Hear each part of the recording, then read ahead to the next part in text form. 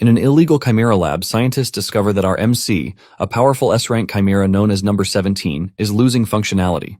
Deciding it's no longer useful, they discard it by sending it to the demon realm with a group of hunters, assigning it to protect them but forbidding its return. Inside the realm, countless monsters attack, but 17 effortlessly destroys them, ensuring the hunters' survival. When the mission ends and the gate begins to close, the hunters abandon him as planned. With no orders left and his body failing, 17's human memories resurface. He was an orphan kidnapped and turned into a chimera after being injected with over 500 monster cells. As his life fades, his core releases a massive explosion, and in a shocking twist, number 17 is reborn. Not as a monster, but as his original human self once again. 17 is left in awe as he tries to process what just happened to him. He realizes that the monster cells in him are still active, meaning he is not a regular human. He figures out that the lab is already done with him, which is why they have not come to retrieve him. In addition to the changes on his body, the experiment number on his wrist is gone. 17 believes that he was able to return to life thanks to the ability of the fire-type monsters that reside in his body. Apparently, unless the core is destroyed, the creature can survive up to 3 times. However, there is a saying that the phoenix doesn't fuse with human cells, which basically concludes that his own case is a special one. 17 figures out that everything the lab did to keep him under their leash has absolutely disappeared, and since his life as number 17 is over, he thinks of living as a regular human. In his quest to start a new life, he thinks of a name for himself, and he concludes on Cheon Do-un. Cheon initially thinks of getting revenge, but he trashes the idea, since he doesn't even know who he is supposed to target. Nonetheless, he is confident that he will eventually run into his targets one day. When Cheon realizes that his body is bare, he figures out that getting clothes will be the first step in becoming human. He starts walking around the demon realm and soon finds a river, which he thinks would be helpful. He looks around, and suddenly finds a dead bird monster that died from poisoning. Since he happened to need leather, he figured out that the bird's hide would do. He transforms his arm into a blade, and with what he learned in the lab, he gets down to skinning the bird.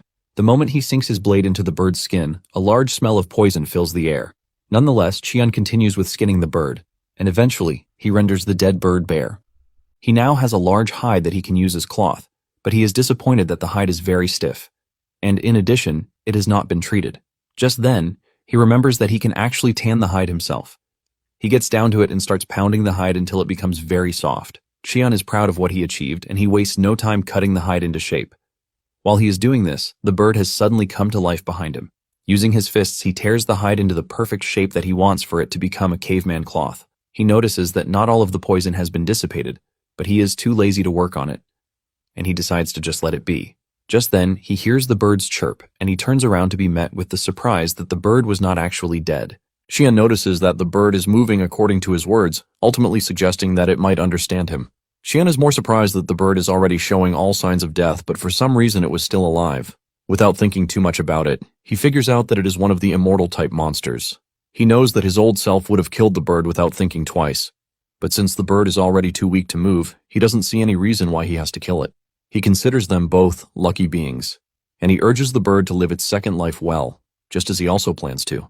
As he walks away, Cheon mentions that they might eventually meet somewhere again if fate wants it. After he has solved his clothing problem, he figures out that the next thing on his agenda is to get himself a house.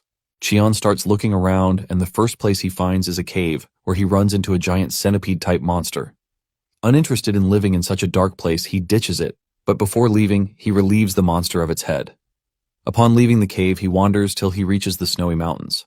He encounters some ice monsters, but he easily takes them out too.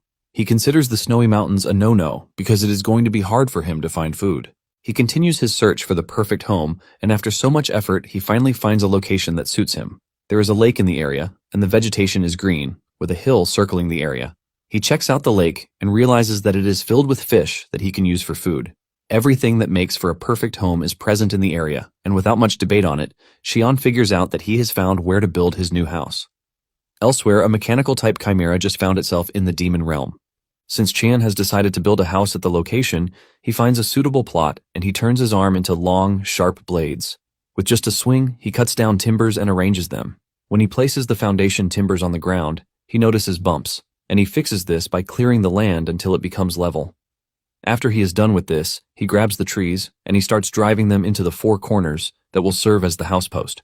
After this, he laid planks on the house floor, and for the walls he couldn't get his hands on nails, so he used slime from snail-type monsters. Apparently, the slimes are always very solid, but he doesn't know if it is going to be waterproof or not. For the finishing touches, he uses cocoon silk from silkworm larvae. Cheon is pleased with what he has built, but he notices that something seems to be lacking. He starts thinking of what other human homes have that he is currently lacking. He thinks of a garden or even a dog, but he dismisses the idea, since he can't raise a dog in the demon realm. He concludes that he is going to make a vegetable garden, but even this leaves him conflicted, because he needs to think of something that will grow in the demon realm. Suddenly, it dawns on him that there is a snowy mountain close to him, where he can get a particular plant called mandragora. Cheon immediately heads to the mandragora's habitat, which is the snowy mountains where the demonic energy is thickest. The thick snow on the mountains made him remember when he was kidnapped as a kid and sent to the lab. Even though he went through pain, he can't deny the fact that becoming a chimera has its perks. Some of the perks of being a chimera are that he doesn't have to worry about the cold or hunger. Momentarily, he finds the mandragora's plantations. Apparently, the mandragoras are extremely stress-sensitive, and they are like a sunfish-type monster. They basically can die from even the slightest environmental changes. Since he is planning on relocating the mandragora, he figures out that picking out the younger, more adaptable ones will be the best.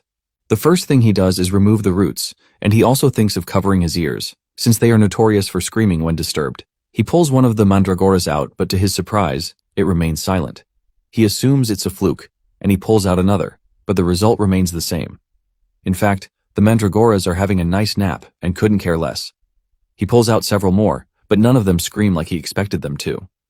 Apparently, the scream happens when the plants are artificially grown by humans. Since the human world has low demonic energy, they are often stressed out, which is why they scream like hell. If they are forcefully pulled out, they also scream, and they end the sequence by dying. Since they are in the demon realm, the mandragoras have no reason to scream. However, Cheon is confused as to why the plants are not trying to run from him, because they should at least be trying to run away. Suddenly, it dawns on him that he actually has mandragora cells in his body, and they probably see him as one of them. He believes that this is a good thing because it is less stressful for him. Cheon is already thinking of the nice things he can get by growing the mandragoras, like tea, and even eating them as snacks.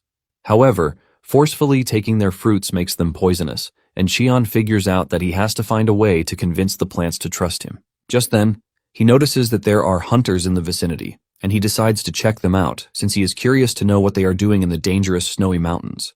Meanwhile, 2 hunters are facing off against a horde of B-rank rabbit-type monsters after they are left behind by their comrades. The 2 hunters are barely surviving thanks to their barrier, but even this is about to shatter. The 2 start regretting their actions of becoming hunters among all the other jobs available to them. Just as they are about to be killed, something suddenly appears out of nowhere and hits the ground in front of them. This catches their attention, and that of the rabbits too. When the dust from the impact starts to clear off, they are surprised to see the image of a person approaching them, and it is none other than our MC. Cheon realizes that the monsters are engaging snow bunnies, and the moment the rabbits sense the aura coming from his body, panic sets in, and they all vanish into thin air. The hunters cannot believe that B-rank monsters just ran away at the sight of Cheon. The 2 thank Cheon for saving them, and they introduce themselves to him. He also does the same, but the hunters are genuinely confused because they have never heard such a weird name before. Cheon then asks the hunters why they are in the demon realm, because he can clearly see that they are low-rank hunters. The hunters confess that they did it because of money. Apparently, there was a task to capture a chimera alive, and the promised reward was very tempting. The moment they mention a chimera, Cheon becomes defensive, assuming that they are talking about him. Just then, the hunters mention that the chimera escaped from a lab, and it is said to be a mechanical type chimera. Since he is not a mechanical type, he figures out that he has nothing to worry about. He plans on getting his hands on a gate crystal and then going back to his new house. Cheon then asks the 2 where their gear is because he is pretty sure that they have gate crystals. The hunters then reveal that the dudes who betrayed them have taken all their gear with them. The hunters then ask Cheon if he has any plans to return to the human world soon because they are almost at their limits. Basically, humans can't stay long in the demon realm because of the demonic energy that will kill them. However, this has no effect on Cheon again. The hunters start begging Cheon to save them, but just then, Cheon locates the traitorous hunters. He immediately flies in the air and heads for where the hunters are, while the 2 hunters almost crap their pants because their savior just disappeared right in front of them. Elsewhere, the hunters have managed to corner the chimera and are prepared to take it down. The moment they start converging on it, the chimera angrily activates its battle mode, ready to take on the hunters without fear. Momentarily, Cheon arrives at the last location where he sensed the chimera, only to find nothing but blood and the hunter gear.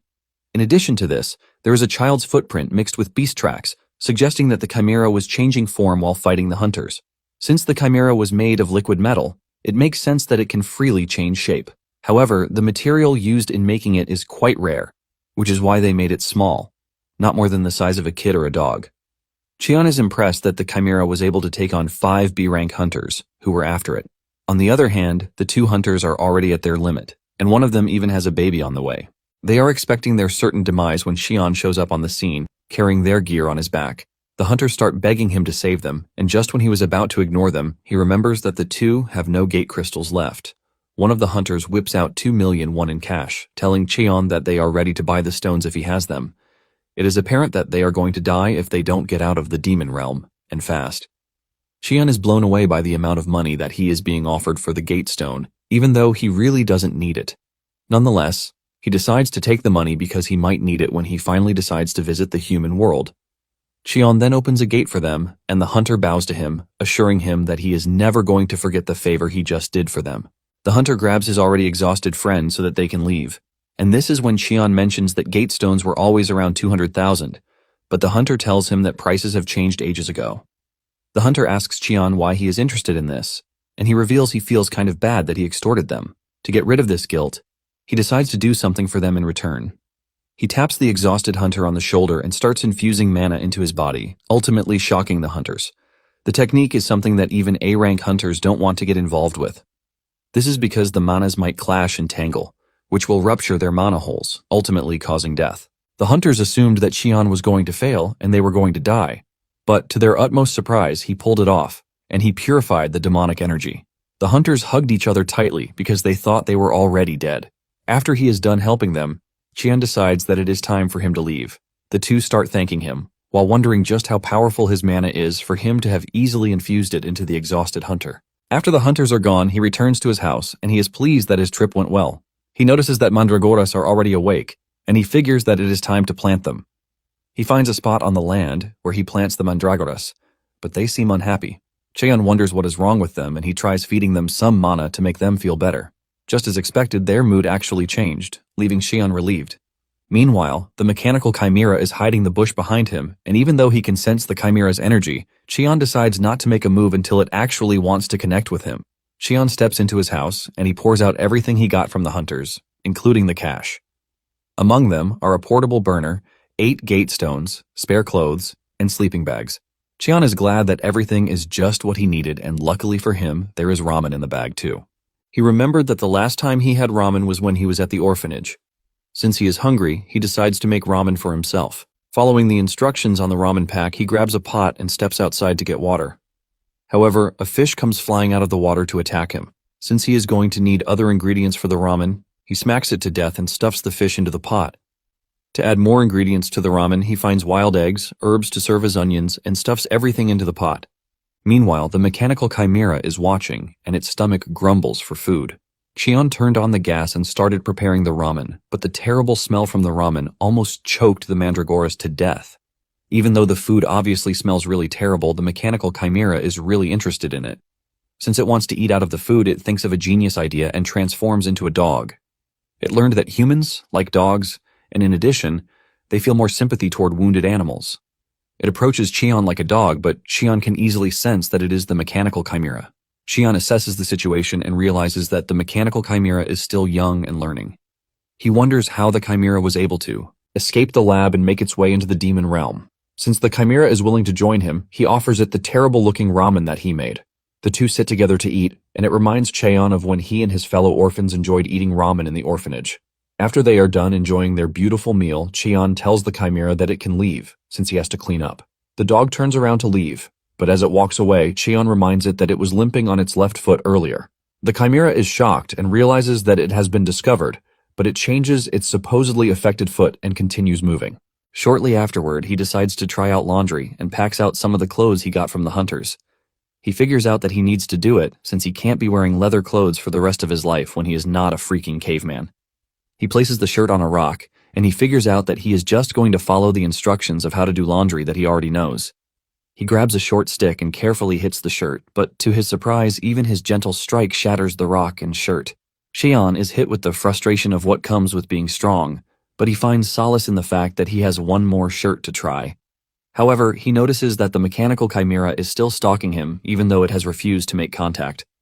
It is basically transforming into anything that fits its disguise, and it's watching his every move. With everything he has seen so far, Cheon figures out that the mechanical chimera is still under the age of 5. In addition, it has an awkward mechanical speech, which Cheon thinks is okay since it is just a side effect in young chimeras who had knowledge forcibly implanted into them. After a really tough moment, he finally pulls off doing the laundry and it comes out nice. However, it was after washing the shirt that he realized that it was too small for him. But instead of ditching it, he decided that he was going to just hang it on the line and leave it there as a trophy. After this, he figures out that checking on the mandragoras is the next thing on his list. Just as he left the cloth on the rope, the mechanical chimera grabs it and puts it on just because it is imitating what he has seen in other humans. The mechanical chimera declares that the shirt is finally its own, and to rock it better, it transforms into a young girl with beautiful long hair. While looking at the mandragoras, Cheon realizes that they are acting really weird, which is not supposed to be so. The leaves on the plants are already wilting, and the roots appear to be dry. Cheon is confused because he pulled out all the weeds when he was making the field for the mandragoras. Cheon then carefully investigates, and this is when he finds out that there are parasites underground that have been making life difficult for the mandragoras. He faults himself for not checking thoroughly, which almost led to the death of the plants. He figures out that he needs to make a proper garden, which is about the size of his house. Just when he's about to start, the chimera shows up and greets him. Cheon is shocked to see that the chimera has changed into a girl, and is even trying to talk to him. The girl asks Cheon if the structure behind him is his house, and Cheon says yes. She then asks if he is a native of the land, and the moment Cheon hears this, he decides to mess with her a bit. Cheon says he is a native, and he asks the chimera which tribe she's from. The chimera is stunned by the question, but after giving it a quick thought, she mentions that she came from across the waterfall, which is quite far away. She adds that it is so far that it is basically impossible for Cheon to find. Cheon decides to play with her further by asking if it is from the coconut tribe, which is by the waterfall. The chimera quickly agrees to this, saying she is from the coconut tribe. Cheon then mentions the outfit she is putting on, saying it obviously belongs to him. The girl argues that what they find in their tribe automatically belongs to them. Cheon decides to back off, telling the girl that she is free to have it. Cheon asks her why she is in the area, and she explains that she was kicked out of the tribe, which is why she has a favor to ask. The girl tells Cheon that she would like to live at his house, and she begs him to agree. Cheon plays the role of a fool by asking her what she meant about living there, and she reveals that it seems to be safe. Cheon figures out that she needs a place to crash, and he agrees, but he lets her know that she has to prove her worth. The girl agrees, and she suggests that Cheon give her a job to do. Cheon then tells her that he is going to need her to till the field because he wants to build a new home for the mandragoras. The girl wastes no time grabbing the stick from him while assuring him that she is good at using her strength. She immediately trashes the ground, shocking Cheon because the girl is not even trying to hide her own strength. Cheon then figures out that she is not used to being a normal kid, so she doesn't understand how they behave. Suddenly, the girl is hit with the "what is your name" question. The girl is shocked, since she doesn't have one, but she decides to make a new name for herself. Judging by the flowers she saw earlier, she declares that her name is Kim Nari. Cheon figures out how she coined the name, but he is not ready to argue with her. Momentarily, she finishes up with the garden, and Cheon sets up the stone fence. Cheon then places the mandragoras there, and they obviously love the new setting. Cheon notices that Kim Nari is crying, and he asks her what the problem is. She mentions that seeing the mandragoras reminds her of her friends, leaving Cheon shocked because he doesn't expect the lab to allow their products to be social. Suddenly, Cheon senses a strange aura in the air, and he figures out that monsters are fighting each other. Nari then tells Cheon that she saw a chick monster earlier, and judging by the aura in the air, the chick monster is being attacked. Cheon is not moved, but he notices that Nari is uncomfortable, shocking him. Surprisingly, Nari wants them to save the monster, but she's having a tough time expressing it because of the commands that have been instilled in her. She basically has no free will of her own, but Cheon decides to help out. He tells Nari that the chick might actually survive if they help it, and this suggestion triggers Nari into charging toward where the chick monster is being attacked by a group of other annoying monsters. Nari angrily hits the monsters, telling them to stop bullying the chick. Switching to Nari's backstory, it turns out that she was bullied by her fellow experimental buddies because she was always diligent, and she does everything asked of her. They basically gang up on her and beat her to a pulp, which is why she hates bullies. Fueled by the anger from the past, she beats up all of the monsters without mercy. Cheon is tending to the mandragoras when Nari returns with the white chick in her hand, but the chick is unconscious from the attack it suffered. Cheon is about to tell her what to do when he suddenly realizes that the chick is very familiar. Nari bursts into tears, begging Cheon to save the bird, and Cheon offers to help. He places his hand on the chick and transfers mana into it since there are no signs of fatal injuries. While doing this, Cheon easily figures out that the chick was the immortal-type monster that he took the hide from. However, Cheon is confused as to why the monster shrank to a small size, but he assumes that its regeneration method is different from his. After he is done feeding it with mana, Nari asks if the monster is facing any serious threat, but Cheon mentions that it is basically malnourished. It was starving because of its small size, and Cheon assures the girl that the monster will recover on its own since he has fed it some mana.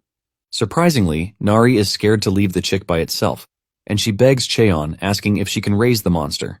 She promises to train the monster properly and even feed it. Cheon tells Nari that the chick monster might end up being gigantic when it matures, but Nari doesn't mind, assuring Cheon that she is going to feed it just a little. Cheon is not ready to start going back and forth with her again, and he agrees for her to take care of it. Cheon believes that it will also come in handy if they just leave it in the yard to guard it. Momentarily, the bird monster wakes up, and the moment it opens its eyes, it recognizes Cheon. While Nari is celebrating that the monster is awake, the monster, on the other hand, is staring cautiously at the tough dude standing in front. The monster is also disgusted with the fact that it is being grabbed and thrown around by a little girl, leaving it to wonder how a little girl found its way into the demon realm. While Nari is hearing a goo-goo sound, Cheon can hear the bird monster screaming for its life. Cheon is shocked by the realization that he can understand what the bird is saying. Nari is excited to have a pet, and she wastes no time bathing it. And she has even decided on a name for it. The best name she could come up with is Goo, since the bird makes goo-goo sounds like a pigeon. The monster bird cannot believe that they are basically picking out trash names for it. Goo gets on his feet and starts screaming at Nari, forcing the girl to believe that Goo is crying and wants more water. She doesn't hesitate before splashing it with more water, but this only makes life harder for Goo. Goo lies on the table begging for Nari to stop with all the water splashing. Since Nari can't understand Goo, Cheon steps in, and he tells Nari to hold off on the water splashing. Nari then decides that what Goo needs is food, and she steps out to get food. Later on, Cheon figures out that he is going to need a storage space, and he sets down some trees so he can cut them into the sizes he wants. However, the tree breaks apart with the slightest touch, leaving Cheon confused. He knows that he followed all the instructions that he is aware of, but Goo lets him know that he is getting everything wrong. Goo mentions that trees have different textures, and the one Cheon is trying to cut is basically softwood. Cheon is surprised to learn that trees have different hardness, and Goo cannot believe just how dumb the guy is for not knowing. Cheon then asks Goo what color signifies the hardest wood, and Goo reveals that red-colored wood is the strongest. Suddenly, it dawns on the chick monster that Cheon can actually understand him, but to confirm, it decides to create a telepathic bridge to get into Cheon's head, but Cheon blocks it the instant he notices it. Goo then asks Cheon how he is able to understand it, and Cheon mentions that he is basically feeling human words popping up in his head. Cheon, on the other hand, thinks it is more weird that a monster can understand human words. Goo is hesitant to reveal how it can do this, but Cheon figures out that it is one of the rare intelligence-type monsters born from low probability. Cheon has always heard of it, but it's basically his first time seeing one in person. Cheon then points out the fact that he and the monster have met before, and Goo doesn't deny this. In fact, Goo has been waiting to meet him again because he actually saved its life when he removed its poison-infested hide. Goo had already promised that whenever they met again, it was going to help Cheon, even if it was once. Cheon finally figures out that its immortality core remained because he got rid of the poison ravaging Goo's body back then. Since it is offering to help, Cheon asks if it is ready to render the help at that moment, and he says yes. Goo tells Cheon to follow it, and it will lead Cheon to where the red trees grow. They are about to leave when Nari comes rushing back with a hunter hot on her tail.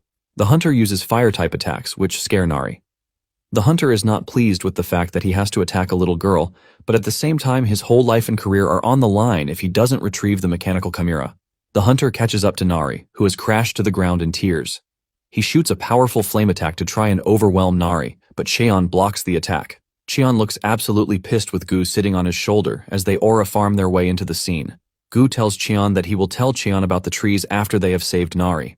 Cheon notices that Nari is acting totally out of it because she is afraid of fire, and he decides to put out the fire first. Goo is pissed that the hunter is bullying a kid, and the hunter, on the other hand, is pissed that someone he doesn't know is preventing him from carrying out his duties. Cheon basically tells the dude to keep his mouth shut because he talks a lot. This pisses the hunter off, and he angrily unleashes more firepower from his body, but Cheon does something easy to subdue him. He hits the hill behind him with an energy blast that causes it to come crashing down on the hunter. The hunter realizes this very late, and before he knows it, He finds himself trapped under a bulk load of sand. Cheon then checks on Nari to tell her that she has nothing to worry about again. He assures her that all she needs to do when she's scared of something is to knock it out. Cheon then decides to check on the hunter. He grabs his head and tries pulling him from the sand, but to his surprise, the hunter's hair comes off. Cheon is surprised when he sees this, but he is totally blown away when he sees the hunter's ugly bald head. The entire team is surprised because the hunter looks so young, but he is already bald, which is why he is hiding his insecurity by wearing a wig. Nari forgets that she was crying herself to death some moments ago, and she starts laughing at Mr. Baldy. Cheon, on the other hand, tries to assess the situation, and judging by the hunter's strength and Nari's strength, Cheon doesn't think she should be losing to the likes of him. Since he wants to know what is going on, he resorts to the use of telepathy, which can help look into someone's memories. He senses that Nari is still scared of the evil scientist who worked on her, and Cheon pats Nari on the head for being a strong girl. Cheon figures out that the trauma might not disappear immediately, but it will get better as time progresses. Cheon is then left with what he is supposed to do with Mr. Baldy, and with a bright face, Nari says she has an idea. Momentarily, the hunter wakes up to find himself hanging from the waterfall. They have tied a big rope to a big stone, and he is strung to the rope. The hunter sees this and starts regretting all of his life decisions. Nari is in the distance, is having a laugh while Cheon tries to stop her from making fun of someone else's appearance. Cheon then grabs the pot and fetches water from the river, claiming that it is for ramen. Nari is excited when she hears this because she believes that Cheon's fish ramen is the best in the world. Cheon teases her by asking her if the coconut tribe eats fish ramen, and she excitedly says yes. The hunter, on the other hand, is trying to understand his situation, and judging by Cheon's appearance, he figures out that he is A rank at least. However, he doesn't rule out the idea that Cheon might even be stronger than he thinks because there are reports of hunters who are pretty strong, but they operate from the shadows.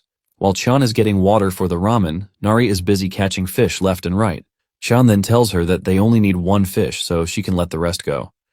Nari excitedly agrees with this, and Cheon urges her to drop the fish in the pot. The hunter is horrified by what he is looking at, as he cannot believe that the huge amount of water that they are fetching into the pot is what they plan to use in cooking the 3 packs of ramen. The hunter cannot stand the abomination that they are about to commit, and he screams at them, telling them to let him go so he can cook the ramen. Cheon agrees and cuts him down from where he is, so he can cook the ramen. Even though it is just ramen, the hunter can sense the immense pressure coming from the two, ultimately pointing out that he is dead meat if he messes it up. With sweat dripping from his face, he decides to go with the standard form of cooking ramen that he knows. He figures out that the amount of water that he needs will depend on what his sixth sense says it is. Since he is cooking 3 packs of ramen, he adds the sauce and noodles to the boiling water, and he figures out that he needs just a little over 4 minutes to get it done. To get the exact minute, he starts counting his heartbeat, and the moment he reaches 200, he starts implementing all the noodle techniques that he knows. The hunter wishes that he had some kimchi, but since he is in the demon realm, he can't. Nonetheless, he did his best, and he has no regrets about what might come after. Once he is done, he calls the group to ask if they are interested. They stare at the noodles, and Nari is the first to point out that the noodles look absolutely different from those Cheon cooked. Cheon and the group decide to try it out, and the moment they take a spoon out of it, they are sent into a foodgasmic state because of the tasty ramen. Nari jumps off the table telling Cheon how delicious the ramen is. Even Gu is entirely blown away as he asks if humans are always eating such delicious food every day. Cheon mentions that he's actually surprised, but he suggests that they finish the ramen first. Shortly afterward, they finish the food, and deep down, they wish the ramen hadn't finished. The hunter nervously asks them if they liked the ramen, and the first thing Cheon asks him is what he actually wants. The hunter is confused by the question, and Cheon mentions that the ramen is too delicious for him to eat for free. Cheon then urges the hunter to tell him what he wants, and if it is something within his power, he promises to grant it. The hunter, Nam Kiseok, is happy to hear this, and he immediately falls face first, telling Cheon to teach him how to be strong just like him. Cheon is shocked to hear this as he asks Kiseok why he is asking him to teach him when he is not his master. Kiseok confesses that Cheon is the strongest hunter that he has met. In addition, Kiseok can see that Cheon has settled down in the demon realm, which is why he built a house there. Kiseok tries to point out the perks of having him around, and the standout perk is that he can cook. In fact, he is ready to become a delivery man who helps Cheon get things from the human realm. Kiseok is very desperate to learn from Cheon so he can be promoted to A rank. Cheon then asks Kiseok if he attacked Nari because of the bounty. The hunter is surprised that the mechanical creature has gotten a name, and Cheon whispers in his ear, telling him to go with the flow that Nari is from the coconut tribe. Kiseok mentions that he went after Nari because of personal reasons that are difficult for him to say, but he assures Cheon that it is definitely not because of bounty. Kisyuk then mentions that as long as he passes the hunter promotion test, he is not worried about anything else. After hearing his plea, Cheon agrees to help him, since he also made a delicious meal for him. To start the training, he suggests that they start with a sparring match first.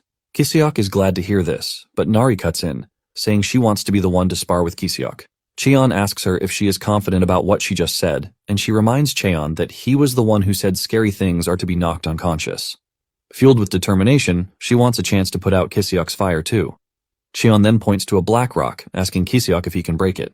The rock is known as Black Iron Stone, which is a stone that is said to be several times harder than diamond. Kisyuk is stunned by the request, and while he's still making up excuses of why he can't break the stone, Nari shatters it and demands that they engage in a sparring session. The next scene dives into Kisyuk's backstory, who was a naturally awakened hunter and considered a prodigy at that. He awakened his abilities when he was 8, which is a bit early since regular people awaken their abilities when they are 10 or older. Because he was hardworking, he was able to grow at a really fast rate, and he reached B rank plus before the age of 20. Everything was going so perfectly for him until he realized that his hair had fallen out. In his early 20s, the crown on his head reduced drastically, and by the time he got to his mid-20s, he developed a receding M-shaped hairline. Kisyuk started visiting pharmacies just to try and get a solution to the problem. However, the pharmacist told him to give up on trying to get a transplant because it would eventually fall out. He was once a handsome dude who had so much talent, but the hair issue made him lose his light.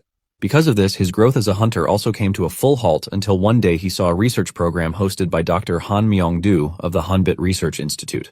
The doctor was talking about how he accidentally spilled the rare liquid material all over his head, and surprisingly, his hair grew a whole lot. Apparently, he is nearly 90 years old, but he has full hair on his head. This caught Kisyuk's attention, and he got up from where he was rotting on his couch. When Myung-do is asked about the remaining liquid metal, he mentions his plan to use the remaining liquid metal to create a mechanical life form and challenge for the big prize. Kisyuk has a valid crash out when he realizes that the doctor has no plan to make a hair loss cure, which is considered the real use for humanity. A few days after this, Kisyuk reads in the news that the mechanical life form created by the Hanbit Research Institute has escaped into the demon realm. Since there are no laws in the demon realm, Kisyuk got out of his slumber and decided to find the mechanical life form so he could keep it for himself. He plans to pour all the metal there on his head, but now that he is in the demon realm and sparring with Nari, he is getting beaten up. Kisyuk cannot believe that Nari is way stronger than him because he couldn't even land a single hit on Nari. Cheon is disappointed and lets Kisyuk know this. However, Kisyuk is not a quitter, and he assures his supposed master that he is going to do better. Later on, Cheon manages to get the storage cabinet done thanks to the tip he got from Gu about the red wood. Even Gu is proud of Cheon's creation, and it tells him that the cabinet will definitely last a long time. While everyone is busy with their own thing, Kisyuk is training really hard. Even though he is suffering in Nari's hands, he doesn't feel any sense of embarrassment. Instead, he feels a sense of freedom. He believes that this is because he has taken off his wig. Gu is impressed with Kisyuk's ability to control fire, but he is disappointed that he can't even beat a kid. Cheon then tells Gu that Nari is not just any kid, which makes it understandable.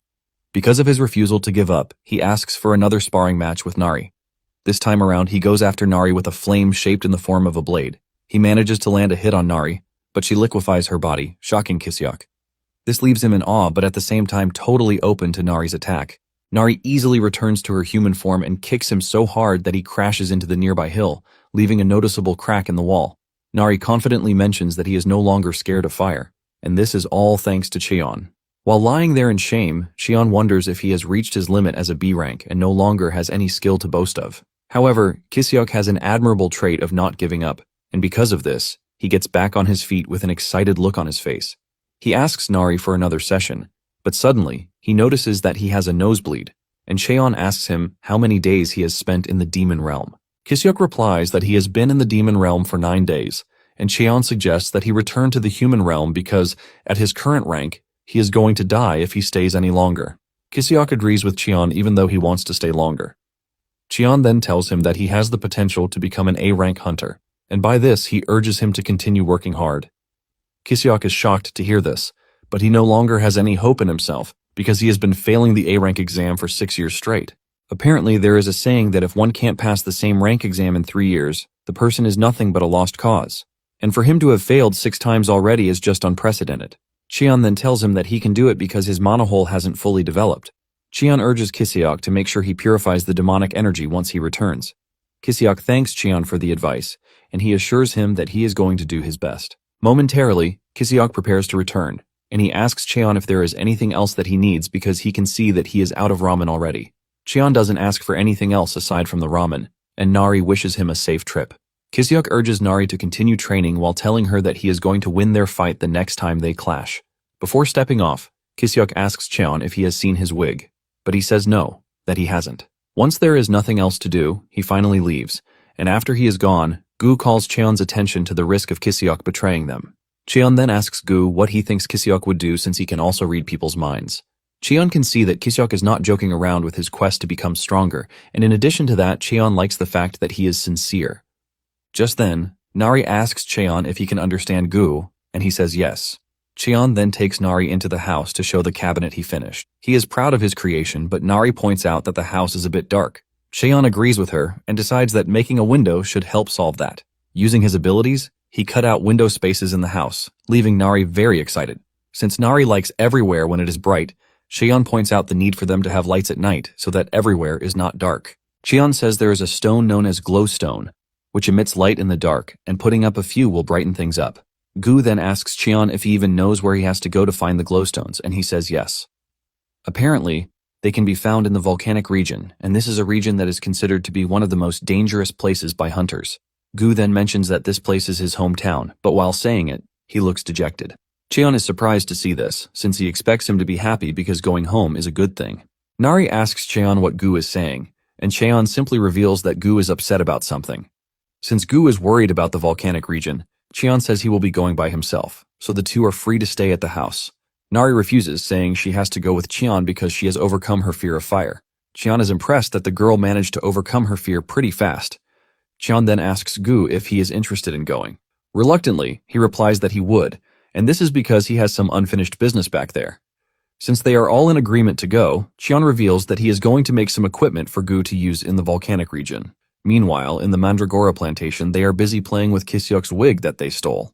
Apparently, the volcanic region is largely avoided because of the volcanic ash that tears against the skin, the concentrated demonic energy that is liable to kill from just a single breath, and the toxic gas. It is also one of the reasons why it is almost unknown to the human world, but the moment the team arrives there, Nari is already playing around with fire, literally. Gu understands why the girl is acting all weird, and this is because she is a mechanical life form. However, he is more interested in what Cheon is. Cheon simply replies that he is a Chimera Hunter, but this surprises Gu, since he knows that Chimera Hunters are not always in human forms. Cheon mentions that he was always like that, but the moment he regenerated, his form changed. Cheon then asks Gu if he is fine hanging out with them, since he is a monster and might not be too comfortable around a hunter. Gu assures Cheon that he has nothing to worry about with them, since he enjoys having someone he can talk to. While the two are discussing, Nari shows up to complain about the fact that she can't hear Gu, unlike Cheon. Cheon then tells Nari that all Gu wanted to know was his origin. Nari quickly cuts in, saying she is a native, but Gu knows better. They continue exploring the hot and boiling land, and Cheon mentions that they should be able to find the luminous stones near the lava sprouts.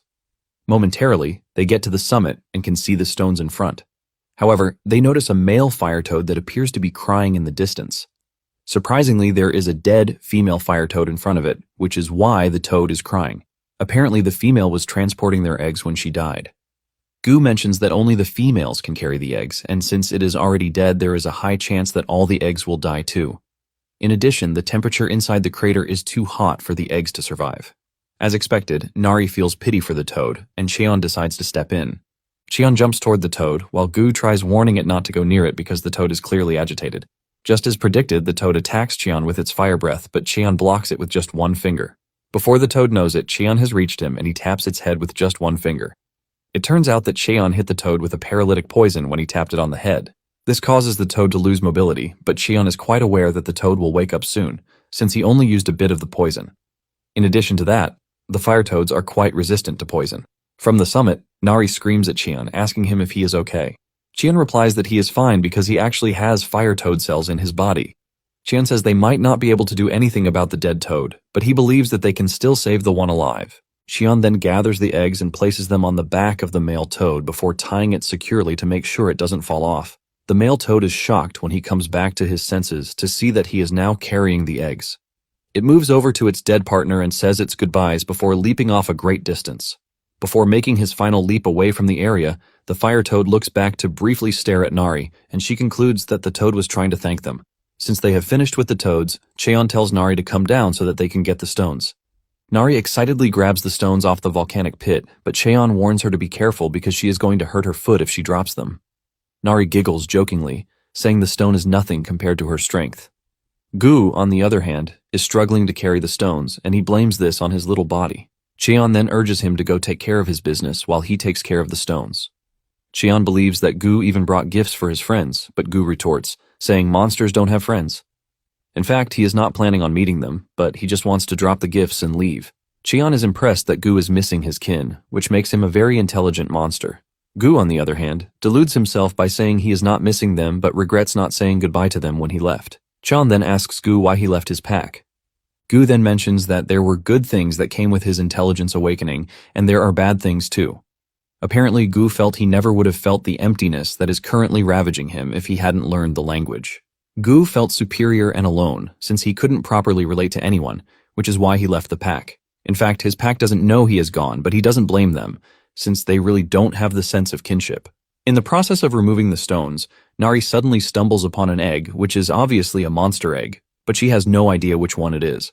However, there was a slight crack on the egg when Gu almost fell and dropped the stone he was carrying. Cheon is worried that the hatchling might have a problem because it actually needs to break out of the egg on its own to be able to grow strong and healthy. Nari is concerned, and she suggests that they take the egg with them so it doesn't cook. Gu is against this since they don't know what type of monster will hatch from it. Cheon, on the other hand, is thinking about a perfect solution. He has a place that he believes would be perfect for a nest, and in addition to that, he is a bit curious about what is inside the egg. After careful consideration, Cheon decides that they will be taking the egg back home. Gu remains adamant that they should leave the egg because he has never seen an egg like that before. Cheon then uses the guilt trip card on him, asking him why he dropped the stone to crack the egg in the first place.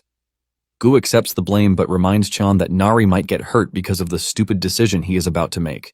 Cheon then tells Gu that they have nothing to worry about as long as he is around. Gu takes into account what he said and he agrees for them to take the egg home. Since they have all agreed to take the egg back home, Cheon suggests that they continue with their stone mining. Soon afterward, the group returns home to see that Kiseok is back. Cheon is surprised that the dude returned early. Kiseok then offers to carry Cheon's bags for him, and Cheon decides to hand him the bag, since he claims that he is strong. Kiseok collects the bag, but he immediately drops it as if he were handed Thor's hammer.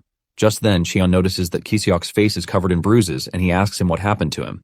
Back at the volcanic region, Gu's gift to his kinsman is the ramen packs that he left for them. Cheon figures out that Kiseok must have gotten beaten up somewhere, but this is a shock to him, since Kiseok doesn't appear to be the type of guy to be bullied. Kiseok tries to defend his aura-reducing moments by saying Nari usually beats him, but Cheon can't believe that the dude is actually proud of it. To avoid getting questioned by Cheon, Kiseok runs off, saying he needs to prepare food for them. Moments later, Nari finds Cheon working on the stones, and he asks him what he is doing. Cheon mentions that he is working on the lamp by cutting and shaping the stones. Cheon tells Nari that he is going to hang the glowstones on the ceilings, and he assures her that it will turn out nice. Nari commends Cheon for being a smart guy, and the fact that he explains things in detail too. In addition, Nari believes that Cheon is a kind-hearted person just like her father. Cheon milks the opportunity by asking her if she is talking about her daddy, who is in the coconut tribe. Nari tries to play along too by saying yes. Shortly afterward, a fight breaks out between Gu and the Mandragoras because he believes that they invaded his territory. Later on, Kiseok finishes making one of his special dishes, tofu pockets. He serves the dish and urges the group to dig in. Even though Cheon is interested in the food, he tells Kiseok that he would like to know what actually happened to his face. Kiseok mentions that he went to the Hunter Association to apply for the promotion exam, but he ran into some A-rank hunters, and they teased him for failing 7 years in a row, which eventually led to a fight. Before he even finishes his story, the group has finished their food and is asking for more. Kiseok mentions that the hunters told him to stop hanging around, since he is nothing but a total failure. Kiseok says they kept teasing him about his hair, which was why he fell for their taunts and ended up fighting them. Cheon then asks him if he is totally bald or if he shaved his head. Apparently his hair loss remains a medical mystery that no one has been able to get a solution to. Cheon then asks him when the next promotion exam is, and Kiseok says it's in 90 days. Since they have little time left, Cheon suggests that it is time for them to engage in special training. Kiseok is eager about the training, and he assures Cheon that he is going to do anything he asks him to. Cheon shocks him when he says the first thing he is going to do is to take over the dishes from Nari. Kiseok is still crying about the dishes when Cheon tells him that he has to wash the remaining glowstones to get rid of the volcanic ash on them. Kiseok is shocked by this, leaving him to remind Cheon that he mentioned something about special training. Cheon then tells him that he is free to ignore the training if he wants to live the rest of his life as trash. Cheon then turns to Nari, telling her that they need to go fishing to aid their digestion. Nari is excited about this, and Kiseok, on the other hand, figures out that Cheon must have a reason to tell him to wash the dishes. Instead of complaining, Kiseok gets down to the dishes because he is a man who worked really hard to get to B class. Kiseok doesn't waste any moment in glazing himself about all the good qualities that he has. Kiseok runs after Nari and Cheon, and he joins them at the river. While Nari and Cheon are trying to catch fish, Kiseok is busy doing the dishes, but he is having a hard time with the fish. Apparently, his type of power makes it hard for him to deal with aquatic animals. Cheon is utterly disappointed in Kiseok, and he tells him that his mana has its uses. He tells him to put up a shield with his mana, and Kiseok mentions that he is always trying to, but it has never worked. Upon hearing this, Cheon grabs a glowstone and tells Kiseok to hold it. Kiseok is surprised that he is asked to hold a glowstone all of a sudden, but just then, the stone drops from his arm. This is when it dawns on him that the stone is basically demonic energy at its core, and he can't put enough strength into holding it. Cheon says Kiseok is right because some glowstones contain condensed demonic energy, and the demonic energy from the demon realm is raw, unrefined power. Cheon explains that he has to use refined mana to push it out before he gets to properly use his power.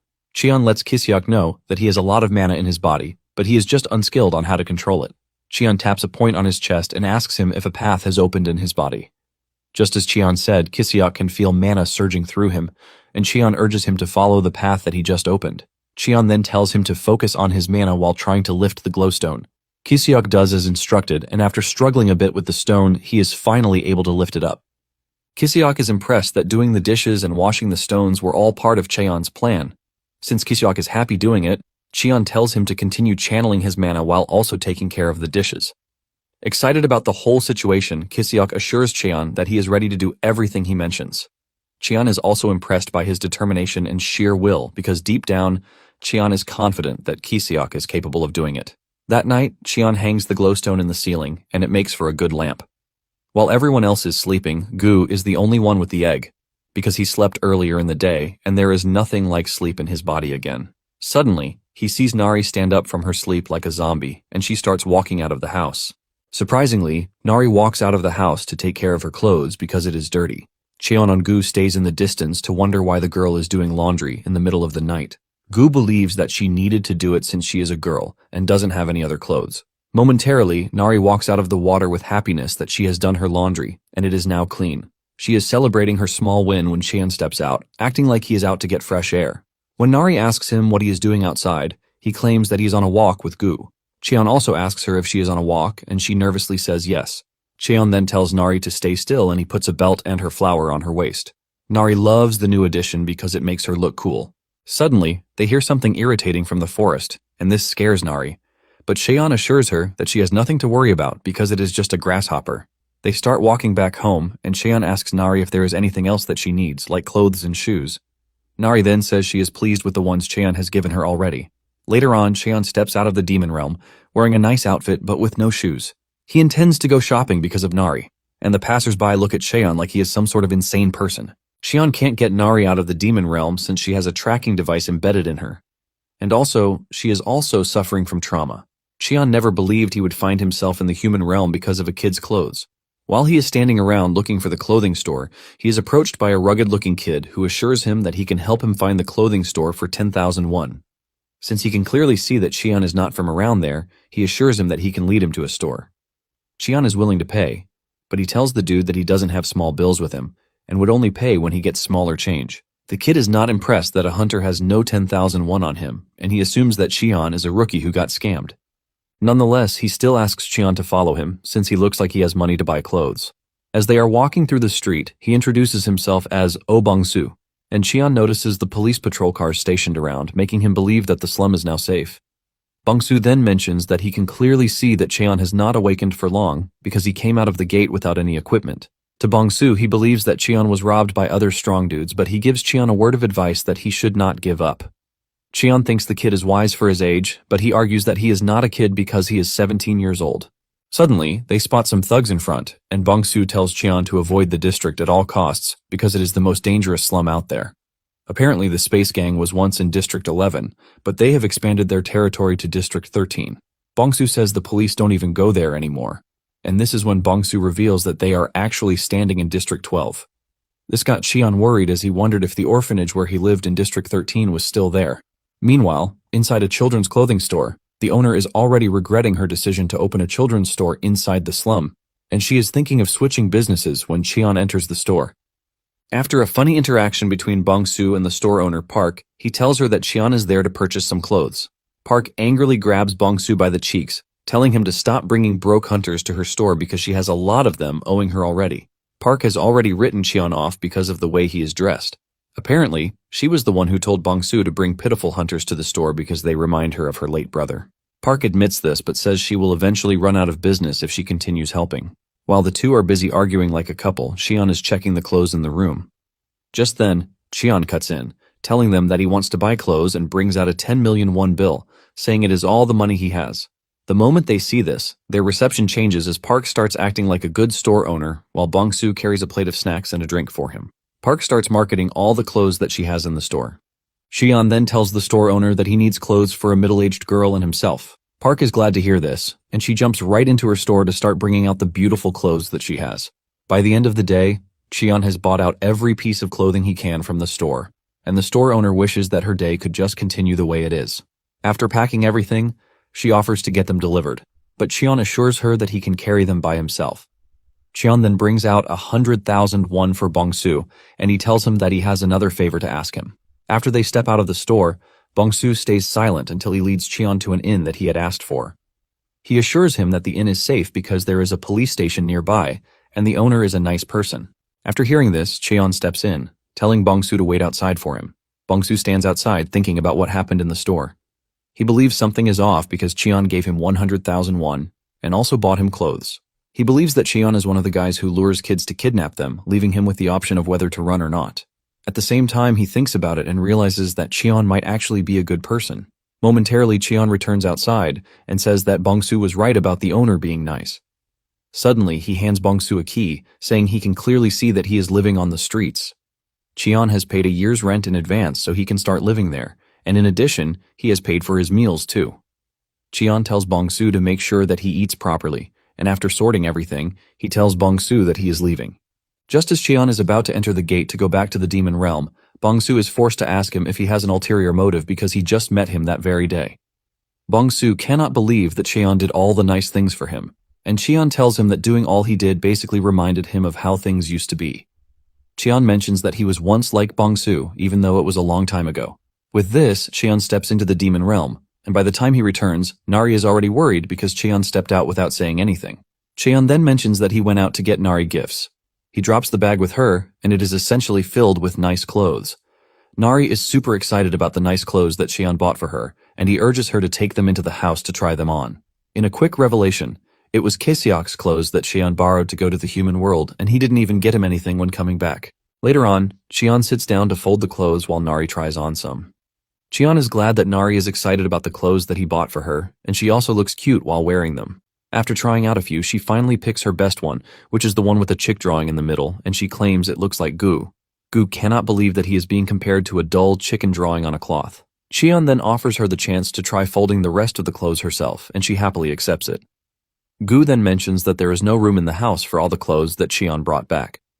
Cheon says he's been thinking about this, and his solution is that they are going to expand the house so he can create a walk-in closet and then install a built-in wardrobe. Gu is worried that they need to start cutting trees for this, but Cheon tells him that he has the perfect person who would help them out. Just then, he summons Kiseok, telling him that he has another special training for him.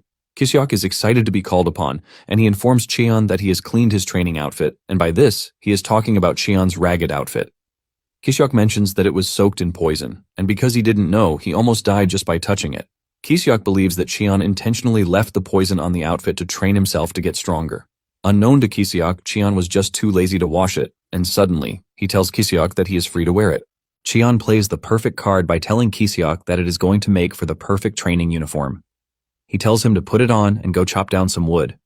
Gu, the instigator, steps in, saying he will be the one to even pick out the woods for him. Kisiok immediately becomes worried because he might actually die just by wearing the outfit, and Cheon is making it harder by telling him to go chop down trees. Suddenly, Nari screams at them from inside the house, saying there is something wrong with the egg. The group enters the house, and Cheon believes that the egg is about to hatch, which is why the movements are getting violent. Kisiok is worried that a disaster-grade monster will come out of the egg, but Nari disagrees, saying it is going to bore a cute monster. The two are arguing when the egg starts to hatch, and what comes out first are some really sharp claws. The group remains curious until the entire egg hatches, revealing the creature inside, but Nari and Kisiok are entirely confused because the creature is not one they have seen before. It has the body of a snake while its feet look like those of a bird. The creature wastes no time jumping from the table onto Kisiok's face, and he almost dies from fear. Later on, Kisiok begins cutting down the trees as requested by his master. Gu sits on his head to monitor and supervise, and while cutting the trees, Kisiok is having a really tough time because of the poison present in the outfit. Kisiok cannot believe that Cheon was perfectly walking around in the damn outfit. Cheon, on the other hand, just had a good time after folding clothes. Nari then shows up with the creature in her hands, telling Cheon that it appears to be an obedient and nice creature.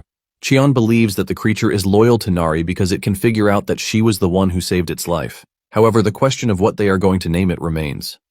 Cheon then suggests that they name it Sasa, because it is part snake. Nari is still discussing this with Cheon when Sasa jumps off and runs toward the woods. Cheon is glad that the two are having a good time together, which speaks well for the family. Cheon then tells Gu that he has never seen a creature like Sasa before, and Gu says the same thing, which possibly means it's a rare species. However, Gu knows that it is certain that the monster is from the volcanic region, and because of this, they need to keep an eye on the mandragoras. Apparently, monsters from the volcanic zone consider plant-type species a delicacy. Basically, they munch on any plant that they see, since plants are scarce in the region. In addition to this, they like plants that are filled with strong demonic energy. Because of this, Gu is confident that the monster will try to dig up the mandragoras so it can eat them. Just like Gu predicted, the monster has already made its way to the mandragoras field, and a stare-down ensues between them.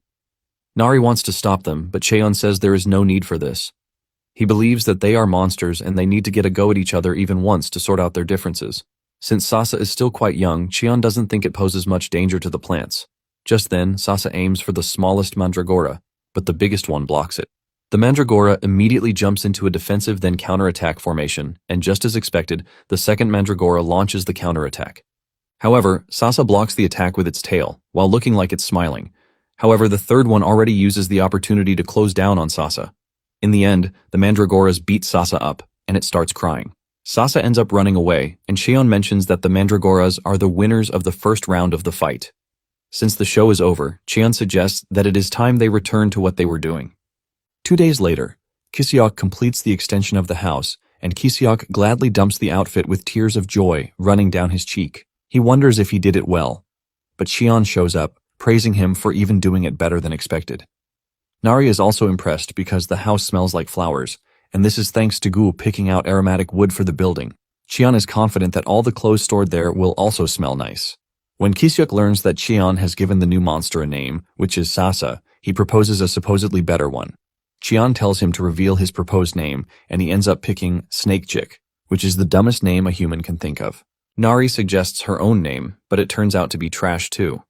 Gu wants to join the conversation, and Cheon decides to ask him for his real name, since he claimed he had one before. Gu then reveals that his real name is Rocky Mountain Hoof, which basically expresses his identity. Cheon heaves in disappointment, since he is living with a bunch of dull brains. Since no other person can come up with a better name, the group just sticks with Sasa. Since they are done with the house extension, Gu asks Cheon what their next plan is. Cheon then reveals what he thought about when he was in the human realm. He suggests that they build a sturdy fence around the house to stop monsters from coming in, even when he is not around. Kisiok stares at the house and doubts if anyone or any monster in their right senses would try to approach the scary house. Cheon then says an S-class monster or rogue hunters might show up. Since they are looking to keep people out, Gu says it has to be made from materials with dense demonic energy, and to get this, they are going to have to go to the coastal area. Apparently, there is a yellowish quartz there that is even harder than blackstone. Cheon already imagines how beautiful the fence is going to look if they attach glowstones to it too. While Nari and Gu are excited that they are going to the coastal area, Kisiok is having a nightmare about it. Kisiok is scared to death, but just then, he gets a nosebleed, which means he has to return to the human world. Kisiok cannot be happier because it happened at the right time. Kisiok immediately tells Cheon that he needs to head out to get meds for demonic energy, and Cheon agrees. He tells him to take care of the Mandragoras just in case they come back late. Kisiok then tells Cheon to be careful of the coastal region because it is a dangerous place for A-rank hunters and below. Basically, the region is being ruled by 2 disaster-grade monsters. This is the first time Cheon will hear this, and Kisiok explains that reports said that they are Chimera Hunters who escaped the lab a long time ago. Apparently, they have the heads of birds, but their bodies maintain their human form. Meanwhile, some hunters are practically going up against the said disaster-class monsters. They land a direct tracking hit, causing the monsters to turn in the opposite direction. They believe it is running away and suggest that they pursue it. However, one of them says they should wait until the monsters reach their shelter before taking them out. The hunters are surprised that even after 60 years, the monsters are not dead yet. They believe that the chimeras have completely turned into monsters, and the hunters are not ready to allow the monsters to tarnish the great achievement that came with the creation of Chimera Hunters. Suddenly, they notice that the monster is not even running away but aiming straight for them. The team leader orders his men to put up a barrier against the incoming attack. However, their barrier didn't do much against the monster as it shattered it with just a single blow. This is when it finally starts to dawn on them that they have misjudged the monster's strength. The monster comes at them again, and is about to finish them off when Nari appears on the scene to punch the monster, while telling it to pick on people its own size. The monster figures out that Nari is a chimera, and he leaps backward to reassess the situation.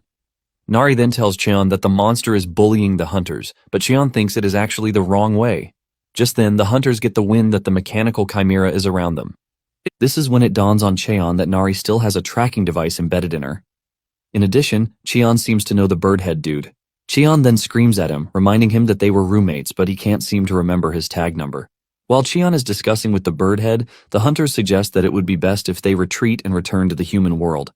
However, they plan to come back stronger, and the moment Cheon hears this, he knows that they are going to be a pain. Without hesitation, he suggests that he and the birdhead take care of the situation. It turns out that the bird was truly his roommate, number 33. Number 33 also recognizes the smell coming from Cheon, and he is able to figure out that he is number 17. 66 years ago, in a forest close to the TDA laboratory, number 33 was seen carrying a little girl on his back as they tried to escape the lab. Apparently, the little girl was named Gia then, and number 33 was struggling to get them both to safety.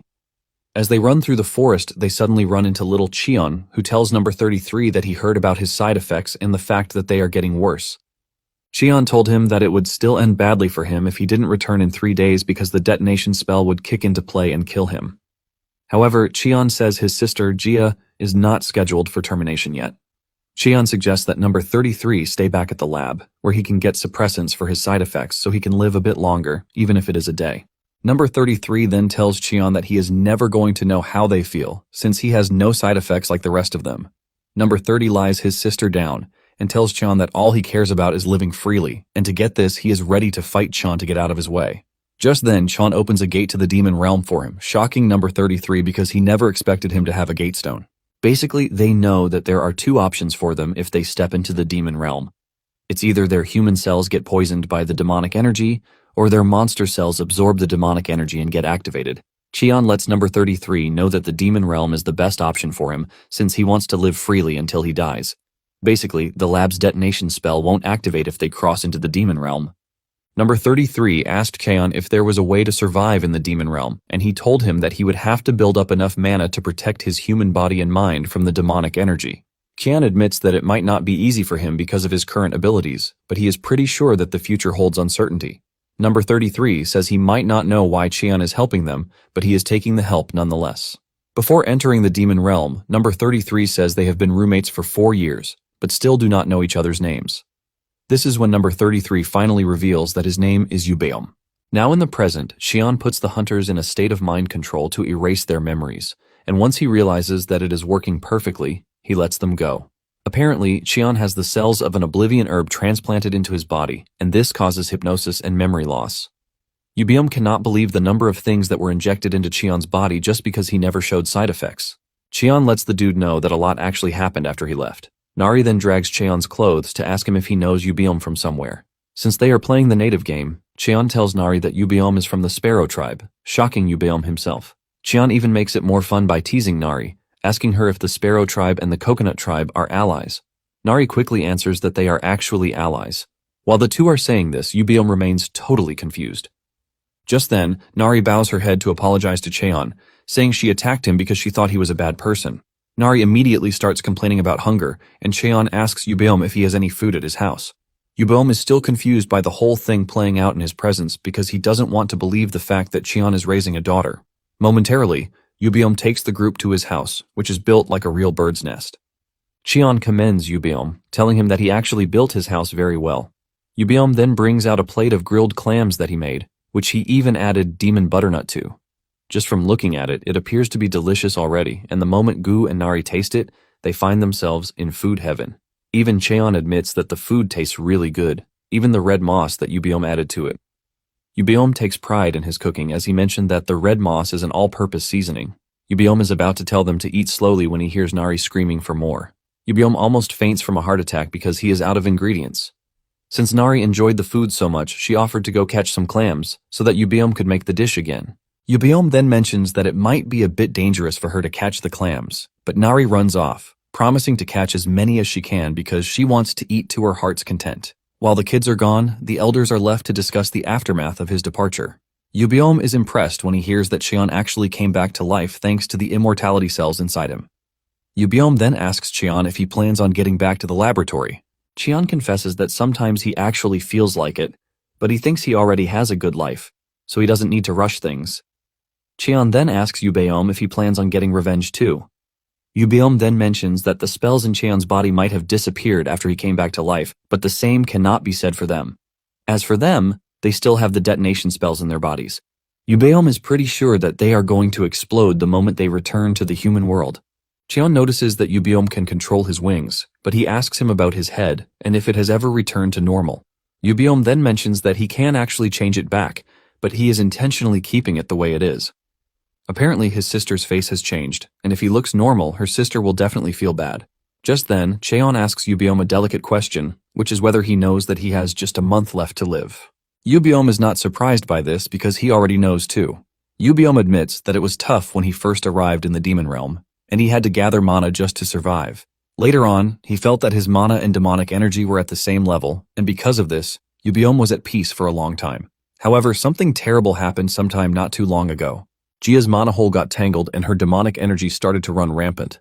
Yubeom says he tried to force it open, but this damaged his own mana hole in the process. Yubeom says he has been managing it, but Jia has been sleeping because she prefers to eat fruits with sleeping poison. Cheon figures out that Jia intentionally puts herself in a state of comatose to slow down the demonic energy ravaging her system. Just then, it dawns on Cheon that there is a potion that can be made with Mandragora to heal the mana hole. Cheon figures out that Yubeom didn't know this, which is why he has not done it. Meanwhile, Jia is having a tough time in the cave where she is hiding. Yubeom is ultimately shocked when he learns that he and Jia can live.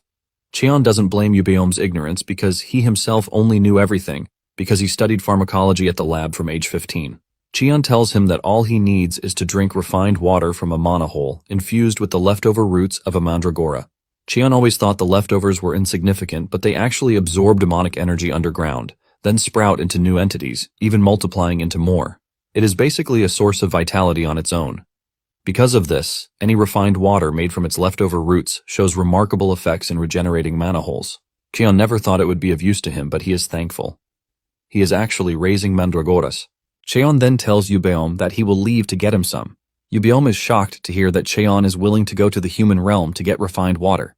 Cheon points out the obvious fact that Yubeom can't go because of the curse on him, which is why he needs to be the one to go. However, he urges Yubeom to keep an eye on Nari and Gu while he is gone. Since the alchemist who will make the refined water will demand payment, Cheon asks Yubeom if he has any money, but he says no. However, he has a load of other stuff that he collected from hunters. Cheon takes the items and assures Yubeom that they will be enough for what he wants. Cheon heads to the human realm, and he meets with Bongsu to tell him that he needs an alchemist.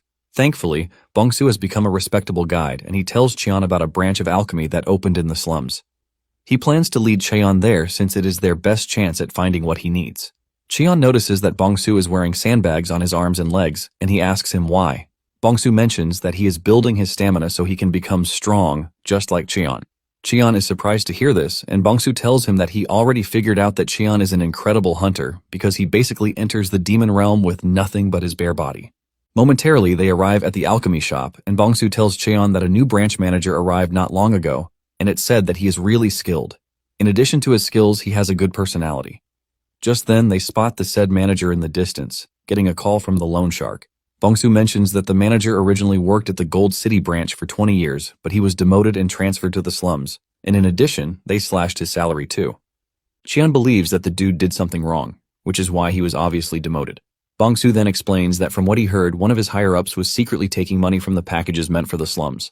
However, when the alchemist Kim reported it, he was thrown out for being a troublemaker, which is how he ended up in the slum.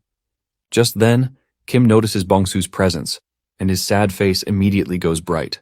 Bong-soo then tells Kim that Cheon needs an alchemist. Cheon uses his power to access the dude, and he can see that he is clearly skilled. Once he is done pairing them together, Bong-soo leaves, claiming that he needs to go and train. Inside the alchemy office, the attendant is complaining about the low returns when Cheon and the manager enter the room. Upon entering, Cheon immediately cuts to the chase, asking Kim if he can make refined mana holes using mandragora, since he is an A-rank alchemist. Cheon adds that he needs about 2 liters of the refined water. Kim believes that Cheon is saying trash because he knows that there are no mandragoras in the slums, and in addition to this, he wonders just how Cheon knows his rank. Kim is about to turn the offer down because of a lack of ingredients when Cheon pulls tiny mandragora roots that contain dense demonic energy, shocking Kim.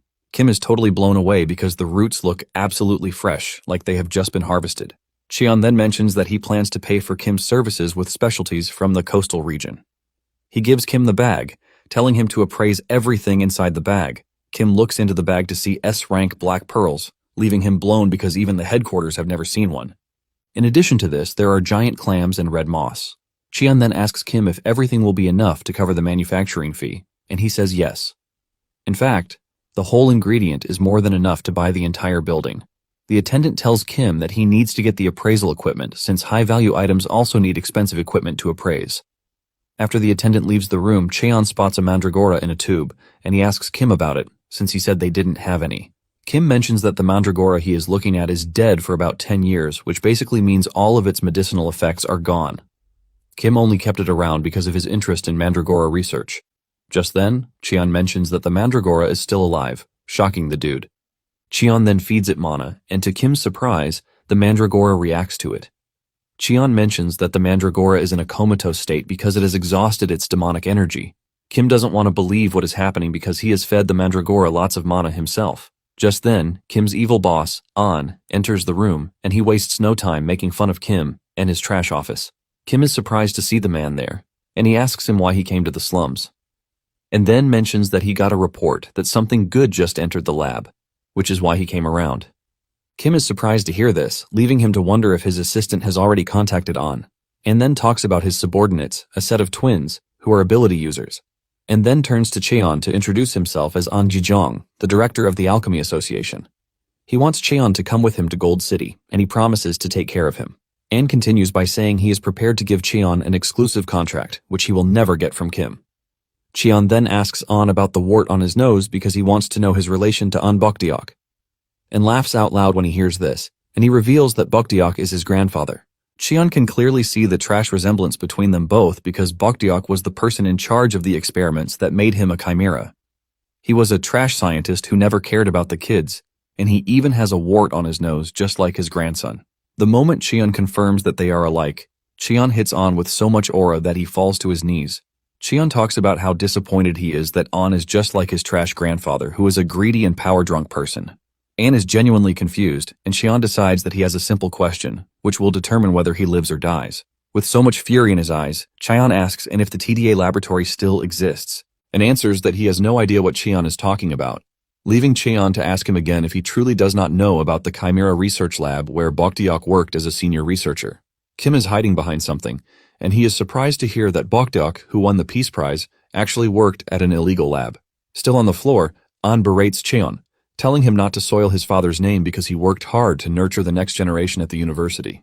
Even after retiring, he donated his entire fortune to the families of the Gate victims, which is what earned him the Peace Prize. Cheon figures out that Bokdeok decided to make a public repentance after killing so many people behind the scenes. Cheon was expecting him to still be alive since he was an awakened, but he died so quickly. Cheon then asks if it was an after effect of falling from a window, and this shocks An because the incident wasn't known to the public, and is curious about this, and Cheon mentions that he was the one who pushed Bokdeok from the window because he turned kidnapped kids into chimeras. He threatened to push them into a gate, but Cheon took action first, and he pushed the dude from the window. Cheon then tells Anne that he is going to give him just one chance. He wants An to go back and look into the TDA research lab. Cheon lets An know that he will be there to find him when the time is right. Cheon is surprised that he met Bokdeok's offspring in the slums.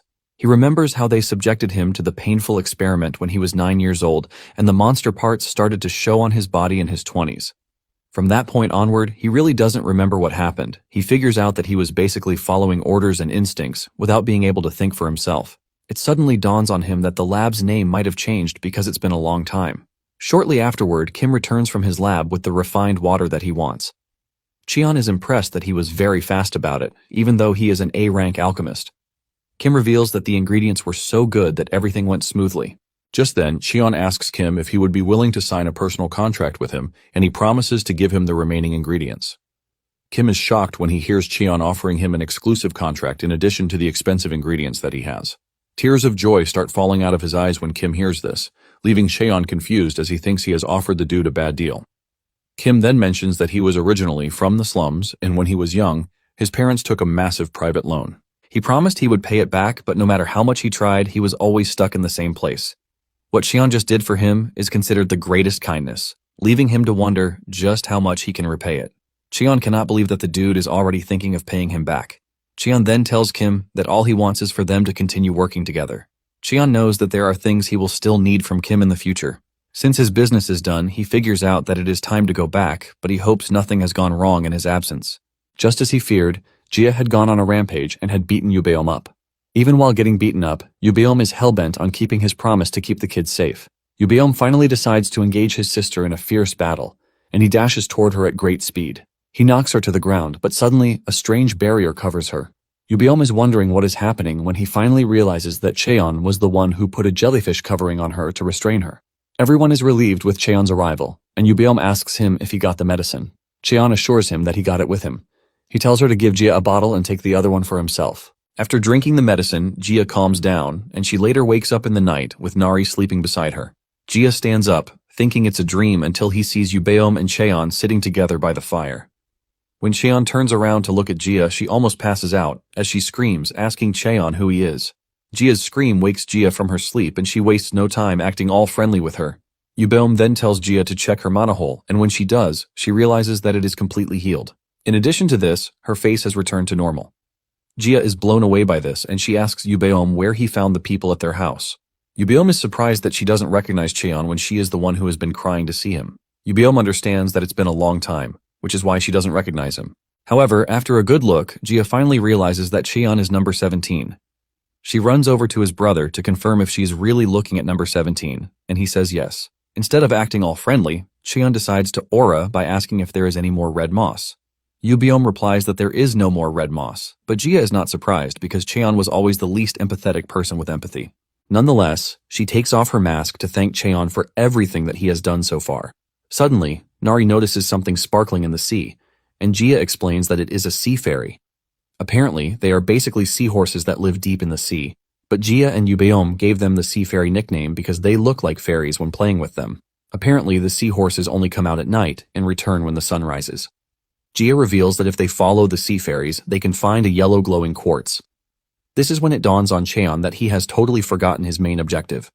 Cheon then asks when the sun will rise, and Jia says it will come out very soon. Since this is the case, Cheon decides that he needs to go for a swim. Meanwhile, on the outside, the scientists have recorded the last known location of the mechanical chimera to be the coastal region. The scientists are having a meeting when An calls Myung-do, asking him if he knows anything about the TDA laboratory.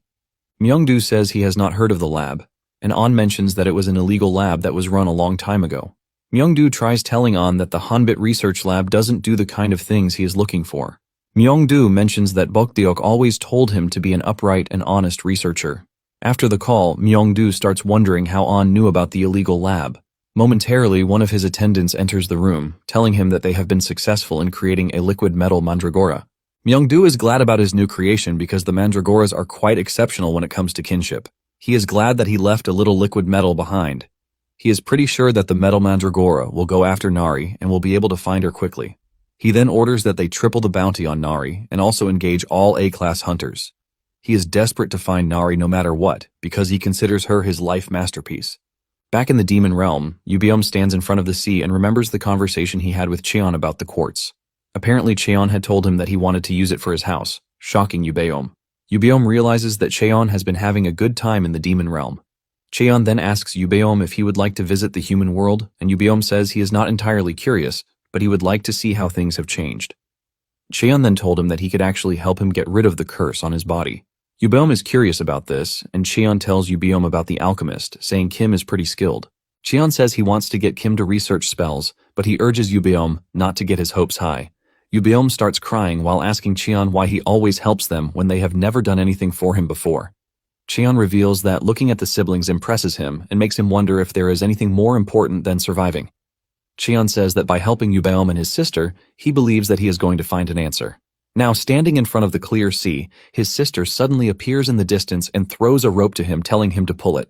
Without knowing what it is, Yubiom pulls it but realizes that it is actually very heavy. Yubiom uses all of his strength to pull it hard, and he manages to pull the heavy item out of the water. It turns out to be a large quantity of quartz. Yubiom is absolutely blown away when he sees this, as he cannot believe that Cheon and his team mined something so large. Nari and Cheon had fun swimming in the water while mining the quartz. When they got to the Sea Fairy's palace, it was absolutely beautiful, just like a yellow palace. Nari tells Cheon that she would like them to visit the palace another time. Because of how many stones there are, Yubiom asks Cheon how he plans to move them to his house. Cheon then says he would have to start thinking about that. Suddenly he spots a parrot-billed bird flying above them. He wonders why a bird that usually moves in a flock is suddenly flying solo. Nari is blown away by the sight of the parrot, and she says it looks very pretty, but Gia tells her that she is going to change her mind when she moves closer. Gia says the birds are over 4 meters long, and they are extremely vicious.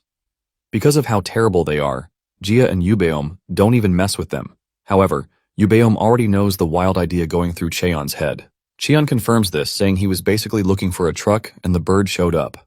Back at the house, Kishuk is still working on building up his mana, and he can see that his mana hole is actually getting bigger. He is impressed with what he has achieved, and he believes that his dream of becoming an A-rank hunter might actually come through. He's thinking about this when the metal mandragora appears behind him. He panics when he sees the weird creature, but his worries are not over because standing behind the mandragora are 3 scary A-rank hunters too. The hunters recognize Kisiok thanks to his bald head, and they waste no time making fun of him.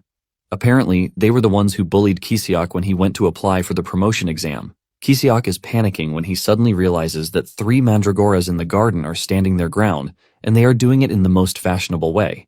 The hunters are excited about the mandragoras because of how much they are worth. One of the hunters approaches the mandragora to try and deceive it. Kisiok is already preparing to lay down his life to protect the mandragoras when the biggest mandragora kicks the hunter so hard that he is sent flying into the distance. Surprisingly, Yubiom and Gia arrive at the house at the same time, leaving them to wonder who is causing trouble at Cheon's house. Apparently, the two had gone ahead of Cheon to get to his house because the parrot-billed bird was flying so slowly, thanks to Cheon beating it up while trying to tame it. Kisiok starts freaking out, wondering what is actually happening all of a sudden. He's trying to wrap his head around the fact that disaster-class monsters just appeared on sight. He is also worried that something has happened to Cheon, since Yubiom and Gia came in the direction that Cheon went. He is still thinking about this when Yubiom and Gia dash toward him, telling him that they are Cheon's friends. Kisiok cannot believe the type of people that his master has been rolling with. It is at this moment that it dawns on him that he can actually use Gia and Yubiom against the hunters. He wastes no time revealing that the hunters are there to steal Cheon's mandragoras. The hunters hear this, and fear grips them, knowing that they are so dead. An hour later, Cheon arrives at the house, and the moment the bird offloads the quartz, it sleeps off immediately. Cheon understands how tired the bird is, and he pats the bird on the head, urging it to get some rest. Gia is shocked when she realizes that Cheon really tamed the bird, but Yubiom is not all that surprised, since he knows the kind of person Cheon is. Moments later, Cheon notices the A-rank hunters who have been disarmed and tied to a tree. He demands to know what happened, and Yubiom tells him that they were there to steal mandragoras. When Cheon hears this, he suspects that there is something more sinister to their plan. On the other hand, Nari is excited to have Gia at the house, and she offers to give her a tour of the entire area. After they are gone, Yubiom tells Cheon that the lab that is after Nari is the Hanbit Research Institute, which is why they hired the A-class hunters to find her. This immediately tells Cheon that Nari has some sort of tracker on her that still works in the demon realm. However, Cheon is confused as to how the hunters made their way to the house when he and Nari were in the coastal region. Yubiom then reveals how this was made possible by revealing the metal mandragora that the hunters came with. Yubiom explains that the liquid metals are drawn to each other, which is why they are able to track Nari. Cheon figures out that the mandragora ended up at the house because it was drawn to his kind in the garden. Apparently, their next plan was to go to the coastal region, revealing that they have no intention of giving up on Nari anytime soon. Realizing the severity of the whole thing, Cheon believes that coming up with a countermeasure is the way forward. Just then, the mandragoras in the garden walk over to Cheon, demanding that he hand over the metal mandragora, even though it is already a chimera. Cheon hands over the mandragora, but notices that the mandragora boss is still staring at him, as if it wants something else. This is when it dawns on Cheon that there is another mandragora in his pocket. He brings it out and hands it over, leaving Yubiom to ask where Cheon got the scrawny mandragora from. Cheon reveals that the mandragora was being cared for by an alchemist, but he was the one who agreed to look after it. In no time, the mandragoras dig up holes for the latest addition to the family. Yubiom is impressed with the social standard among the mandragoras, and Cheon is glad that there is no territorial dispute among the mandragoras. Moments later, Kisiok, Nari, and Jia return to the house. As usual, Kisiok rushes over to hug Cheon, but Cheon just pushes him aside to avoid his trouble. Kisiok then reveals his intention to cook something delicious for Cheon's visitors. Kisiok is running around until he suddenly spots the giant parrot, sending a wave of fear through his body. He demands to know what the bird is doing there, and Cheon assures him that he is going to explain to him later.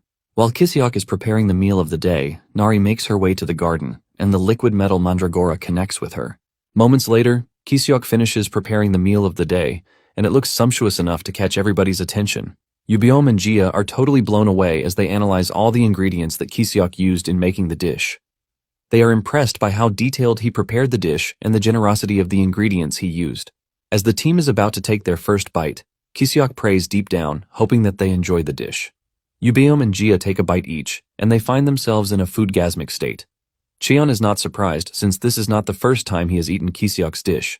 While everyone is enjoying the food, Nari is moody. Moments later, she leaves her food and enters the house, claiming that she needs to sleep.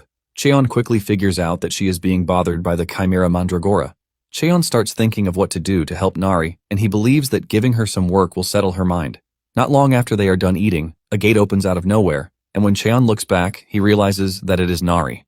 It turns out that Nari is trying to leave, believing that she is putting Cheon and the team in danger. Cheon rushes after her to grab her, only to see her bawling her eyes out with plans to bid Cheon farewell. Before she can step into the gate, Cheon stops her, letting her know that this is her home. Nari is taken aback by Cheon's care, and she jumps into his arms with tears in her eyes. Cheon then serves Nari a delicious plate of ramen to calm her nerves. Nari consumes the noodles with so much joy in her heart. But Jia lets her know that the next time she tries to run away from home, she is going to get a scolding from her. Once she is done eating, Kisiok gives her a drink to help quench the intensity of the spice. After she is done eating, Kisiok tells Cheon that he is going to clean the plates and finish up the task that he gave him. Yubiom also suggests that they return to cutting the quartz. Once everybody else has left, Nari apologizes to Cheon for making him worry. However, Cheon lets her know that she did nothing wrong because those who made her that way are to be blamed. Cheon then gets serious, telling Nari to tell him about her friends at the Coconut Tribe.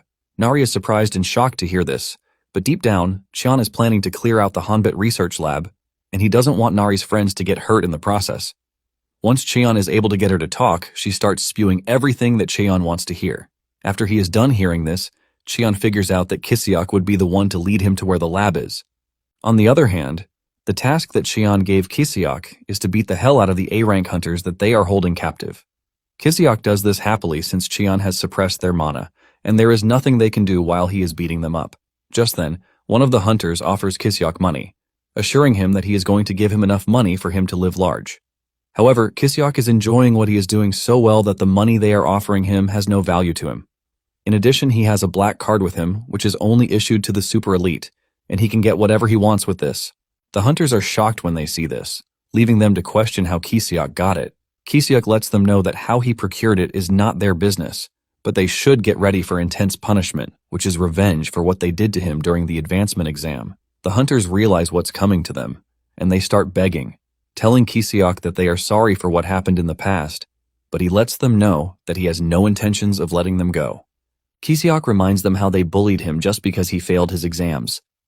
However, tables have turned, and he is finally in a position to deal with them. He shows them a bunch of balls that were given to him by Cheon, and because of how compact the balls are, Kisiok says he doesn't know how painful the effect will be, but it is definitely going to be painful.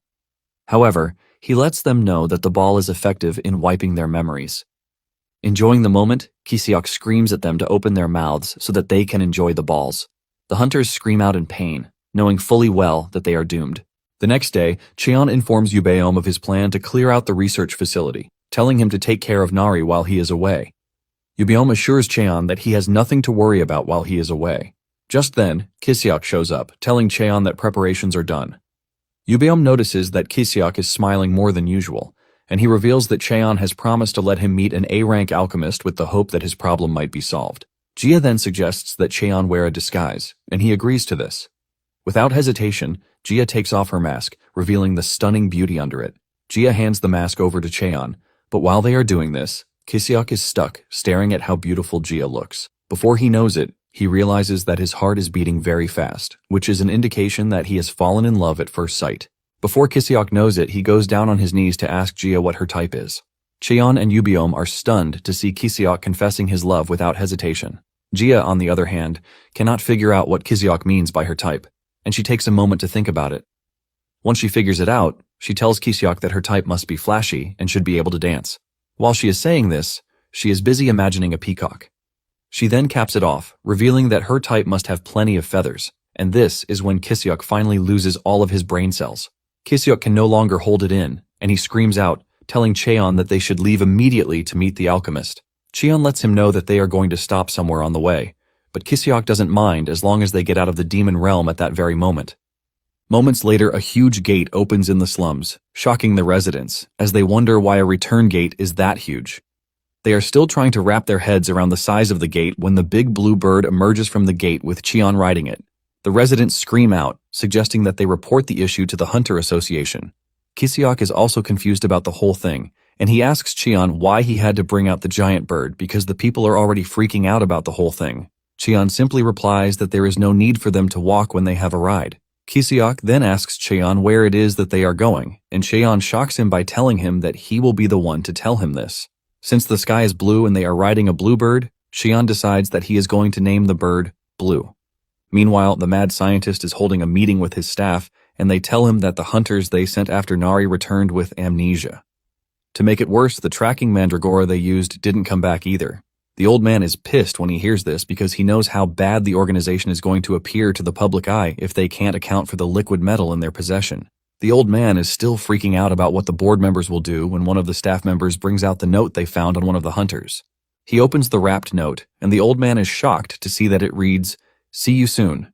This pisses the man off, and he demands that an investigation be conducted to find out who did it. Just then, the window behind the director comes crashing down, thanks to Blue landing in the building. Cheon realizes that Blue has a short tail, which is why it wasn't able to land well, and he decides that he will have the alchemist do something about this. Once he is done with this, he looks around, demanding to know who the director of the research lab is. Some minutes before they arrived at the laboratory, Kisiok had told Cheon where they needed to go. However, Kisiok revealed his worry, telling Cheon that the lab has gotten so much media attention because they were the ones who developed Nari, making them a public hero. In addition, Kisiok is worried that they are about to commit a felony, but Cheon is not too worried about this, telling Kisiok that they are going to find out when they get there. Kisiok then decides not to pursue the issue further, believing that Cheon must have a plan. He then calls Cheon's attention to Blue's short tail, and Cheon reveals that it has been like this since the first time he saw it. Cheon believes that Blue ran away from its own kind because it was attacked, thanks to the tail disability. Cheon lets Kisiok know that he was the one who saved Blue's life, which is why it listens to him. Kisiok then asks Cheon why Blue was attacked just because of its feathers, and Cheon reveals that the parrot poison bird species are obsessed with their beautiful tail feathers. Cheon explains that it was because of this reason that Blue was picked on by its own kind. Upon hearing this, Kisiok feels bad and emotional for the bird because he can relate to what the bird is feeling. The moment they spot the lab, Cheon orders Blue to dive right ahead into the building. Kisiok is terrified when he hears this, but Cheon doesn't care. Kisiok screams out in fear as the bird dives into the building, leaving a loud explosion, rocking the building. The staff are trying to recover from the after effects of the explosion when they turn around to see a scary bird standing next to them. The staff scream out in fear, but before they can make a move, Cheon webs all of them up. Still recovering from the hard landing, Kisiok asks Cheon why he entered through the side of the building when there is a door that is working perfectly.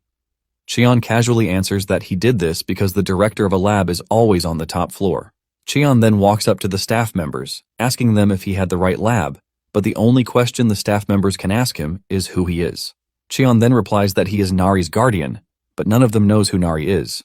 Just then, Cheon senses demonic energy in the room, and he realizes that there is a strange person in the building. Meanwhile, at the Hunter Association building, the chairman, Lee Eun-soo, is having a meeting with his grandson, Lee Baeko, who is a C-rank hunter. The old man expects his grandson to be working really hard to make it to the top of the rankings since he awakened at a very young age. However, Baeko believes that there is no need to rush since he is still in his 20s. Baeko also casually tells his grandfather that he is just coming to the office after a long while, which means he deserves an allowance. This immediately tells Eun-soo that he has spoiled his grandson, which is why he has no sense of responsibility. The chairman reminds Baeko that he is already 80 years old, and it would be nice if he had someone who could take up his position. Eun-soo believes that the hunters of nowadays have it easy because they are only risking their asses for the money and not for the love of the game. In addition, the whole Chimera research program was started in a bid to protect hunters on a mission. Nonetheless, hiring a Chimera hunter means paying a huge sum of money to the research labs. Because of this, poor regions that can't afford the payment are left endangered. However, Eun-soo doesn't blame the hunters, but at the same time, he believes that a world where life and death are decided by money is wrong. In fact, he believes that it is times like these that the Hunter Association needs to become even stronger. Instead of this, almost everyone is gunning for the chairman's position because of the influence and the money that it brings. Eun-soo lets his grandson know that he has been ruling as a powerless chairman because he awakened late and even with a low rank. Eun-soo is about to give his grandson a solid piece of advice when someone enters the office to tell him about the parrot poison bird that was spotted in the slums. Eun-soo is shocked when he hears this because there was no signal about any naturally occurring gate. The chairman then asks him if the hunters have responded to the sighting of the bird, but he says no, revealing that no hunter is willing to step up. The chairman is not surprised when he hears this because the sighting was in the slums, and no one really cares about the slums. The chairman then orders that all the Chimera research labs be contacted, revealing his plan to go by himself. Realizing that his grandfather is all geared up, Baeko also offers to go with him. Back at the lab, Cheon has captured the director, who is the strange one that he sensed when he attacked the lab. Just then, the director transforms into liquid metal, shocking his staff members. The staff members cannot believe that the director was a chimera all along. Annoyed that Cheon came to disrupt his business, the transformed director dashes at Cheon with the intention of killing him. Cheon easily dodges his attacks with the realization that the director performed the experiments on himself too. While Cheon is engaging Myung-do, he is able to connect to him telepathically. Just then, Cheon is able to tap into Myung-do, the director's mind, and he sees him performing experiments on the kids. The moment he sees this, he loses his cool and stops toying with Myung-do. He angrily grabs him, asking him if he kidnapped young ones just to perform experiments on them. Myung-do casually replies that he was doing the young ones a favor by taking them off the street to perform the experiments on them. The director claims that he was doing them a favor, but this only pisses Cheon off, smashing him to push Myung-do to the ground. Realizing that he can't move the way he wants, Myung-do thinks of liquefying himself, but Cheon is not about to let him do that. Cheon tells him that he is about to show him what it means to be in pain, and he starts emitting a high level of mana that even Myung-do himself has not seen before.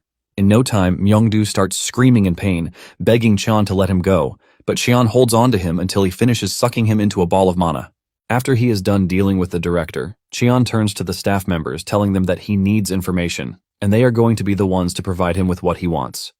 Scared not to join their boss in a ball of mana, they waste no time divulging all the information that Cheon needs.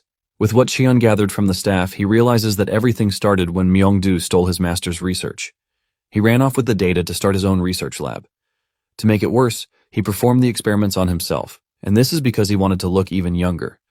Thanks to the information he got from the staff, he is also able to destroy the tracker on Nari. While exploring further into the building, Cheon expects Kiseok to handle the cleanup, since Blue is with him. It turns out that Cheon is searching the building to make sure he destroys whatever illegal experiment Myung-do has left. Moments later, he arrives at a giant door, and when he opens it, he finds a room filled with large experimental tubes with specimens inside them. Even Gu is pissed when he sees the number of specimens that Myung-do has tucked away. Gu then asks Cheon what he wants to do with the specimens inside the tubes. Cheon fails to answer the question, and this is because he is lost in thoughts of how he also suffered in the same labs, while the scientists are stripping him apart. Cheon is checking on the specimens when he notices another presence behind him. He looks around to see a chimera fox staring at him, and judging from the smell, he realizes that the chimera was Nari's buddy. Cheon also figures out that the chimera revealed itself because it smelled Nari on them. The fox then walks up to Cheon, asking him if he has met any mechanical creature. Cheon replies, telling the fox that Nari is living well with them in the demon realm. The moment the fox hears this, it bursts out in tears, revealing that it has been waiting for any good news concerning Nari. Judging from what Nari told him in the demon realm, Cheon figures out that the fox is her best friend. Cheon then asks the fox if there are others like it, and realizing that Cheon is not a threat, the fox tells the others to show themselves.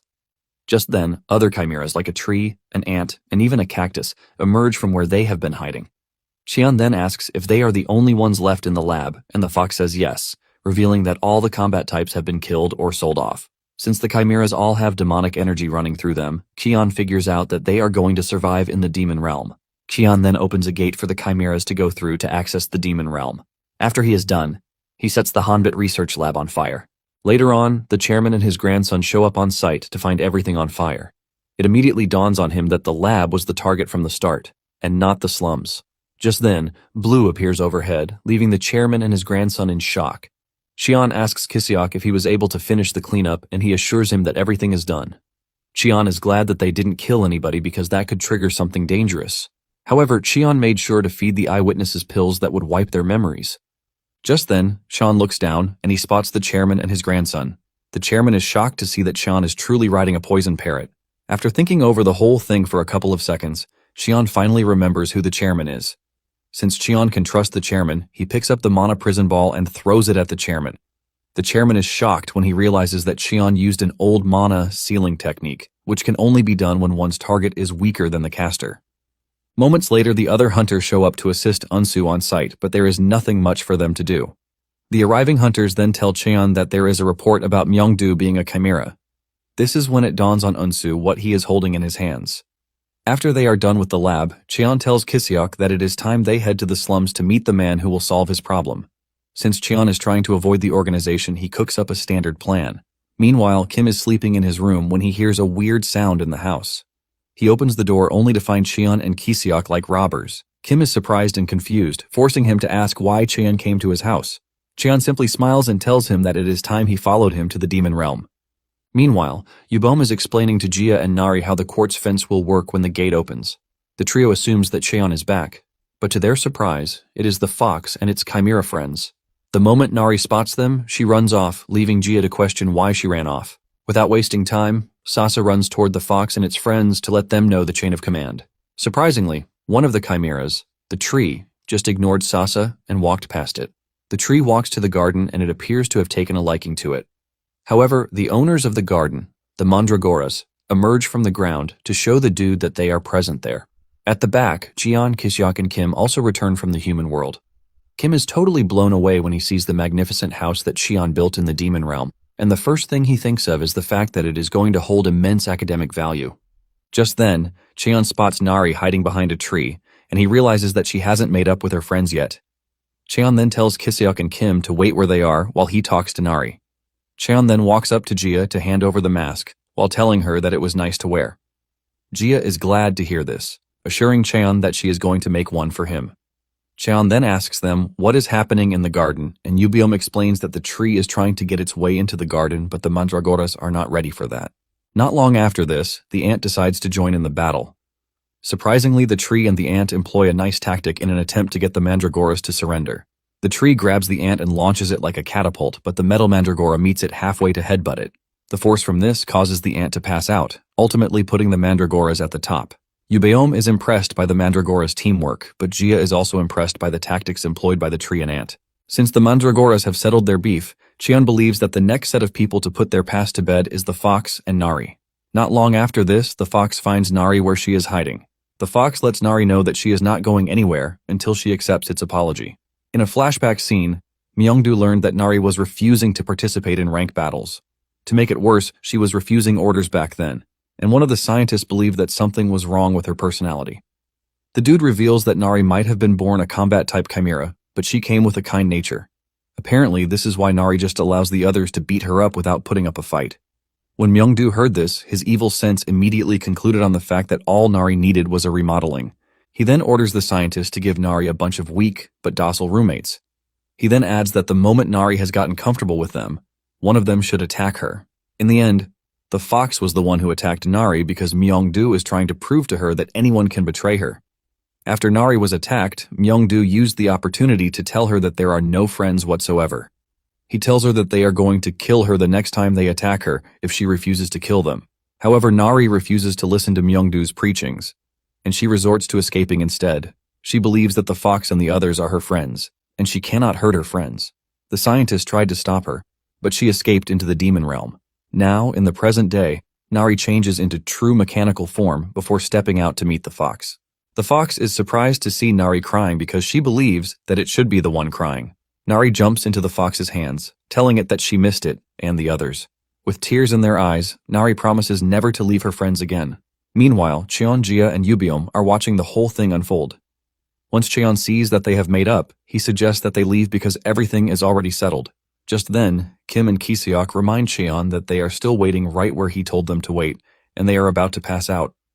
Cheon is surprised that they are still there, and he lets them know that he basically told them to wait because he believed that Nari might not react well to strangers.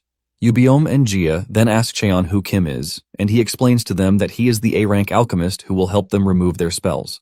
With a bright smile on his face, Kim introduces himself and wastes no time asking the siblings if he can pluck a few of their feathers. Yubiom and Jia are startled to hear this, and Kim asks them if this is going to be a problem. Yubiom lets him know that he has no issues with this, but it looks pretty embarrassing to him. Meanwhile, in the slums, Bong-soo is telling Park about the big blue bird that came to the slums. Apparently, Park has been inside, which is why she didn't get to know what was happening. Just as usual, Park serves Bong-soo with a plate of roasted potatoes with kimchi to go with it. Bong-soo thanks Park for the food and wastes no time munching on it as he talks about how nice the food is. Park assures him that he can eat as much as he wants because she still has more. Bong-soo then asks her why he is the only one eating, and she explains that she has already eaten earlier. Park then notices that there is something strange about Bong-soo, and she mentions this. Bong-soo replies that he has been down with body aches, but he believes that he has been overworking himself. Bong-soo mentions that he has taken medication, but he is still feeling a bit chilly, and it has been 10 days since the whole thing started. The moment Park hears this, she mentions the fact that Bong-soo might be going through the awakening symptom already. Apparently, Bong-soo is 17 years old, and the symptoms usually start in the late teens, which means the timing is just right. However, Bong-soo dismisses this, saying there is no chance of him awakening because he is just a poor dude from a trash background. Park disagrees with him, telling him that the awakening doesn't care about his background. Bong-soo still believes that he doesn't need to get his hopes up because even if he awakens, he is going to awaken with a useless class. Park ignores him and slams a bunch of cash on his chest, telling him to use the cash to take a bus to the city to test at the Hunter Association to confirm if he has awakened or not. Park encourages Bong-soo, telling him that he might also grow into a great hunter. Bong-soo is thankful for the assistance, and he thanks her as if she were an old lady, but Park quickly cuts this off. Back in the demon realm, Yubiom and the other chimeras are working their asses off, but they can't get tired thanks to their body constitution. However, Yubiom is surprised to see Kiseok working just like them, even though he is already tired. He had already told him to leave, but Kiseok remained there because he was always training. Not long after this, Cheon calls the entire house to talk to them while Kim is working on Blue's tail feather. Kiseok appears to be the most eager of them all to speak to Kim, but Cheon urges him to take a chill pill and let Kim concentrate. Cheon then tells the residents that they are all free to live at the house, but they must all be ready to be a part of the house. Everyone agrees with him, assuring him that they are going to do their best. After the general meeting, Cheon takes Nari on a small walk, claiming that there is a small fence left on the other side that they need to install. Cheon then asks her if she has made up with her friends, and she assures Cheon that she has. In return, she asks Cheon if he truly went to the Coconut Tribe's village, and Cheon assures her that he did. Cheon notices that Nari is simply worried because he figured out her true identity. Nari is about to confess that she is actually not from the Coconut Tribe when Cheon cuts her short, telling her that no one will come looking for her again. Cheon assures Nari that he has taken care of everything, and in addition, Cheon lets Nari know of his decision to name the family the Coconut Tribe. Nari is glad to hear this, and she thanks Cheon for his help and consideration. The moment they return to the house, Nari wastes no time announcing to everyone that they are now the Coconut Tribe. Yubiom is glad that the talk with Nari actually went well, but Kiseok, on the other hand, has almost fainted while assisting with the completion of the fence. Nari is blown away by how beautiful the house looks, and just like regular kids do, she celebrates with the fox. Moments later, Blue comes rushing in, and it jumps on Cheon, looking all excited and happy. Cheon pats the bird on the head with the realization that Blue is just a young one in a big body. Suddenly, he notices that Blue's tail has been fixed. Cheon is surprised to see this, and Kim lets him know that the treatment was much faster than expected. Kim then reveals that he was able to get this done quickly thanks to the red moss that Cheon gave him some time ago. Kim explains that the healing properties of the red moss are so good that it is even used in some of the highest grade potions. Cheon is impressed to hear this, saying that being an A-rank alchemist speaks volumes. Kiseok is also blown away to see this, and he immediately jumps in to tell Kim his problem, which is his baldness. Kim then reveals that he has been developing a hair loss remedy for the past 10 years because it is a field that every alchemist wants to conquer. Kiseok is shocked to hear this, and Kim assures him that he is going to give him the remedy once he is done developing it. Kiseok immediately goes on his knees, telling Kim that he is ready to do whatever he wants. After he is done with Kiseok, Kim tells Yuobam and Jia that he is done examining their feathers. With what he has seen, he has figured out that the magic circle cannot be broken easily because it is an ancient magic circle that he has never seen before. Kim mentions that he might have been able to proffer a solution if only he had a large amount of mandragora fruit. The moment he mentions this, Cheon asks him if he is talking about the red fruit, and Kim is surprised that he knows the mandragora fruit. Cheon mentions that he knows of the fruit because he has eaten a lot of them before. Cheon then points to the garden, telling Kim that the mandragoras there will soon bear fruit. Kim is shocked when he sees a bunch of mandragoras in the garden because he has been so totally occupied that he didn't know that they were there. Basically, mandragoras are monsters that grow by refining and absorbing energy into fruit, which they themselves consume, which is why the mandragora's fruit is considered to be pure energy. However, there is a slight problem with this. If one tries to forcefully take the fruit, it automatically becomes a deadly poison to humans. Basically, getting an intact mandragora fruit means the mandragora has to be ready to willingly give it out. Cheon also remembers that the mandragoras usually like crevices when it is time for them to bear fruit, and he thinks of placing rocks in the garden. Kim, on the other hand, is surprised that Cheon knows so much about the mandragora, and Cheon mentions that he actually has a connection with the mandragoras, which is something that happened a long time ago. In a flashback scene, Cheon was deployed to the Alpine region when he was still under the lab's watch. He was required to survive alone in the demon realm for 10 days.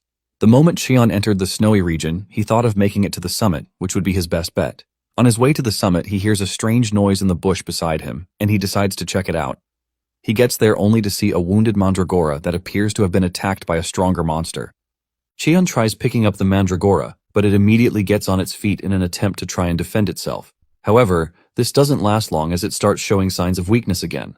Cheon realizes that the mandragora can actually pass out at any given time, but instead of abandoning it, he actually feels some sense of pity for it. Cheon then remembers that he can help the mandragora by feeding it mana, and the moment he does this, the mandragora sleeps off. Cheon then decides that he is going to keep the mandragora with him for a couple of days. Later that evening, the mandragora wakes up to find itself safely tucked away in Cheon's pouch.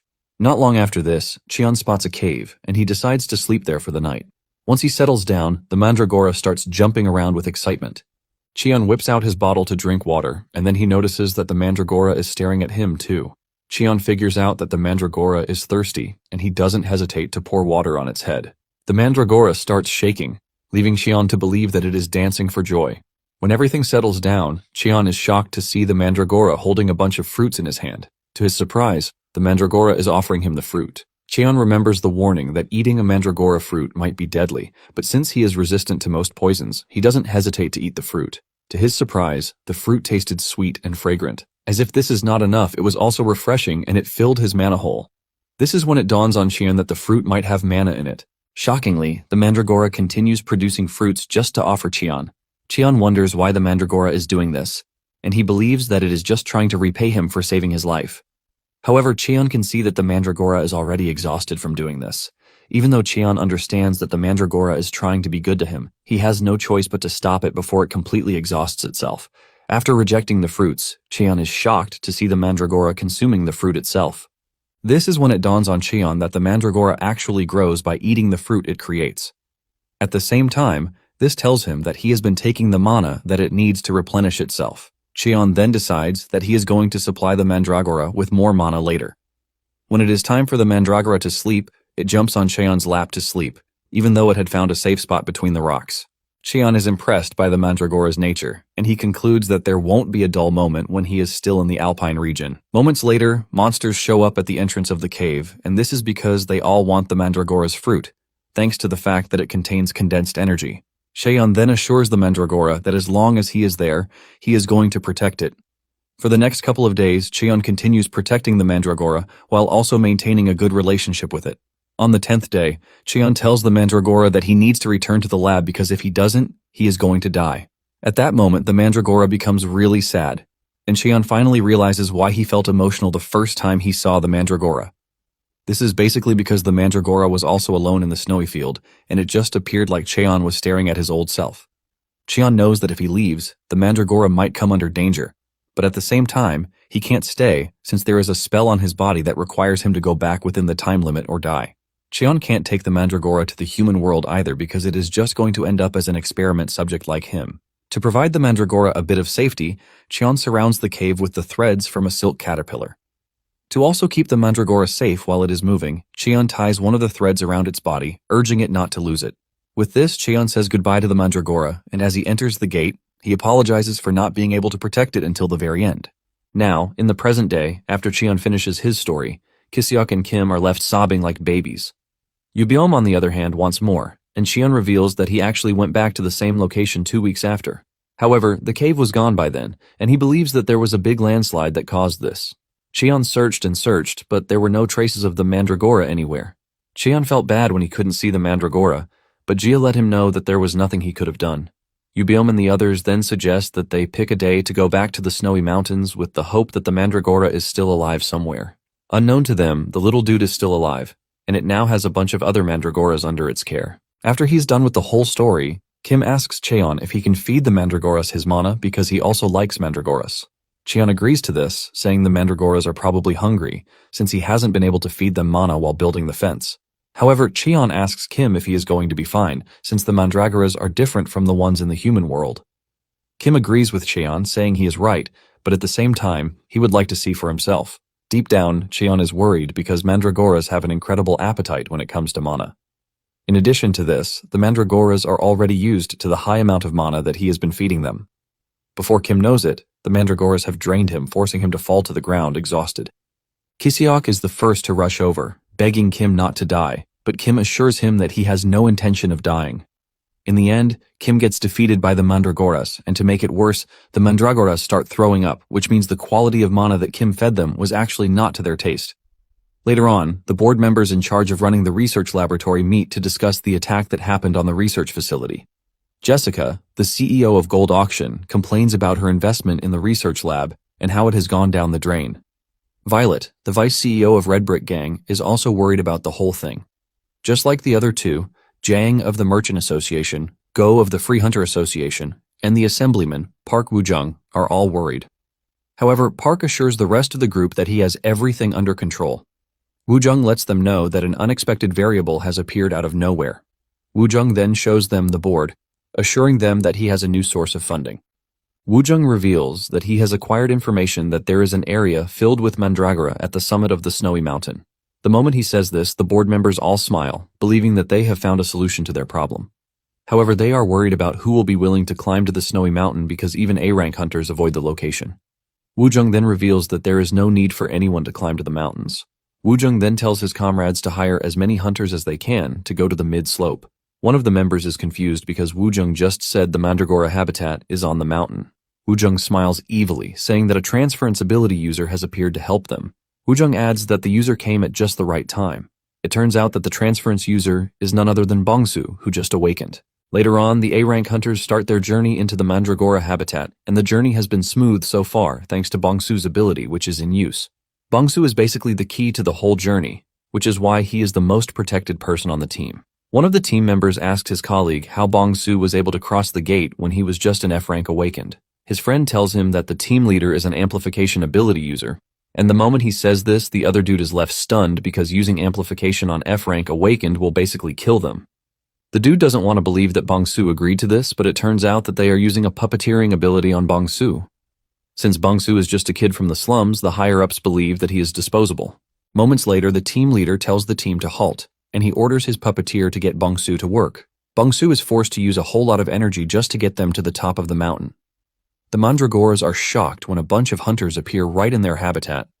Thanks to the high amount of energy needed to carry out the task, Bongsu passes out the moment they set foot on the top of the mountain. The team leader then orders his team members to start the mission right away.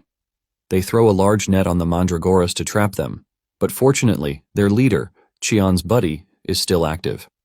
It then orders the free Mandragoras to free their comrades from the trap.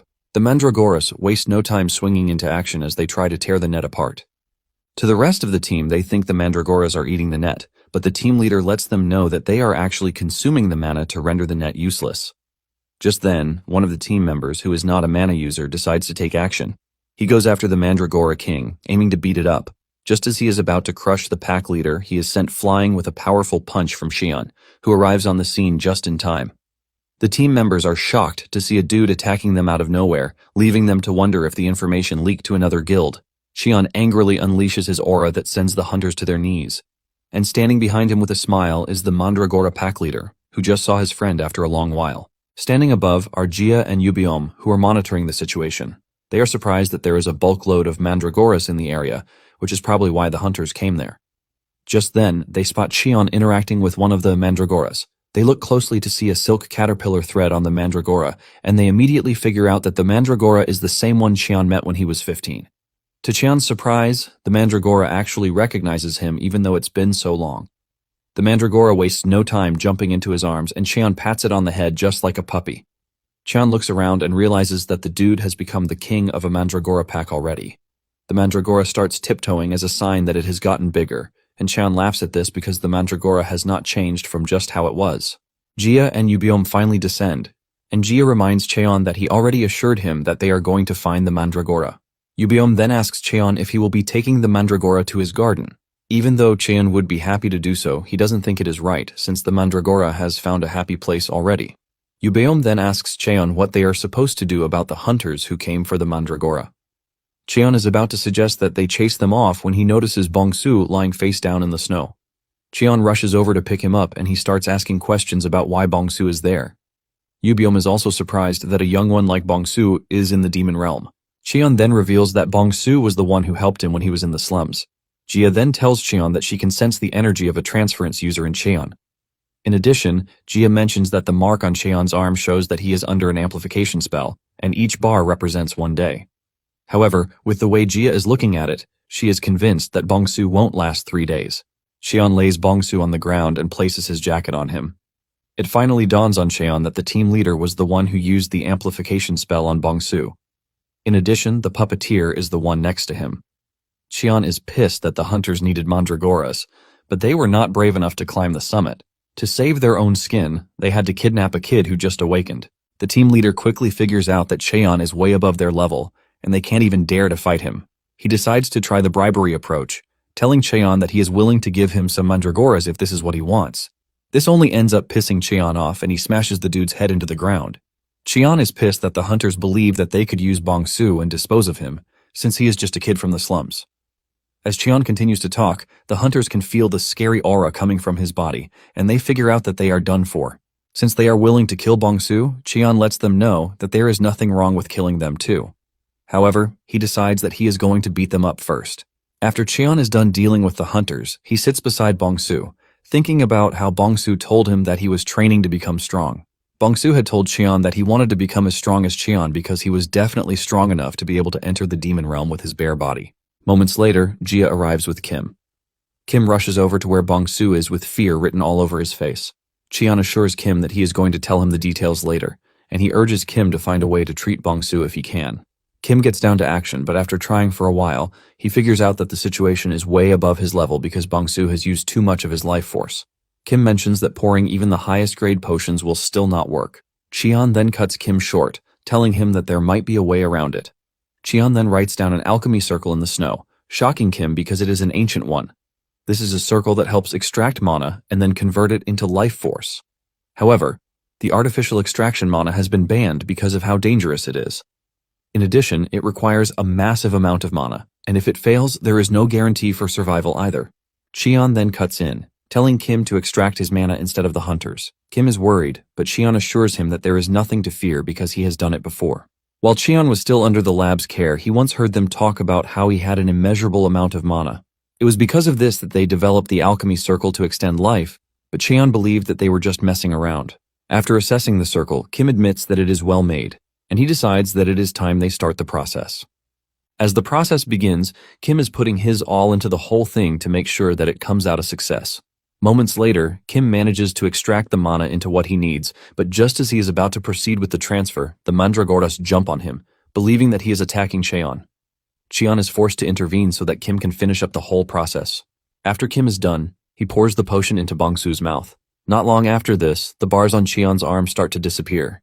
Kim also points out that Bongsu's breathing has returned to normal, too. Kim excitedly declares that the process is a success, and Bongsu will live to see another day. On the other hand, Cheon is feeling weird because he was only able to save Bongsu's life thanks to the crazy experiments that he underwent, which is the irony of life. Kim then reveals that Bongsu still needs to rest and recover, and to help him, he is going to take him to his house to personally look after him. However, Kim is worried about how Bongsu will cross the gate since the amplification has worn off. Cheon assures him that he is going to create a protective barrier with mana to help him. In addition, since Kim said the alchemy circle is dangerous and would be bad if it falls into the wrong hands, Cheon tells Kim that he is going to erase his memories and those of the hunters to make sure that they don't remember it happened. Kim agrees to this because he doesn't want to remember the terrifying events either. Suddenly it dawns on him that Cheon mentioned his plan to extract the hunters' mana. Cheon confirms this, telling Kim that he needs to extract their mana as punishment for what they did. Since they still need to cross the gate, Cheon suggests that Kim demote them to D class. Surprisingly, Cheon tells Kim to throw away their mana after extracting it. To make it even sweeter, Cheon reveals that he is not going to erase their memories. In fact, he is going to send them back to the human realm with their memories intact. Cheon mentions that people hardly change, and he wants them to continue remembering the shameful things that they have done. Suddenly, it dawns on Cheon that it is going to be a total waste to just send the hunters back. Cheon then decides that he is going to have the hunters build a research lab in the demon world. Yubiom is surprised to hear this, and Cheon mentions that the hunters can still last a few more days, since they are D-class hunters. Cheon believes that it would be nice to have a research lab just for Kim to avoid stress. Kim jumps up in joy when he hears this, and he runs off to prepare everything. Cheon tells Yubiom that he made the decision to build the lab so that he can get Kim to work more efficiently. Cheon also tells Yubiom to keep an eye on the hunters because they are definitely not going to sit around while their mana is being extracted. Yubiom lets Cheon know that he can do this, but he asks him where he is going. Cheon reveals that he is taking the Mandragora pack leader and the entire pack back to their home. Moments later, they arrive at the summit thanks to Blue's incredible flying speed. Cheon releases the Mandragoras from the bag where he packed them, and he can see just how excited they are. After releasing all of them, Cheon believes that it is time to say goodbye, but he assures the Mandragora that he will come visit often. Just then, the Mandragora makes a signal, telling Cheon to follow him. Cheon is surprised that the Mandragora is leading him to the opposite side of the habitat. Surprisingly, the Mandragora leads him to the old cave, and everywhere has been cleaned up. With what he can see, Cheon figures out that the Mandragora usually comes to the cave. The Mandragora shows Cheon the crevice where it first made the fruit for Cheon. Not long after this, the rest of the pack enters the cave, and Cheon believes that the Mandragoras came looking for their pack leader, thinking it had disappeared. Surprisingly, the Mandragora leader walks up to one of the other Mandragoras and places the thread on it. The moment it does this, the other Mandragoras start tossing the Mandragora in the air. This is when it dawns on Cheon that his Mandragora dude just gave up its position as the leader of the pack. Cheon cannot believe that the Mandragora did this because of him. He asks the Mandragora if it is fine with this, and the Mandragora replies with a huge smile. Cheon decides not to question the Mandragora decision any further because it is fine with it. Shortly afterward, Bongsu wakes up, and he almost passes out when he sees Yubeom staring at him. To make it worse, Jia's mask almost sends Bongsu to an early grave, and she tops it off by welcoming him to the demon realm. This leaves him rattled, and Bongsu is forced to just turn his back to think about his current situation. Bongsu remembers how he went to the Hunter Association branch in Silver City to get his status checked. After getting the news that he is unawakened, he gladly leaves the branch with the hope of returning home to tell Park the great news. On his way, he runs into the puppeteer wearing a hoodie. The guy congratulates him on his success as an awakener and then gives him a can of soda to celebrate. Bongsu gladly took the soda and drank it, which led to why he fell under the puppeteer's ability. Remembering this, Bongsu is pissed because he finally realizes what it means to come from the slums. Moments later, Cheon returns, and on his way, he realizes that the hunters have started the construction of the lab already. He is surprised to see this, and Yubiom explains that the mana extraction was fast, which was why he quickly ordered them to start working on the lab. They have split into two, and one side is gathering materials, while the other team is leveling the ground. Cheon is glad that the hunters are obedient because he already assumed that they would prove stubborn. Yubiom then reveals that Jia was actually the one who educated them to make sure that they stay in the right lane. During the mana extraction process, The hunters grumble about the fact that they are about to lose the mana that they have gathered for over 20 years.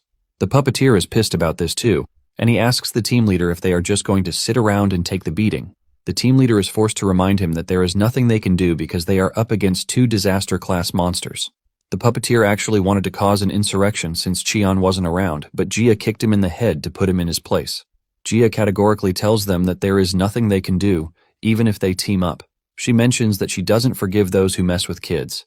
With this warning, she asks them if they are going to surrender their mana quietly or die in an attempt to prove that they are strong. Realizing that Gia wasn't playing around, the hunters had no choice but to quietly surrender their mana. Cheon finally gets an idea of what happened, and he admits that Gia is scary. Yubeom then suggests that Cheon leave the construction of the lab to them so he can attend to other things. Cheon agrees to this, saying Yubeom is pretty good at building houses in the first place. Kim also shows up telling Cheon that he has disposed of the hunter's mana. Cheon commends Kim for his great work and then asks him about Bong-su. Kim reveals that Bong-su just woke up not too long ago, and he is still recovering too. However, he lets him know that Bong-su is in shock. He then asks him if he would like to see him. Cheon then makes his way to where Bong-su is, and before Bong-su starts addressing him formally, he urges him to calm down. Just then, Cheon notices that Bong-su's hair in front has turned white, which is basically because of the near-death experience. In addition, his mana hole has gotten bigger, and Cheon assumes that it is because of the mana that he gave him. Cheon sits beside Bong-su to try to cheer him up, reminding him that he just saved his life, so he is not supposed to be moody. Bong-su then reveals that he is moody because he feels completely useless. Bong-su mentions that Park trusted him and even gave him the fare to test his status, only for him to be tricked by a total stranger. Bong-su starts sobbing, saying he has no idea how he wants to continue living. Cheon immediately figures out that Bong-su is in a tight spot in his life, and it is left to him to take action. He gets on his feet and tells Bong-su to follow him. Cheon takes Bong-su to where the hunters are working, and he grabs the puppeteer. He smashes him to the ground and asks Bong-su if he would like him to kill the dude, since he was the one who cast the spell on him. Bong-su takes a minute to think about it before telling Cheon that he doesn't want Cheon to kill the dude. Bong-su says the most important aspect is that he survived, and the dude lost his ability. However, he is pretty confident that more people like him will show up later. Because of this, Bong-su decides that he is going to become stronger so that no one will ever fall for a trash like the puppeteer again. Cheon is relieved to hear this, and he tells the dude to continue his work, telling him that Bong-su just saved his life. The dude gets on his feet and thanks Cheon for letting him live. After this, Cheon tells Bong-su that he is going to start learning mana training from Kim. Bong-su is surprised to hear this, and Kim assures him that he is going to help him because they are both from the slum. Yubeom and Gia join in the conversation, saying they are also from the slums. The sheer amount of encouragement and motivation Bong-su is getting from the group forces him to start crying like a baby. With tears in his eyes, Bong-su hugs Kim and thanks everyone for their help. Deep down, Cheon can sense that Bong-su will be better than Kiseok if he manages to raise him well. Just then, Yubeom notices that the Mandragora is with Cheon. He is surprised by this, and he asks Cheon if the Mandragora had a change of heart. Cheon reveals that the Mandragora passed the thread it was wearing to another Mandragora, which basically means the thread was a sign of monarchy. Since it didn't have an allegiance with its kind anymore, it was free to follow Cheon. Yubeom is completely surprised that a monster passed down his position as a monarch. Cheon then tells Yubeom that he will take the Mandragora home to show him around. Yubeom assures Cheon that he can leave the lab construction to him and leave. Cheon thanks Yubeom and then leaves.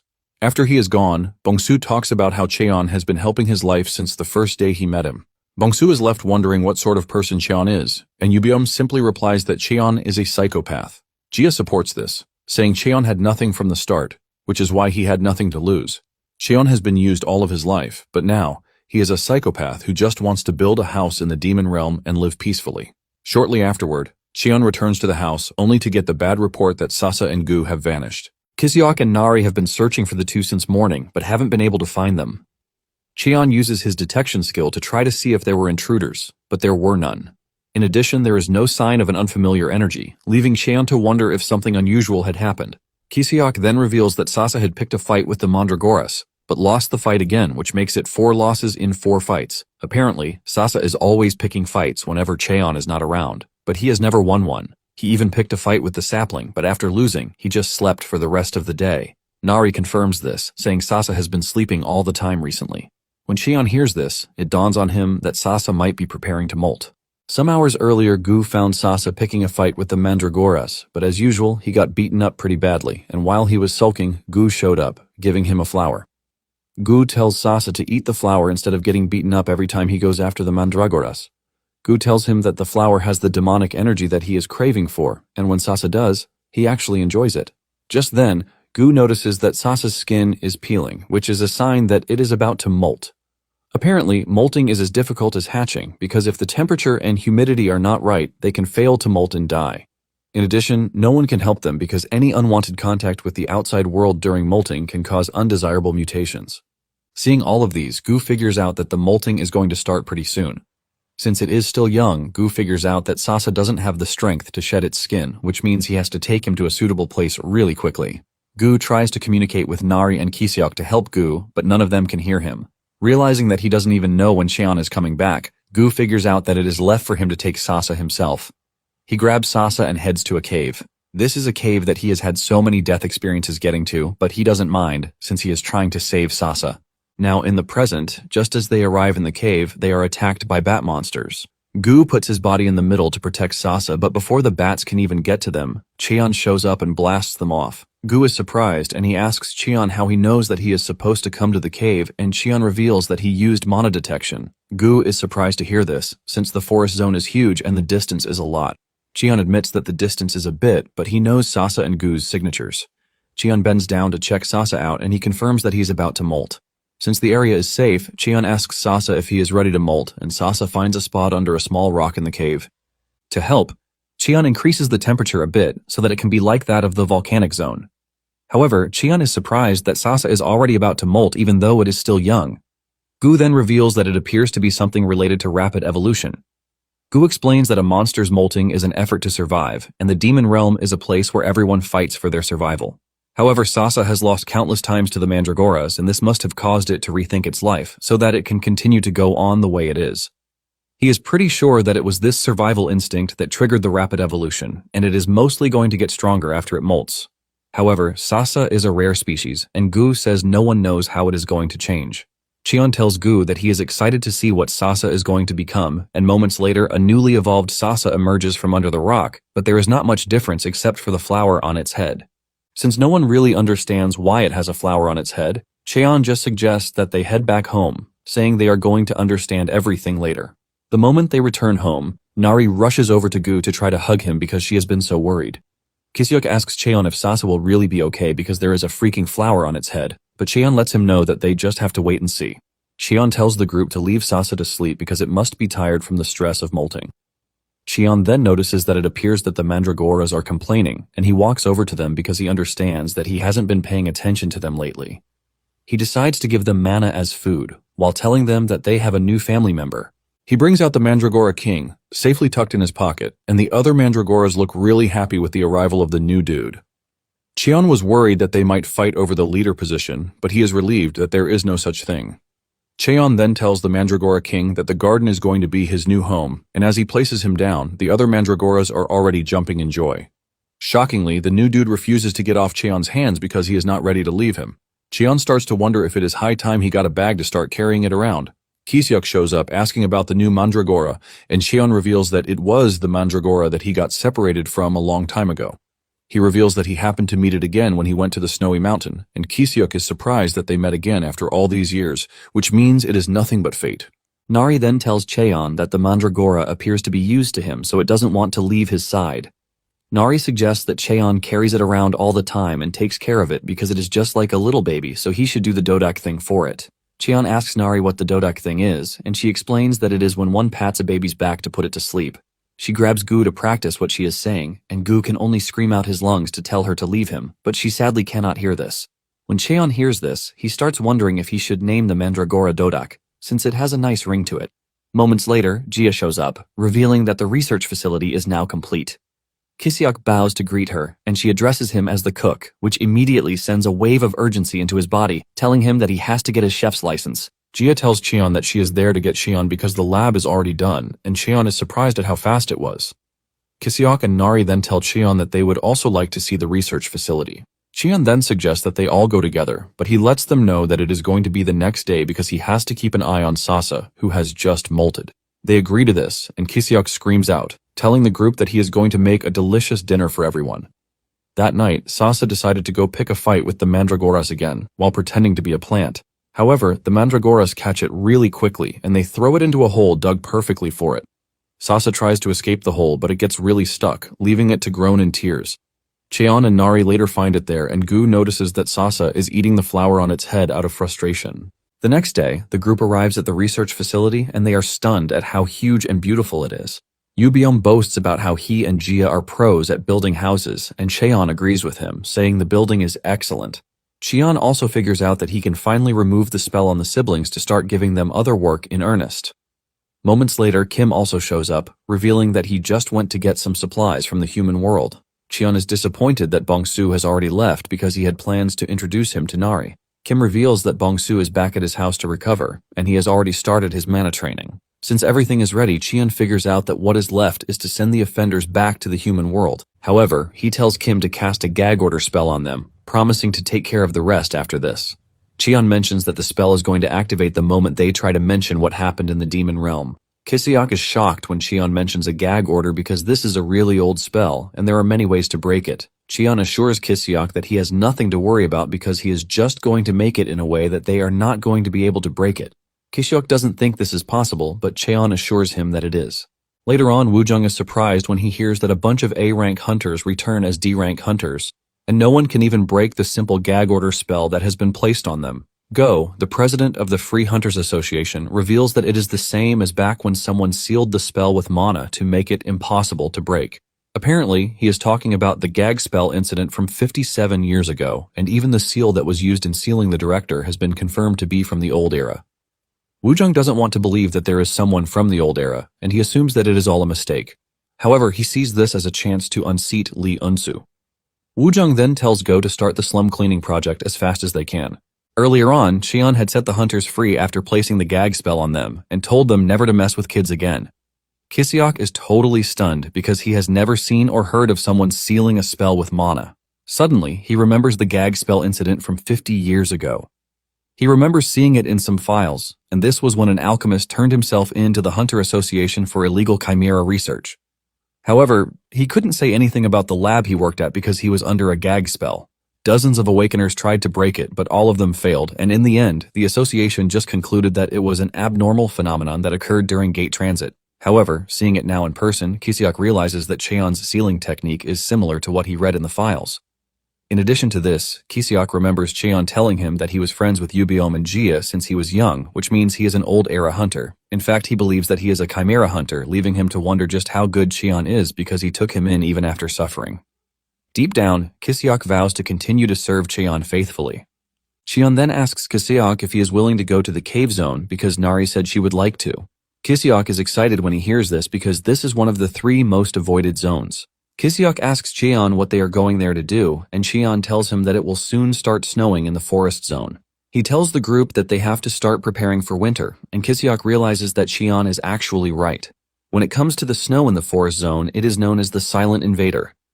Basically, on the surface, it looks no different from regular snow, but when it touches a plant, a corrosive effect occurs. When winter comes, the plants of the forest zone melt away in the snow, and when spring arrives, they grow back at an alarming speed.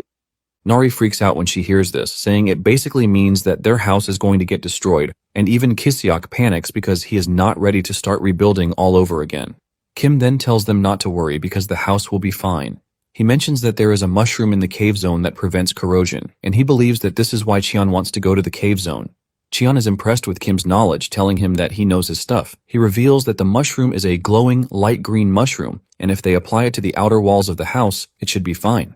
Suddenly, Kiseok's nose started to bleed, and he realized that it was time for him to return to the human realm. Cheon teases him, saying his timing is always so perfect because it was the same when they went to the coastal zone. Kiseok tries to defend himself, saying it is not his fault, but Cheon tells him to hurry back to the human world to rest. Cheon then brings out 2 mandragoras, telling Kim to take a look at them because they don't look so good. Even though they are better than before, he mentions that their recovery is slower than expected, and their mana absorption is also weaker than the other 3. Kim then suggests that they admit them to the research lab to run a detailed examination. Just then, Kim brings out a bottle containing a moisturizing cream, saying it is an alchemist's essential item. Since Cheon's hands get chopped when he handles materials, Kim lets him know that the cream would be good for him. He assures him that he made it himself with good ingredients, so it is fine to use on Nari, and even on plants. In addition, the cave zone is a dry place, so he is pretty sure that it is going to be useful. Cheon thanks Kim for the cream, assuring him that he is going to put it to good use. With everything ready, Cheon tells Nari that it is time for them to leave, and Nari excitedly agrees to this. At the same time, Yubiom and Jia tell the group that they will also return home to check it out so that other things don't take over their place. Cheon and Nari then get on the Bluebird, and they ride off to the cave zone.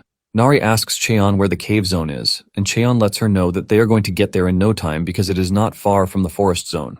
Nari then asks Cheon why Kim said the cave is dry when it is common sense that caves are naturally damp.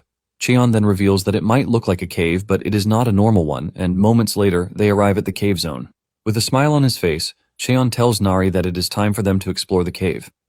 As they step into the cave, Nari asks him if the cave is dangerous because it looks really empty.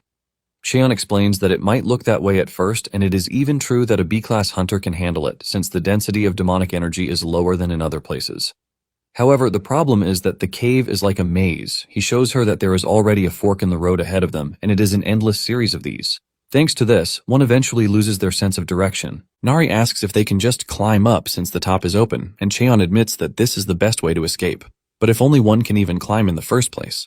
Nari asks him why this is, and he explains that the rock pillars are not easy to climb because they are about 50 meters high, and they are more slippery than they look. In addition to this, there is a strange phenomenon that reduces one's awakened abilities in the cave zone, and thanks to this, one can only use 10% of their usual power. As if this isn't worse enough, the gates don't easily open in the cave, which is why it is the place with the most missing people. Nari freaks out when she hears that people are going missing, and she asks him if they can just break the wall to get out. Cheon tells her to give it a try, and she smashes the rock with a powerful punch. However, this only leaves her with a hurting fist and a small hole in the rock. Nari then tells Cheon that it appears that she has grown weaker, and Cheon confirms this, but he lets her know that the rocks in the cave zone have a property that absorbs impact like a sponge. The more interesting part is that even ordinary rocks will change like that if they are left in the cave zone. Nari is blown away by the number of strange things that happen in the cave zone. Even Cheon himself has only been to the cave zone a few times, and when Nari asks him if he has ever been to the zone, he says yes. Cheon reveals that it was a long time ago, and apparently it was when he was still known as Number 17. He had got an order from the director telling him to go to the cave zone and find an alchemist known as Kim Il-won. Il-won was Cheon's dedicated researcher, and they believe that he knows the dude well. Apparently, Il-won is selling information to outsiders, and since he went to the cave zone on his own, there is a high chance that he is going to die by himself if they leave him. But if the association finds him first, it is going to be a big problem for them. The director tells Cheon to try to bring Il-won back, but if it is difficult to do so, he should just eliminate him. Cheon made his way to the cave zone, where he found Il-won, exhausted. As he prepares to kill the dude, he asks him if he has any last words, and Il-won reveals that his wife has a terrible illness. He has just managed to find the last ingredient for her cure so he can save her. Il-won asks Cheon if he could let him go or even take him to the human world. Cheon then reminds the dude that he has to follow orders. However, Il-won lets Cheon know that he is aware that orders don't work on him, reminding him that he is his dedicated researcher, so he knows things.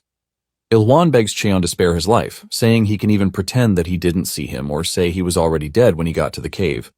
In fact, he tells Cheon that he might just go back and allow him to finish the medicine before killing him. However, he is only worried about saving his wife, and Cheon is surprised at just how much the dude cares about his wife. He remembers that there are a number of kids who died because of his experiments, and he asks him why it is okay for the kids to die, but his wife can live. Il-won screams out, revealing that his wife is his family, and this sends a wave of shock through Cheon's body. Just then, a scary insect monster appears behind Cheon, and Il-won screams out to warn Cheon. The monster tries to attack Cheon, but the mana shield around him protects him. Cheon then looks through Il-won's bag and realizes that the monster's baby is inside the bag. Cheon asks him if the monster's baby is also an ingredient, but he reveals that it is something he found by chance because the mother wasn't there at the time. Il-won mentions that he doesn't need it as an ingredient, but if he sells it on the black market, he can actually get a high price. And before he finishes his statement, Cheon throws the baby back to its mother. Il-won screams at Cheon, asking him why he gave the baby back, and he replies that the mother came looking for it. He also reminded Il-won that he said family was special, but Il-won screams out, telling Cheon that the monster cannot be categorized as a family. Cheon then asks Il-won about the difference between him and the monster. In fact, Cheon believes that the monster is a far better being than Il-won because it managed to save its family. Nonetheless, Cheon is surprised that a trash person like Il-won can risk his life to save his family, and Cheon tells the dude that he is not going to kill him, but he lets him know that he is on his own. Ilwan yells at Cheon, telling him that he can't leave him behind because there is no way he is going to be able to fight the monster. As Cheon walks away, the monster slaps Ilwan with its tentacles, cutting his face. He falls to the ground in pain while telling Cheon to come back. He screams out, telling Cheon that he is going to do anything that he says. Now in the present day, Nari asks Cheon if the dude died, but he reveals that he saved him. However, his family had no idea what he had been doing, and Cheon made him confess to them before he finally turned himself in. However, Cheon puts a spell on him to make sure he is not able to say anything else. Deep down, Cheon is still wondering what his family thought after hearing the terrible things he has done. Just then, Dodak stares at Cheon in a funny way, and Nari lets him know that Dodak is worried about him. Cheon is surprised and confused, and Nari lets him know that while he was narrating, he had a sad expression on his face. Nari tells Cheon that she was tempted to comfort him, and she is pretty sure that Dodak feels the same way too. Cheon is surprised at how random the two are, but he cannot help but admit that he is feeling good. Shortly afterward, they find the stash of mushrooms, and Nari is blown away by how colorful they look. However, Nari is surprised by this, since mushrooms grow in damp places, and Cheon reminds her that he already said the cave zone is a bit unusual. Instead of it being a dry place, it feels more like something that is rapidly absorbing the moisture to make it dry. Since moisture briefly forms around, the dormant mushrooms do not miss the chance to bloom. The two start to gather the mushrooms, and in no time they have gathered a whole bunch of them. Just then, Nari notices that Dodak is acting weird, and Cheon immediately figures out that it has gotten dry. Thankfully, he has the right thing for it, and this is the moisture cream gifted to him by Kim. Cheon brings out the cream and applies it to Dodak's body, and it immediately lightens up.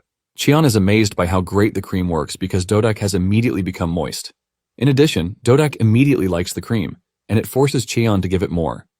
Seeing how much Dodak likes the cream, Cheon decides that he is going to tell Kim to make more when they get back. Nari asks Cheon for the Mandragora's name, and he lets her know that he decided to name it Dodak. In the end, Cheon ends up using half of the jar's contents to get Dodak to sleep. Once he is done taking care of Dodak, Cheon suggests that they return home, and Nari reminds him that he said the whole place is a maze, which means they might get lost. Cheon then tells Nari not to worry because he left mana footprints on the ground while they were coming in. He reveals that he was planning to head upwards if the footprints disappeared, but it turns out that they worked, so they don't have to do that.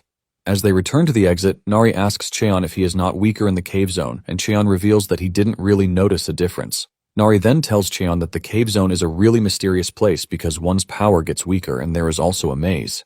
Nari says it feels like someone is trying to prevent intruders.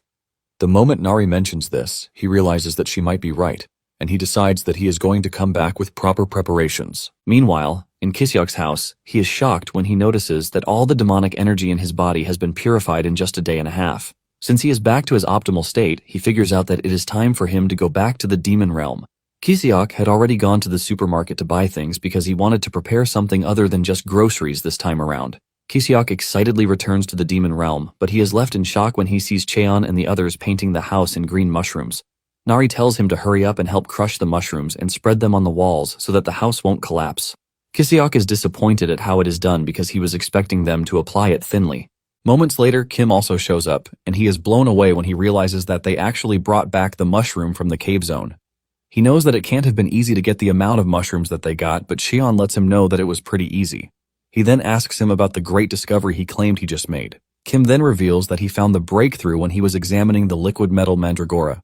He brings out a tiny root saying it is from the liquid metal mandragora. Even though he didn't do anything, the root dropped on its own, and it appears that the weaker ones were naturally shed. However, when he examined them, the mandragora components were gone, and only the liquid metal remained, which means it can now produce liquid metal on its own. Kim mentions that what is even more surprising about everything is the explosion spell he told him to look into. Apparently, he saw some results when he combined the liquid metal with the dismantlement formula.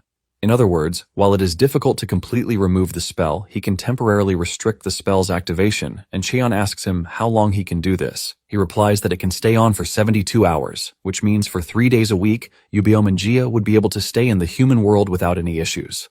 Yubeom and Jia are shocked and excited to hear this, so much so that Yubeom starts to shed tears of joy.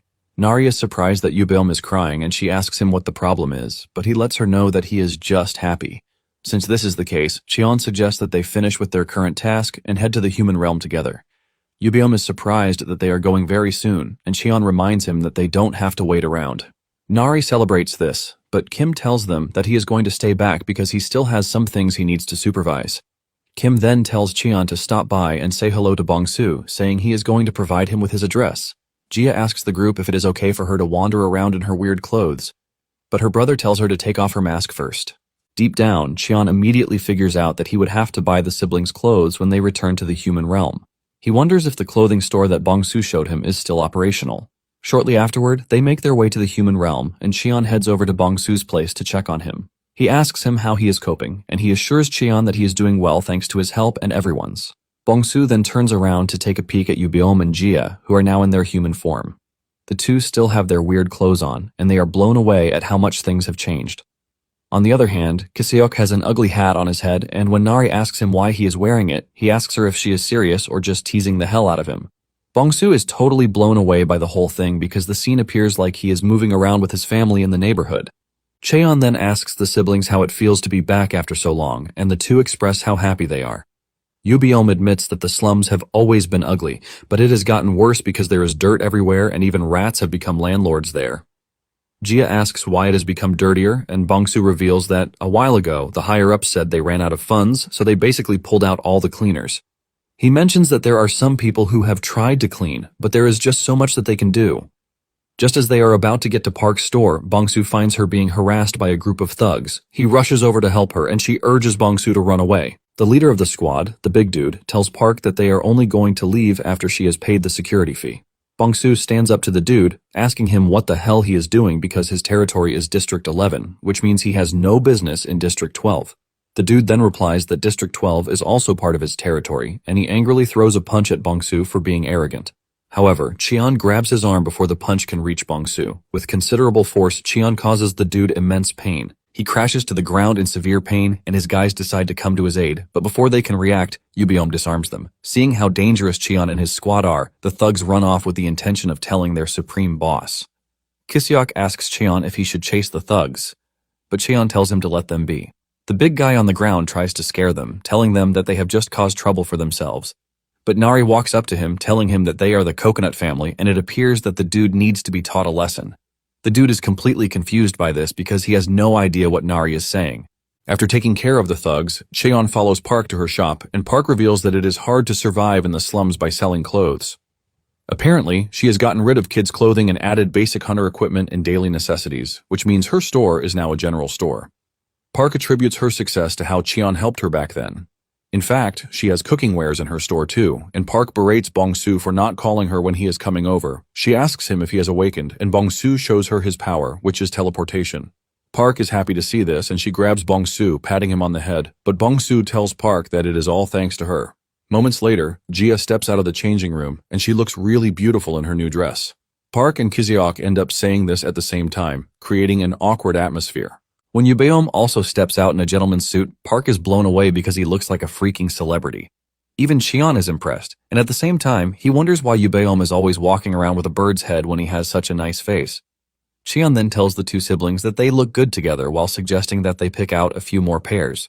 Yubeom and Jia then tell Cheon that they are only going to wear the outfits when they go out because they are not entirely comfortable in them. Cheon then asks Park the total cost of the goods, and Park lets him know that she is giving him everything for free because he helped her out. Cheon decides not to push it since she is insisting. Cheon then walks over to the bad guy whom they captured, asking him why they are demanding a security fee. Park explains that it is still a rumor, but they said Gold City is going to level the slums for redevelopment, and they will evict everyone without compensation. After hearing this, the thugs came together to start collecting money from the people, saying that they needed it to fight against Gold City. However, Park reveals that business is bad, so they can't even afford to pay the sum that they are asking for every month. Cheon then moves closer to the thug, Baekdu, asking him where his office is. Baekdu is surprised, and he asks Cheon why he wants to know where the office is. With a scary aura and overwhelming presence, Cheon tells Baekdu that the whole area is dirty and he would like to do a bit of cleaning. Meanwhile, in the thugs' headquarters, the boss, Lee Cheol, gets word that Baekdu was defeated, and he is surprised that there are people bold or stupid enough to touch them. He then tells his boys to gather themselves immediately because he plans to go down there himself. Suddenly, one of his boys rushes into the room to tell him that they are under attack, and the people beating them up call themselves the Coconut family. Cheol steps out to find out that Kiseok has beaten up all of his men, and he dashes over to try to punch him. He swings multiple times at him, but Kiseok easily dodges his attacks because he can see how slow his movements are. Tired of toying with him, Kisiok holds back before sending the dude into the distance with a single punch. This is when it dawns on Kisiok that he has actually gotten stronger, and this is all thanks to the effect of the special training. Jia commends him, saying his movements are not bad, and he almost faints from excessive blushing. However, Cheon tells him not to let his guard down because the fight is not over yet. Cheol manages to stand back up while asking Kisiok where he learned such cheap tricks. Cheol then conjures a wind attack, telling Kisiok that he is going to blow him away. Kisiok is surprised that the dude has physical enhancement alongside a wind-based ability. Cheol cooks up a tornado and Jia asks Cheol if Kisiok will be fine. Yubum is even interested in helping him, but Cheon assures them that Kisiok will be fine because he already taught him how to handle something like this. Before Cheol knows what is happening, Kisiok breaks through the wind attack and hits him in the chest. He knocks him to the ground while asking him if he wants more of what he just hit him with.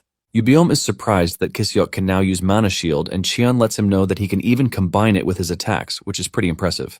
After taking Cheol down, they ransack the building to pack out all the weapons he has stored inside. Nari also decides to change the name of the place, and she lasers the coconut name into the name tag, removing the previous name. She lets Cheol know that the whole building now belongs to them. Cheol is totally blown away because he can sense just how strong Nari is, leaving him wondering where Cheon and his people came from. Yubiom brings out the safe, asking Cheol for the password, but he refuses to say. Yubiom doesn't even argue with him as he tears the safe door apart easily. Inside the safe is cash from top to bottom, and Cheon teases him, telling him that he has saved a lot. Yubiom then asks Cheon what they are going to do to Cheol, because if they let them go, they are just going to keep doing bad things. Cheon is pissed that Cheol and his guys are extorting people under the guise of protecting them.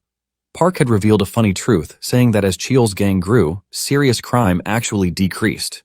In the past, human trafficking, robbery, and murder happened every day. But in the moment, if things like this happen, Cheol and his men hand out swift punishment, saying that they want to protect their own territory. In fact, they happen to be better than the police, who just stand by and do nothing. Cheon then asks Cheol how he plans to stop Gold City from destroying the slums. Cheol reveals that the only choice they have is to increase their strength, saying the police and politicians are all in the same boat. Cheol reveals that Go, of the Free Hunter Association, had come to him to try to bribe him to cause security problems in the slum area so they could spin public opinion to speed up the redevelopment, but he refused him. To make sure that everything goes well, he started independent patrols to maintain security in the slum area. Cheol tries to form a self-righteous man, saying there are still people like him who love the slums, but Cheon casually cuts him off, saying he is full of trash because he is acting all high and mighty while extorting money from other people. Cheon tells the dude that gangsters are still gangsters and there is no better gangster out there. However, Cheon lets him know that he is going to give him a chance since he claims that he wants to protect the slums. Since this is the case, Cheon tells Cheol that all the money will be used for the slums. Not long after this, Cheon puts the gang to work to have them clean the whole area. He tells Cheol that as of that moment forward, he is in charge of cleaning the whole district, and he tells him to change the name of his organization to Space Family because he is now under his organization. Cheon tells Cheol that if he ever stops by and the streets are dirty, Cheol will be the first to get beaten up. Some of the gang members can't believe that they have been relegated to cleaners, and Cheol tells them that they are only doing what they are told. Cheol says Cheon might look young, but he wants to listen to him and trust him. In no time, the districts start getting cleaner, and later on, Cheon gets a bag as a thank you gift from Park. This turns out to be the perfect size to put Dodak in. After they are done cleaning, the group decides that it is time to return home. Nari's friends rush over to hug her, and she tells them that they are going to go together the next time. Just then, Yubeo mentions that he is hungry, and the moment Kisiok hears this, he suggests that he make his specialty, the soy sauce egg rice. Yubiom and Jia are not entirely impressed because they believe it is something basic, but Kisiok assures them that they are not going to regret it. Cheon then suggests that he and Nari get dessert instead. They make their way into the forest, and Nari expresses her surprise that there are fruits that can be eaten in the demon realm. Cheon confirms this, saying red grapes are available to be eaten, and he is pretty sure that they are already ripe. However, they are a bit different from the ones in the human world. Moments later, they arrive at the demon realm grapevine, and Nari is blown away because she can already smell the sweetness. She is surprised at how big the tree is, and then they notice monsters at the base of the tree. Nari asks if they are there to pick grapes too, but Cheon calls her attention to the dude holding on to his dear life at the top of the tree. The dude is holding on with his last strength, hoping he doesn't fall and become monster food while begging for his grandpa to save him. The dude is thinking about how he is about to lose his life when he spots Cheon and Nari on one of the branches above him, and they are calmly collecting grapes. The dude doesn't want to believe his eyes because there is no way he would have expected a girl to be in the demon realm. Nari asks Cheon if it is fine to leave the dude hanging the way he is, and Cheon tells her that she doesn't have to worry because he doesn't look like someone who is going to fall anytime soon. Nari excitedly continues picking the grapes, and she mentions that this is the first time she is going to see a tree that is this big. Cheon lets her know that the tree is over 60 years old already. Nari is shocked to hear this, and she assumes that Cheon is exaggerating, but he lets her know that he planted the tree a long time ago. Back when he was still in the research lab, he had just finished undergoing a session when he noticed a seedling in the trash. He asks if the seedling is going to be thrown away, and the scientist tells him that it is called the Demon World Grapeseed. He mentions that they are not entirely useful because they are no longer carrying out the research on them. Cheon then asks if he is free to take the seedling, and the dude gives him the go-ahead. As he takes the seedling away, one of the staff members screams at his colleague, asking him why he allowed Cheon to take the seedling, and the dude reminds him that they are dealing with number 17. Now, in the present day, it turns out that it was that same seedling that he took from the lab that has now grown into the full-blown grape tree. Nari commends the fruit, saying it tastes really nice, and the dude hanging on to his dear life is shocked to hear this, because the grapes are considered to be hallucinogenic. Just then, he loses his grip and crashes down. Just as he is about to touch the ground where the monsters are patiently waiting to devour him, Cheon grabs him with his skill. It turns out that Cheon knows that the dude is Lee's grandson, Beko. Cheon then tells him to tell his grandfather, when he returns home, that he now owes him his life for the second time. Later on, they return to the house, and Beko is left in shock. He believes that he is still hallucinating because everything playing out in front of him doesn't look real. There is a mandragora garden, a poisonous parrot bird, and even the siblings are terrifying. As if this is not enough, he can perceive cooking ingredients because Kiseok is busy cooking. Everything looks absolutely crazy for Cheon to comprehend, and moments later, Kiseok shows up with the soy sauce egg rice that he promised. He also adds potato, soybean, and perfectly fermented sliced kimchi to it. Kiseok turns to Beko, telling him to enjoy his food because they have clearly met before. Beko is totally confused as he doesn't know where he has met someone as crazy as Kiseok. Nonetheless, he decides to have a taste of the dish, and to his utmost shock, everything blends so well. He finds himself in a divine state thanks to how delicious the food is. Even Yubiom and Jia, who were in doubt, finished their food in no time. Later on, the group learns that Beko is the grandson of the association president. Jia then asks him why he was hanging off a grape tree, and Beko reveals that he was trying to reach the top, but the hallucinations got to him. Cheon is surprised to hear this, and he asks him if he was looking for the seeds. Before he embarked on this journey, he had an argument with his grandfather about his responsibility as a hunter. Beko had insisted that he just wanted to live freely, and the old man told him that he had to provide the seeds of a grapevine, which is located in the demon realm. He lets him know that if he can do this, he will not disturb him about anything related to the association again. Beko reveals that since he was little, he was raised by his grandfather, and he has always wanted to live up to his expectations. However, Beko admits that he doesn't have the confidence to become a hunter like his grandfather wanted, which is why he doesn't even know why the old man told him to get the seeds. Cheon then tells Beko that he might not know much about family, but he has an idea of why his grandfather told him to bring the seeds. Apparently, the Demon World grapevine produces seeds only once every few decades and only one at a time. Until that seed is ready to grow, the tree cares for it carefully, inside the fruit at the very top. The tree grows tall towards the sky to protect its seeds from land predators and create hallucinations through its fruit to protect it from aerial predators. Basically, the tree is living its life for one seed, just like how humans raise their children. Cheon tells Beko to forget about everything, including the association, because in the end, his grandfather might have lived this long for him. Cheon tells the dude that he probably wants his grandson to understand that feeling. Back home, Lee is worried about his grandson, wondering if he scolded him too much while debating on whether to invite him over for dinner that night, which has not happened in a long time. In the demon realm, Beko cries his eyes out because he finally understands the sacrifice that his grandfather was making because of him. Lee even tries to call his grandson, but his number is not going through, and he assumes that he is out with his friends. At the same time, he is worried that something might have happened. He then remembers the Institute's incident where the director gets sealed. In addition to this, a bunch of hunters return to the human realm with their ranks degraded. They also had a gag spell on them, and one of the officials asked Lee if it was an anomaly. But Lee didn't really think it made sense because it was happening to so many people at once. Lee is pretty sure that there is no anomaly in this because he saw Cheon riding a big vulture parrot, and he is convinced that whoever is riding the vulture is responsible. He tried to track Cheon down, but before he could catch up with him in the slums, he had already vanished back into the demon realm. Lee is busy thinking about all the weird things that have happened when a staff member runs into the room, telling him that Beko entered the demon realm in search of grapevine seeds, leaving the old man totally shocked. Back in the demon realm, almost everyone fell asleep after the delicious meal. leaving Cheon and Yubiom. Yubiom then asks about Beko and he reveals that he is currently doing the dishes with Kiseok. Yubiom then asks Cheon how he knows Lee, and he replies that this was also something from years back. Cheon was supposed to go to the demon dimension, but the gate malfunctioned, and he met himself in the slums where a battle had just happened.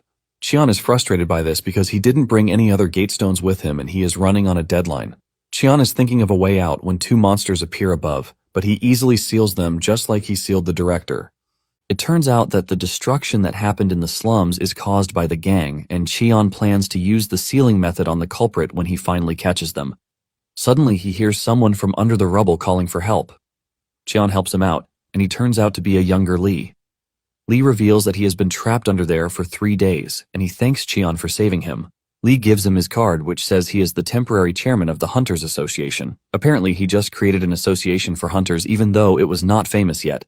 Lee mentions that he has always wanted to help hunters like Cheon, who are there to risk their lives. He mentions that he came here to help hunters, but found himself in a dire situation. While he is busy yapping about unnecessary things, Cheon remains mute.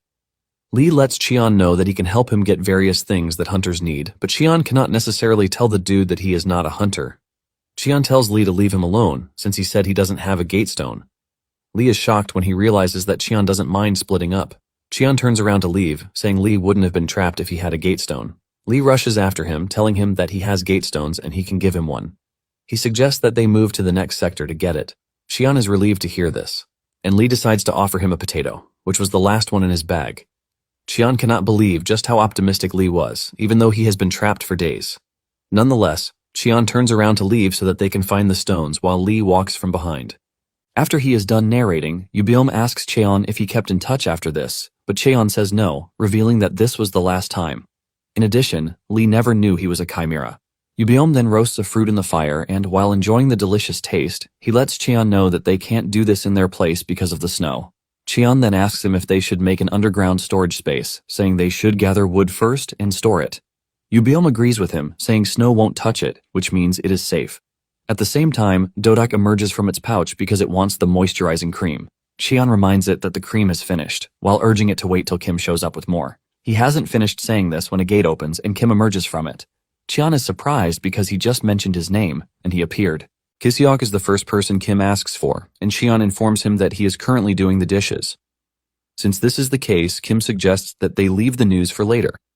However, he has another piece of information, and he tells Cheon that he has successfully developed a cure for the Mandragora. However, there is one problem because to administer the medicine, they have to give the Mandragora's IV injection. The issue is that even after making the needle smaller, and Yubiom asks if there is any other way to do this, Cheon takes a look at the Mandragoras and realizes that they appear to be scared. Kim mentions that the drug needs to be infused slowly into the body to be effective. Cheon then asks Kim if he has the moisturizing cream with him. Cheon collects the cream and he starts to massage one of the Mandragoras with it. To their surprise, the Mandragora likes it just the same way Dodak did. Moments later, the Mandragora falls asleep, shocking Yubiom and Kim because this is the first time they have seen something like this. Once the Mandragora is asleep, Cheon gets the chance to push the needle into its body. The Mandragora feels this and it jerks awake, but it immediately sleeps back. Once they are done with the first one, they move over to the liquid metal Mandragora and it already knows what's coming for him. In no time, they are able to successfully pass the IV into both Mandragoras. Kim tells Cheon that they just have to wait to monitor the progress. Cheon cannot believe that he just helped pass an IV into a Mandragora, revealing that he would have preferred to fight monsters instead.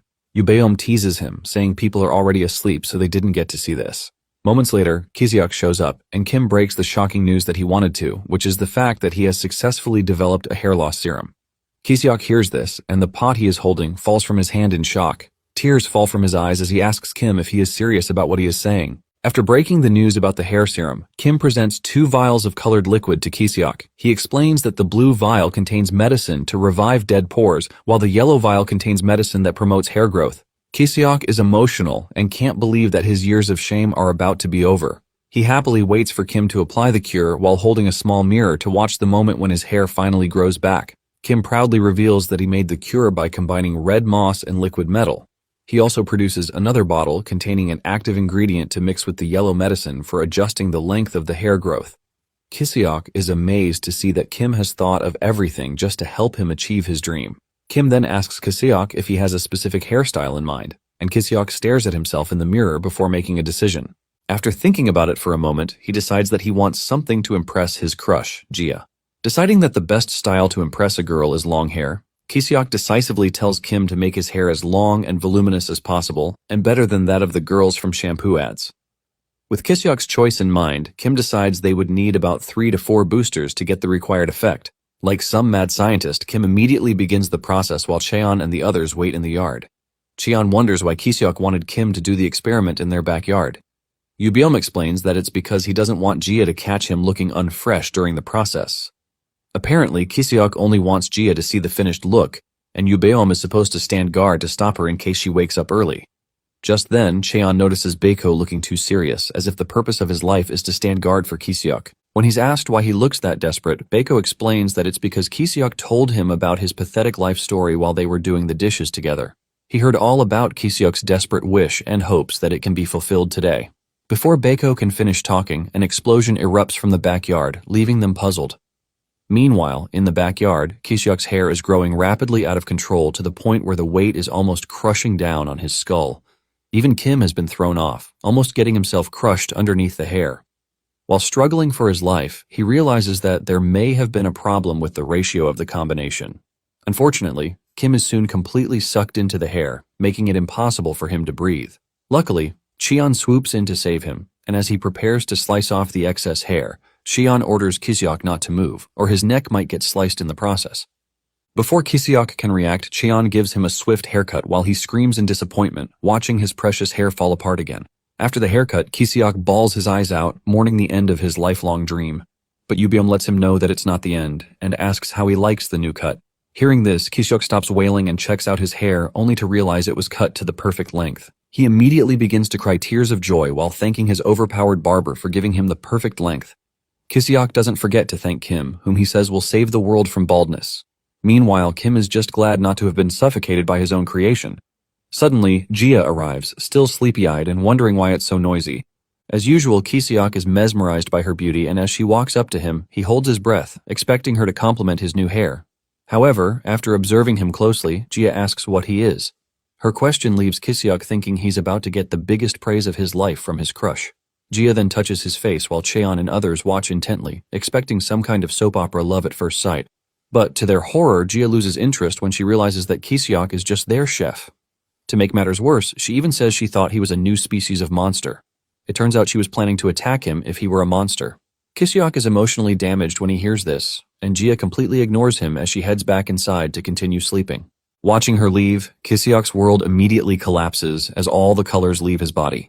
Cheon and Yubiom can't believe that Gia mistook Kiseok for a new species of monster, while Kim and Baeko, who were rooting for Kiseok's love story, comfort him. The following day, while cleaning the yard, the chimeras are surprised to find a ton of hair lying around, and the fox even wonders what type of new fur it is. Later on, Gu supervises Baeko's work despite their being unable to communicate with each other. Meanwhile, Kiseok has yet to recover from last night's emotional damage, making Nari worried about him. Cheon tells her to let Kiseok be since he probably wants to be alone to lick his wounds. Kiseok, on the other hand, hasn't gotten over being mistaken for a new species of monster. Shortly after, Nari notices that Kim is missing, and Cheon lets her know that he returned to his research lab in the demon realm. Apparently, Kim wants to research the hair loss medicine properly before releasing it as a finished product to prevent another disaster. Nari tells Cheon that Kim is quite amazing for being such a great alchemist. Elsewhere, Yubiom is digging a hole with his bare hands under Gia's supervision. The plan is to build an underground storage facility. After digging the hole, he uses his bare hands to handle the inner walls while Gia uses wood to build the outer walls. In just a short time, they finish building the underground storage and cover it with glowy mushroom sap just like they did with the house. After completing the project, Yubiom hopes it will live up to Cheon's expectations, and Nari assures him that Cheon will definitely approve of it. Just like the house, the underground storage looks terrifying on the outside. Nari even points out that it looks like a demon's cave, but she wonders if it's too small for a storage room. Yubiom explains that it's more spacious inside, and he even added glowstones to light it up. As for Baeko, after a whole day of getting grilled by Gu, he gathers enough firewood according to Cheon's orders. Cheon commends him for gathering enough to last them until winter. However, now they have to move the firewood to storage. Seeing that Baeko is tired, the chimeras offer to move the firewood instead. Meanwhile, Gu tells Cheon that Baeko is quite useful for a C-class. Even though Baeko's talent is average, Gu commends him for being diligent. After Gu's assessment, Cheon hands Beko a gate stone as payment for gathering firewood. He then tells him to head back before the demon miasma harms him since he's still C-class. Beko refuses to accept the stone and begs Cheon to let him join the coconut family. He promises to be obedient, but when Cheon asks why he wants to join them, Beko admits that it's because he wants to get stronger. After learning that Kiseok got stronger by training with Cheon, Beko wants to try to live up to his grandfather's expectations. He boldly begs Cheon to take him in while Jia and the others watch. Jia is just glad they are about to get a new worker. Cheon then tells Beko to get his grandfather's permission first, and since Beko is heading back, Cheon decides to go with him. He says he has something to discuss with Beko's grandfather, Lee, as he breaks the stone, activating a gate to Beko's house. The instant Lee hears that his grandson is outside, he rushes out barefoot and pulls Beko into a tight embrace. Ever since Beko disappeared, Lee has been consumed with worry, and the sudden hug catches Beko completely off guard. Yet, like a prodigal son finally returning home, he slowly wraps his arms around his grandfather and hugs him back. When the emotional reunion ends, Lee immediately begins fussing over him, anxiously checking for injuries and asking if he's hurt. His face is etched with concern as he admits that he has been searching everywhere for Beko. Before he can say anything more, however, his gaze shifts to the man standing beside him. Wondering who the stranger is, Lee opens his mouth to ask, but Cheon greets him as though they are old acquaintances. Lee's eyes widen in shock as recognition dawns on him. Meanwhile, Cheon casually teases him about how much he has aged. Tossing a potato in his hand, he flashes a familiar grin asking if Lee still likes potatoes. Later on, Cheon and Lee sit outside catching up while Beko watches them from inside. He carefully observes Cheon as he wonders how a young guy like him could be an acquaintance of an old guy like Lee.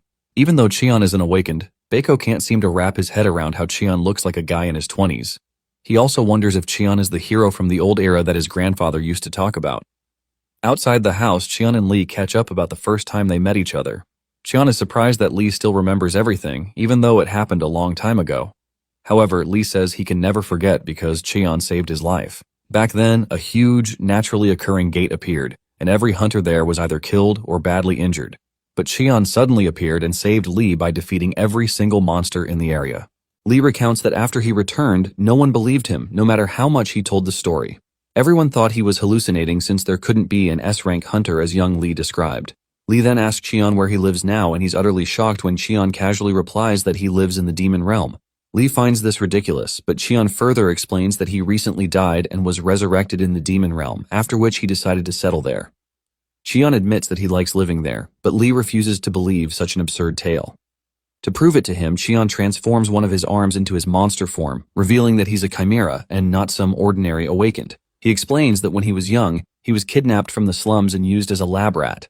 After his explanation, Cheon asks whether Lee now believes everything he said about living in the demon realm.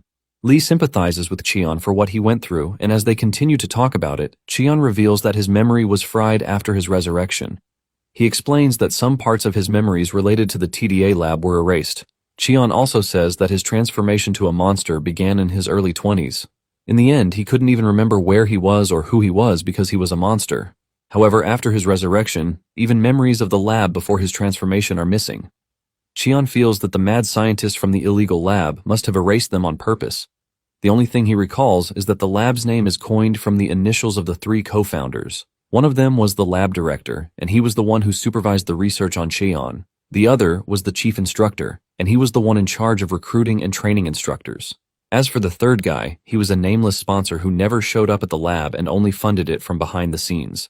Cheon tells Lee that he couldn't talk about the laboratory at first because of a spell placed on him. This spell prevented them from revealing any information about the lab, but it didn't affect his memories. But after Cheon was resurrected, the spell vanished, but so did his memories about the important details concerning the lab. Cheon recalls that he must have clashed with the director and chief instructor many times, but he can't recall what they looked like. Since the location of the lab is unknown, Lee asks Cheon how he can help with the investigation. Cheon tells him to search for any traces of the TDA and start with An, the director of the Alchemy Association and Bokdeok's grandson. Bokdeok is the crazy dude in charge of Cheon's Chimera experiment. Lee agrees to Cheon's request and realizes that Cheon is probably responsible for the incidents at Hanbit Lab and the Snowy Mountains. He wonders whether Cheon is planning revenge for what the lab did to him. Cheon doesn't know how to respond to this, and his mind drifts to how he made the thug clean up the slums. After putting them in charge of protecting the slums, Cheon warned the thug boss, Cheol, never to allow another kidnapping to happen in the slums. He even threatened to take Cheol's head if any young ones were taken from the slums. Just then, Lee's dog, Puri, walks in, interrupting Cheon's thoughts. But Cheon already has the answer to Lee's question. He tells Lee that he's not seeking revenge and all he wants is to protect the life he has now. Because this is the first time in his life he feels like he has truly become human. Cheon also admits that he's doing all this to prevent anyone else from suffering what he went through. Suddenly, Cheon's mandragora Dodak growls at Lee's dog, causing it to flee. Cheon tells Dodak to calm down, explaining that it's only a harmless dog. Since Cheon was just looking fondly at the dog earlier, he wonders if Dodak is just jealous. At the same time, Lee is stunned when he realizes that Cheon is raising a mandragora as a pet. He's even more curious why Dodak looks so healthy compared to other mandragoras that he has seen. What he doesn't know is that Dodak is so robust thanks to Cheon's limitless mana supply. Lee then remembers that he also has a weird pet that might need Cheon's help. A few minutes later, he brings out a small box with an egg, asking Cheon to help him identify the creature inside. After checking it out, Cheon reveals that it's a silk thread caterpillar cocoon and asks how Lee got his hands on it. Lee explains that he got it at an auction a while ago, and Cheon is surprised to hear that the president of the Hunters Association is raising a monster in his house. However, the monster's box has protective spells, so it's not dangerous to keep. Lee then admits that he might have developed some kind of affection for monsters after fighting against them for over a decade. He is even starting to believe that monsters might not be coming to the human world of their own free will, which would explain why cocoons like this and baby monsters somehow keep slipping through. Cheon thinks it over and feels that Lee might actually have a point. Putting that aside, Lee enthusiastically tells Cheon to take the cocoon with him to the demon realm. Lee has been doing his best to take care of it, but since it hasn't awakened, he feels it might fare better in the demon realm than the human world. Cheon can't believe that the president of the Hunters Association is asking him to care for an S-rank monster. To check what's wrong with the monster cocoon, Cheon feeds it mana, startling Lee and leaving him puzzled. When asked what he was doing, Cheon explained that the cocoon looked sick, so he fed it a little mana. Once the mana hits the cocoon, Cheon hears a voice coming from it, so he wonders if it can talk. Just as he suspected, the cocoon can talk as it glows, saying it is full. Cheon realizes that just like Gu, this monster has also awakened intelligence. Later that evening, Cheon prepares to leave with the cocoon while Lee and Beko see him off. He thanks Lee for giving him a gate stone since his stash was about to run out, and Lee tells him to call if he needs anything. Cheon then notices Beko looking like a sad puppy and promises to let him join the coconut family once he reaches B rank. Even though Beko can't stay long in the demon realm because of his low class, Cheon tells him he can still visit anytime he wants.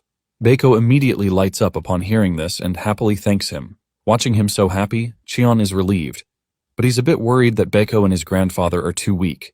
He plans to find a carrier pigeon to keep in touch with them from the demon realm in case they run into any trouble. Meanwhile, Beko continues to jump around happily while Lee stares at him. Cheon interrupts Beko's celebration, announcing that he's leaving. Lee tells Cheon to take care and thanks him for everything, especially what Cheon told him about the cocoon. After finding out that it can talk, Lee was surprised and asked Cheon what the cocoon said. It could only say a few broken words because it was young and weak, but it expressed its gratitude to Lee for taking care of it. Lee was moved to tears when Cheon told him this, and the cocoon also said it would never forget that Lee saved it. While watching the gate to the demon realm vanish, Lee continues to think about Cheon and believes they will meet again soon. Back in the demon realm, Cheon returns home but finds it empty. Gu tells him that Kiseok is training for his upcoming test while the others are playing tag. He reveals that Yubium and Jia are even the most enthusiastic ones playing the game, as if their lives depend on it. Gu then notices the cocoon, and when he asks about it, Cheon tells him that it's a silk caterpillar cocoon. Cheon hopes that the caterpillar can get along with Gu when it hatches since it's an intelligent monster like Gu. He wants Gu to take care of it, but Gu doesn't think it's possible. But when he suddenly starts feeling weird all over because of the cocoon, Gu changes his mind. Just as Cheon is about to figure out where to place the cocoon, an explosion erupts in the distance. Apparently, explosions have become a frequent thing there, thanks to someone. Just then, that said someone, Kiseok, rushes over like a madman, screaming that something is wrong with his body. Seeing how disheveled and crazy he looks, Gu admits that Kiseok really looks like some new species of monster, as Jia said. As Kiseok stumbles on the ground in front of them, he also admits that Gu is right. But before they can get into the problem with his appearance, Cheon congratulates him for rebuilding his mana hole.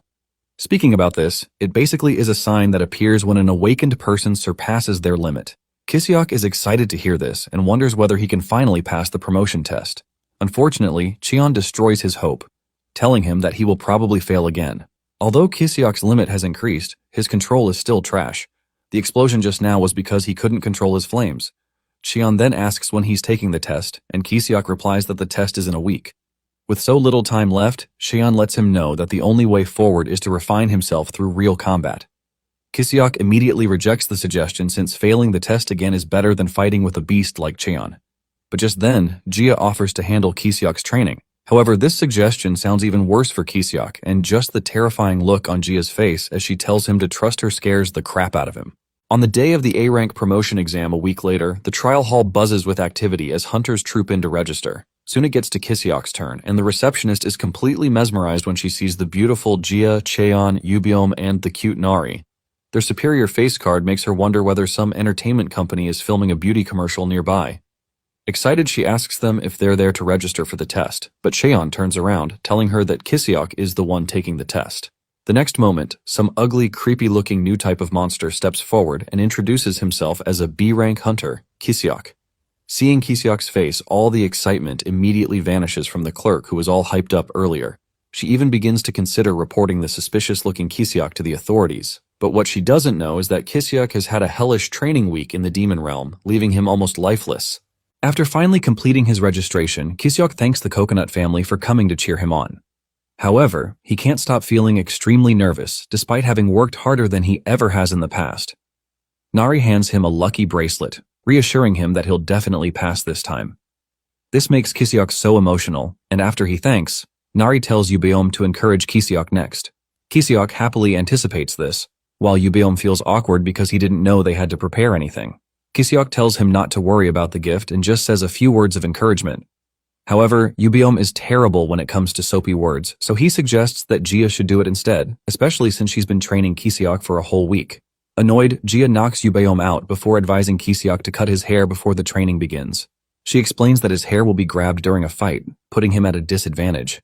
Kisiok is disappointed because he was expecting more from Jia, but even though he knows she's right, he can't afford to lose his precious hair, so he wonders whether he can simply tie it up. Afterwards, Nari tells Cheon that it's his turn to say something to Kisiok. After thinking about what to say, Cheon asks Kisiok what he plans to do after passing the test. Kisiok is surprised to hear this because he's never really thought about it. But Cheon tells him to aim to become an S-rank hunter. He explains that A-rank shouldn't be Kisiok's goal because it's basically a trash class. Cheon explains that the A-rank guys on the snowy mountains who kidnapped Bongsu were all weird trash, so Kisiok should aim for something higher, like S-rank. Cheon says he doesn't want Kisiok to be on the same level as those guys. Kisiok wonders whether Cheon is out of his mind because S-rank isn't something he can casually buy from a grocery store. Meanwhile, Lee walks into the registration hall and is surprised to see Cheon there. Cheon continues to encourage Kisiok, commending him for coming this far. Cheon's words immediately put Kisiok at ease as Cheon praises him for being the best worker in their camp. Shortly after, Cheon and the others go to Lee's office while Kisiok is taking his test. Lee expresses surprise that Kisiok is Cheon's disciple. He praises Kisiok for being persistent and reveals that he has always been cheering for him to pass the test. Cheon asks how long the promotion test lasts, and Lee explains that it consists of 3 rounds, so Kisiok might take a while to finish. Cheon didn't expect it to take that long, and just then, he notices that Nari has dozed off. Yubiom says it's because Nari stayed up all night to choose Kisiok's present, which disrupted her sleeping pattern. Cheon then checks on Dodak and discovers that he's also sleeping. Cheon is glad that everything around him seems so peaceful. Lee then offers them a pretty platter of traditional snacks to keep them entertained while they wait. While Yubiom and Jia curiously stare at the platter, Lee asks Cheon about them. He wonders if they're also S-rank class like Cheon, but Cheon casually reveals that they're his lab mates. Lee is stunned to hear this, and Cheon goes on to tell him that Nari is at least A-rank. This revelation almost blows Lee's mind, especially since Nari is so young. After regaining his composure, Lee suggests they all register as hunters with the Hunter Association. He explains that they don't need to go through the test, and he can just automatically sign them up with his authority. Since their levels are very high, Lee fears that they might injure the examiners in the process. He further adds that they need some type of identification in the human world, and having the status of a hunter is more convenient. Cheon feels it's a good idea because even though he doesn't need Lee's help, having an identification can help them avoid unwanted situations. Sensing hesitation from Cheon, Lee reassures him that they won't be bothered to do anything. He tells Cheon to do it on his behalf as an old friend from the old era. After weighing his options, Cheon agrees, but lets Lee know that they will only act as hunters whenever they want. Lee agrees to his terms, and Yubiom and Jia also agree to register because being a hunter sounds like fun. Lee is glad that Cheon agreed because it makes him feel like he was able to repay a small part of the life-saving debt he owes Cheon. Just as he's about to brief them on the registration process, Go Hyok, the president of the Free Hunters Association, barges into the office. A guard tries to stop him, but Hyok brushes him off, saying he's there to see his father. He suddenly stops in his tracks when Lee angrily questions why he came. Hyok's arrogance even increases when he sees that Lee is entertaining guests. Elsewhere, Kisiok is about to begin his first test, but the examiner starts trashing him for failing 6 times. The dude is even more emboldened because Kisiok looks terrified and nervous. While flexing his rocky hand, he mocks Kisiok for wearing a wig, but Kisiok is too scared to respond. This dude is the same examiner Kisiok faced last year and lost in only 10 seconds. As the examiner keeps mocking him, all Kisiok can think about is how to deal with him, especially since the dude's earth attribute puts him at a disadvantage. The examiner suddenly charges at him, saying that Kisiok is holding on to false hope because false hope is worse than despair. He then lands a punch while continuing to crush Kisiok's spirit with harsh words. Furious, Kisiok releases a burst of flames to push him back, knowing that fighting this guy at close range is a terrible idea. Unfortunately, before he can come up with a proper plan, the examiner rushes forward again and throws another punch, telling him to give up. He slams Kisiok into the ground, leaving him battered. As he lies there, Kisiok remembers his training with Jia and how she always pushed him to keep moving forward. She told him to stop hesitating when it matters most and to keep his eyes open. Remembering her words, Kisiok opens his eyes just as the examiner is about to kick him in the face. Jia's advice echoes through his mind, and even though the kick lands, Kisiok refuses to give in. He grabs the examiner's leg, which only makes the man even angrier, and another brutal kick follows. But while taking the beating, Kisiok finally realizes why he has been holding back. All this time, he has been afraid that his current B-rank class would become his graveyard. But now he has decided he can't keep running from that fear. With renewed determination, Kisiok resolves to fight back and refuses to be a coward any longer. As the examiner continues talking trash, Kisiok tells him to stay in A rank for the rest of his life before blasting him away with a powerful flaming punch. And just like that, Kisiok passed the first round after 6 failed trials. After his win, he pulls off Nari's lucky bracelet, which he uses to tie his hair up. He then confidently asks about the next test since this is his first time passing the first round. Back in Lee's office, Hyok is still thinking that Cheon and the others are Beko's friends. Wondering why a young girl like Nari is among them, he teases Lee, asking if he's planning to open a kindergarten after retirement. Lee ignores the jab and sternly tells him to state his business. Hyok then pulls out a black S-rank clam monster from the demon realm. He plans to give it to Lee to enter as an auction item for the upcoming gold auction. Hyok claims that he's doing Lee a favor because Lee hasn't found a suitable auction item. He even boasts that he can get as many as he wants. Jia and Yubiom are confused watching Hyok treat the measly black clam like some treasure. Meanwhile, Lee rejects Hyok's offer because the clam might have been smuggled illegally. Even though it wasn't smuggled, Lee refuses to accept any help from Hyok. Hyok then tells Lee to release his guys who were arrested after Bongsu's kidnapping. He claims that Lee has no evidence that they kidnapped someone from the slums. To intimidate Lee, Hyok unleashes his weird aura, warning Lee that he's not the same scrawny guy who used to work under him. He warns Lee not to touch his guys and even threatens Lee. Before long, Hyok's weird mana disturbs Dodak's sleep, making him grumpy, and Nari also awakens, asking what is going on. Cheon figures that both of them must have woken up after sensing Hyok's unfamiliar mana. Just then, Hyok notices Dodak and decides to get his hands on it, but Cheon grabs his wrist. While twisting his arm, Cheon asks whether Hyok is the same dude who approached Cheol to cause trouble in the slums in exchange for a lot of money. After thinking about what he heard from Cheol and how Hyok wants to speed up the redevelopment of the slums, Cheon gets really pissed and unleashes his mana, almost crushing Hyok under the pressure. Cheon is about to go full-on monster mode on him, realizing that Hyok is also the one who kidnapped Bongsu and forced him to the snowy mountains.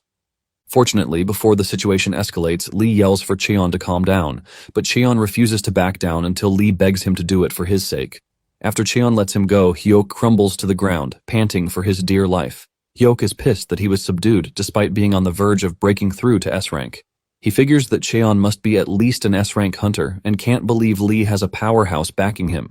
He wonders what Cheon's true identity is, but with his life on the line, Hyok scurries off like a scared little mouse while Lee quietly watches him. After the crazy situation with Hyok, Lee asks Cheon about Bongsu's health. Cheon assures him that Bongsu is being well taken care of. Lee feels bad that he created an insatiable monster like Hyok. He reveals that Hyok was one of the kids he sponsored from the slums. They were tight like father and son, and Hyok was so smart he got into a prestigious university at the top of his class. After graduation, he started working with Lee at the Hunter Association and helped with their work for 20 years.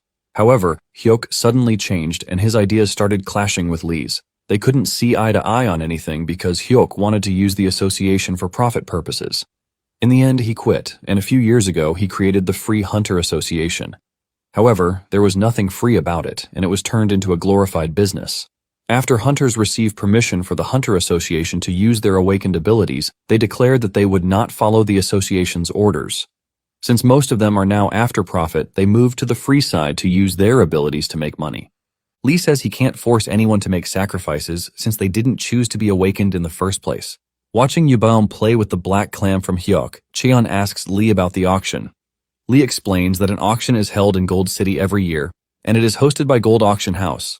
The auction started purely as a charity drive, and the proceeds from the auction were donated.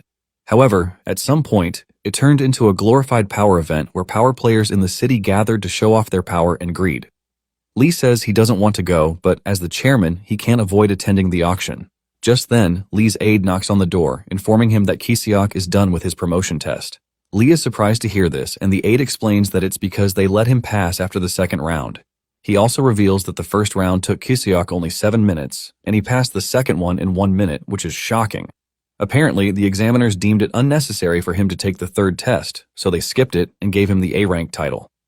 Outside the hall, Ki-seok is dealing with an unfamiliar scene as a bunch of reporters ambush him for an interview. They congratulate him on passing his 7th trial and bombard him with numerous questions at the same time. Ki-seok freezes on the spot, unable to do anything because this is the first time in a long time anyone has given him this much attention.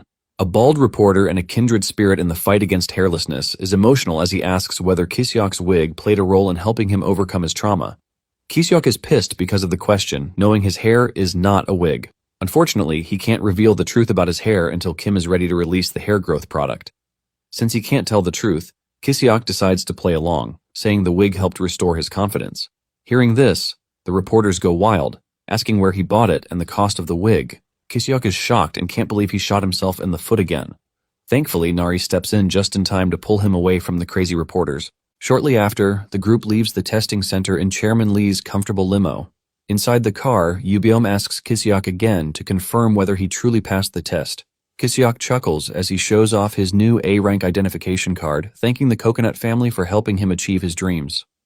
Nari commends him for doing a good job while Jia quietly nods in approval. However, Ki-seok's excitement vanishes when Nari shows him her own A-rank identification. Ki-seok can't believe that a dream that took him 7 years to achieve was achieved by a little brat in a day. To make matters worse, Nari proudly reveals that even Dodak, a frigging plant, was given an S-rank license. Ki-seok finds it hard to believe that such a cute thing was that strong. Looking at Dodak's license, he notices that the picture was taken while the Mandragora was asleep. After checking it out, Cheon decides to hold onto it and get it reissued later. Hearing this, Ki-seok gets the idea to also retake his photo. Since he can't reveal that his hair is not a wig, Ki-seok had to use his old photo for the license. He can't wait to retake it with his beautiful long hair once Kim's hair research is done. Ki-seok then asks Cheon where they're heading, and Cheon tells him to wait till they get there. Back in Lee's office after they got their license, Lee gave Cheon his personal black card, telling him to use it freely. When Cheon asked why, Lee said it's for the group to buy new clothes. According to Lee, it's a tradition for the association to buy new clothes for anyone who becomes an A-rank hunter. Lee told Cheon to go to his old friend, the best tailor in Gold City, but he warned that the guy was a bit cuckoo. A few moments later, the group arrives at the tailor shop, disappointed to see the tiny, run-down place. Yubiom suggests that they check out other better places, but before they can move, some scrawny old dude chases someone out of the store throwing things at him. The old man refuses to make the kind of clothes the man is asking for. After chasing the customer away, he fumes, complaining that a lot of ill-mannered brats have been coming to his store lately. Just then, Lee's aide greets him, and the old man, Jong, recognizes him as Lee's guy. But he immediately tells the aide that he no longer makes clothes for hunters anymore. The aide then tells Jong that Lee wants him to make an exception for this group. Seeing how cranky Jong is, Yubiom agrees that Lee was right about the old man's personality. Jong immediately tags the group as rude and is about to refuse when Dodak catches his attention. Seeing Dodak so excited, Nari tells Jong that Dodak is looking forward to getting his clothes made. Realizing that Dodak is a mandragora, Jong is completely mesmerized. Turns out the old man has a thing for cute things. He quickly regains his composure and agrees to make an exception, claiming he's only doing it for Lee's sake while clearly blushing because of Dodak. Inside the shop, Jong measures Cheon while Nari goofs around with a tape, entangling herself. Kiseok, as usual, is obsessed with himself while Yubiom and Jia try on a few clothes. They're impressed with the fit and commend the store for being better than it looks on the outside. Shortly after, Jong finishes taking all the measurements and asks whether they have any specific style in mind. Cheon considers it for a moment and tells Jong to make something that would make them look like a family. Nari is happy with this idea, and Kiseok, Jia, and Yubiom also love the idea. Jong then agrees to make something similar for them while bringing out their individual charms. Wondering why he changed his mind about making clothes for hunters, Cheon asks why Jong suddenly accepted the offer. Jong is about to respond when Dodak pops out of Cheon's hair. Jong then points out that Dodak is quite attached to Cheon, meaning Cheon must have taken good care of it. He tries to maintain a straight face, but deep down all Jong can think about is the cute little thing. He then reveals that he's the esteemed president of the Creature Freedom Association, a small organization that loves and protects the rights of chimeras. Jong believes that anyone who protects small creatures is not a bad person, which is why he agreed to make clothes for them. Hearing this, Cheon guesses that Lee is also similar to Jong when it comes to their love for small creatures. Afterwards, Jong drops the stoic look as he suggests making some clothes for Dodak. Cheon is surprised that they can also make clothes for something that tiny, but Jong assures him that custom clothes for pet chimeras are actually in season. As he shows off some of his latest models, Kiseok can't believe a plant is supposed to fit into those, but Nari thinks it's quite cute. Meanwhile, Cheon begins to imagine Dodak in hiking clothes and cute overalls. He also imagines Dodak in a suit as a business genius, the Stock King. Cheon is satisfied with the look as he imagined them and places Dodak on the table to pick one. Dodak stares at the clothes for a while, making Cheon believe he's quite interested in them. Unbeknownst to them, Dodak is seeing the plant mannequins as his old comrades because mandragoras have poor eyesight. Thinking they're his former colony, he marches forward expecting them to follow him as usual. However, when the figurines don't move, Dodak is disappointed as it dawns on him that he was mistaken. Nari then realizes that Dodak is disappointed, and Cheon figures it must be because he mistook the figurines for his subordinates. To cheer him up, Jong brings out his most precious pet chimera outfit. Apparently, he made it for his future pet, but now he wants Dodak to have it. Kiseok praises the outfit but fears that Dodak might not like it, and just as he thought, Dodak turns around, clearly rejecting the clothes. But Jong insists he tries it and promises it's a great fit since the fabric is special. Cheon then takes the tiny outfit and realizes it's quite soft. To make it more comfortable and familiar for Dodak, Cheon infuses the outfit with mana. The moment Dodak sees this, he immediately lights up, showing his approval for the clothes. Cheon is glad he likes it and immediately helps him put on the outfit. Dodak is over the moon as Cheon's familiar mana hits him, making him feel fuzzy all over. Cheon can't help but wonder whether Dodak likes the outfit or the mana infused into it. Shortly after, they prepare to leave the shop, and Cheon learns that they need to return in 1 week to collect their clothes. Meanwhile, Jong can't take his eyes off Dodak, and he wishes he could add a few more accessories to the clothes, but Dodak refuses to take them off. Jong's expression suddenly darkens as Jessica and her guard arrive at his store. Jessica tells Jong to make her a dress for an upcoming event, but Jong instantly rejects her. He then sternly lets her know that he's not going to sell his shop to anyone. Jessica tries to convince him and offers to give him a good price for the land. She's about to threaten him when she notices Cheon and his friends. Her eyes widen in shock as the realization hits her that she might recognize Cheon. She tells him that he looks familiar and asks whether it's Cheon's first time in Gold City. Cheon wonders why she's asking, but Jessica ignores him and turns her attention to Nari. She acts friendly with Nari and asks whether Nari has been to Dodoland. When Nari asks what Dodoland means, Jessica explains that it's an amusement park she owns. She also tells Nari that the amusement park has a ton of delicious food and other fun things. Nari immediately lights up when she hears this, and Jessica pulls out an invitation. But before she can give it to Nari, Cheon stops her, asking why she's meddling with someone else's kid.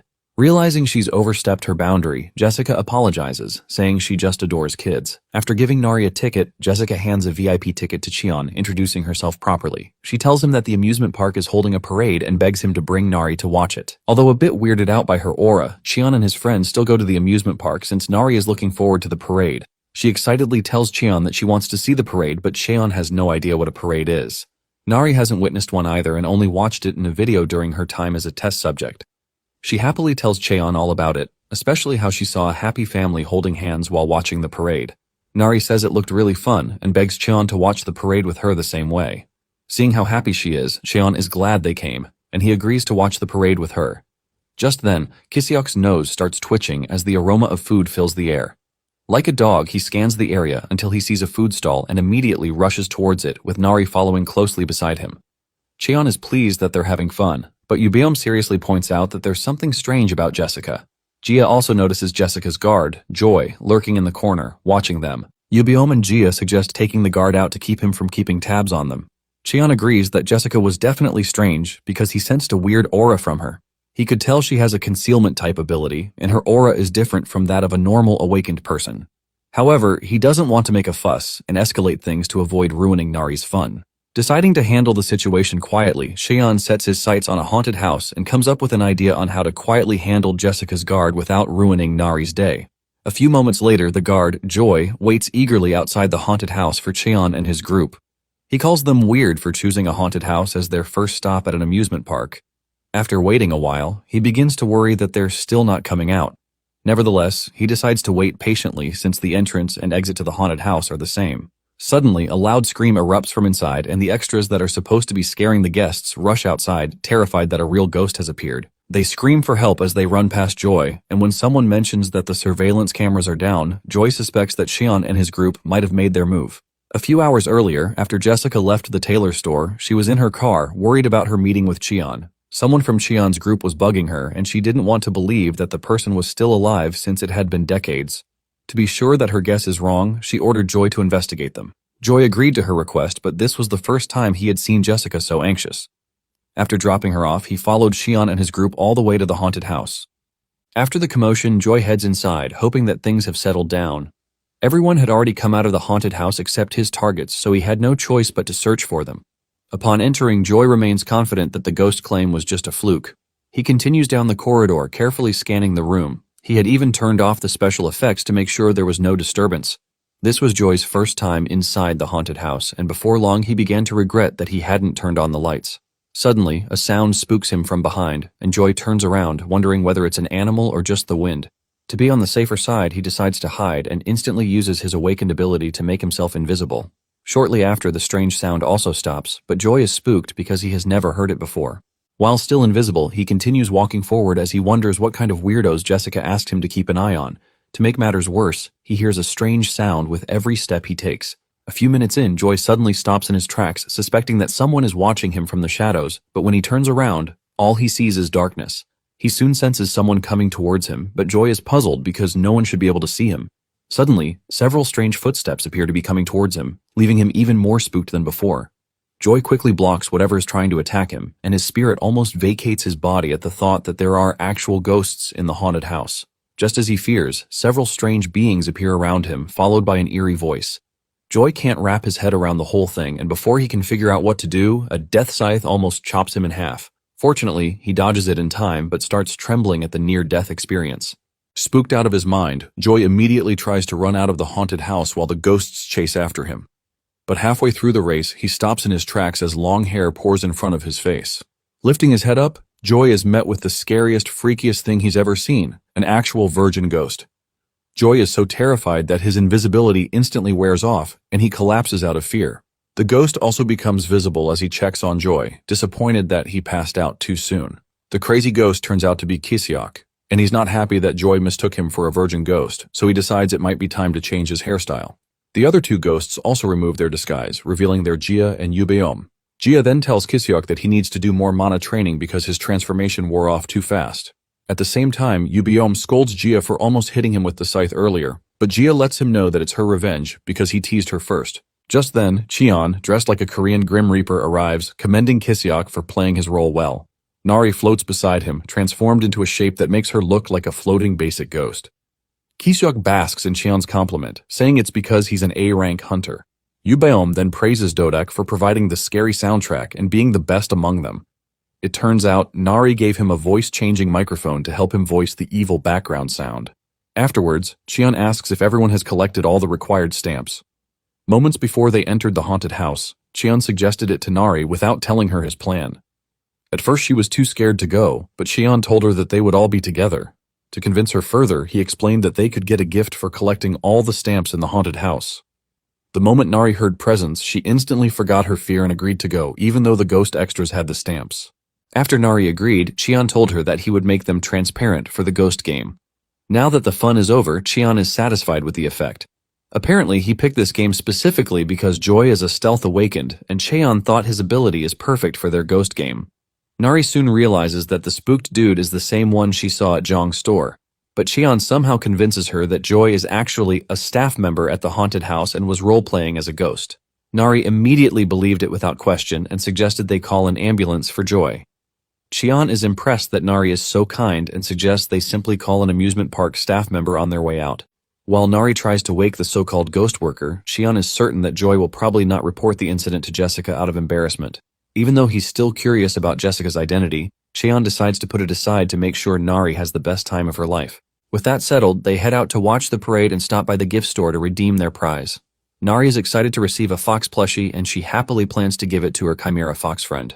That evening, on their way to watch the parade, Yubeom notices that the amusement park is more crowded than it was when they first arrived. Kiseok says it's probably because the parade is about to start. Since he has attended one before, he proudly decides to be their guide as he explains that finding a good spot is key to enjoying the parade. Suddenly, all hell breaks loose as a red, naturally occurring gate opens right in the center of the amusement park. Chaos follows as everyone begins to run for safety, except for Cheon and his group. Cheon shields Nari from the commotion as he wonders why a gate will suddenly appear at an amusement park. Suddenly, a cute bunny emerges from the gate, but panic sets in when they realize it's a flying squirrel from the demon realm. Soon, a group of A-rank and B-rank hunters arrives to handle the situation. One of the hunters confidently prepares to handle what he thinks is one puny monster. He even complains that naturally occurring gates no longer produce any special monsters. He then fires an arrow at the squirrel, but the creature shockingly deflects it. Infuriated, the monster's horn begins to crackle, and with a bolt of powerful lightning, it strikes back at the hunters, sending them to La La Land. Watching the hunters fly into oblivion, Kiseok points out that the monster is too strong for a normal flying squirrel. Nari then calls their attention back to the carousel, where the cute, tiny monster has now transformed into a gigantic monster. Seeing that it seems to be getting bigger, Cheon realizes that it's actually a disaster-class monster. Everyone is shocked to hear this, and what is even stranger is that the monster is alone. Apparently, it's rare for disaster-class monsters to appear alone, and this one seems to be a lone wolf, which is very strange. Cheon tries to figure out what's going on because disaster-class monsters usually have lower-class minions following them. Seeing this one alone makes him wonder if there's a specific reason for its sudden appearance. At the same time, the monster scans the amusement park until its eye stops at the haunted house. It immediately leaps towards the haunted house, leaving only Kiseok and Nari stunned. Realizing it's coming their way, Kiseok pulls Nari down with him, thinking it's trying to grab them. But to their surprise, the monster jumps right over them and activates an invisibility ability as Nari and Kiseok scan the surroundings for it. The monster soon breaks through several signboards while jumping from place to place, and as it heads towards the haunted house, the monster leaves a trail of lightning and demonic energy behind. Gia wonders where it's headed while Yubeom points out that the monster has pretty good stealth skills since it is scattering demonic energy to keep anyone from tracking it. Gia notes that the amusement park is out of power, meaning the monster also possesses electric-type powers. Nari is only concerned that the playground is about to be destroyed, so Cheon decides to step in. Using his silk threads, Cheon casts a net in the monster's direction and traps it despite its impressive stealth skills. Before the monster can reach its destination, it is instantly caught in Cheon's web and dragged to the ground. Cheon and his group walk towards the monster, and as it struggles inside the thread, the flying squirrel begins to shrink back to its original size. When they finally surround it, Kiseok is amazed because it's his first time seeing a disaster-class monster. Yubeom notes that Cheon's web has made the monster unable to use demonic energy, so it shrank to its original size, and its invisibility also wore off. Kiseok and Nari notice that the monster looks cuter and harmless. So Nari doesn't want anyone to eliminate the monster, but Cheon lets her know that the hunters won't spare it if they find it. However, Cheon doesn't think that the squirrel wanted to cause trouble because it hid itself while leaping to the haunted house. He also recalls that the bunny didn't attack until the hunter struck first. It looked like it was only fighting back, so Nari tells Cheon that the monster has a good heart. She begs him to let it live, but Cheon had no intention of hurting it in the first place because he's curious about why the little guy showed up without any minions. He then announces that they will take it to the demon realm, and Nari is over the moon when she hears this. Just then, the naturally occurring gate begins to close on its own and vanishes almost immediately. Yubeom says the gate closed way too fast for a naturally occurring gate.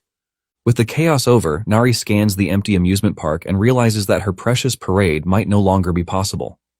Everyone ran away during the chaos, leaving the place deserted.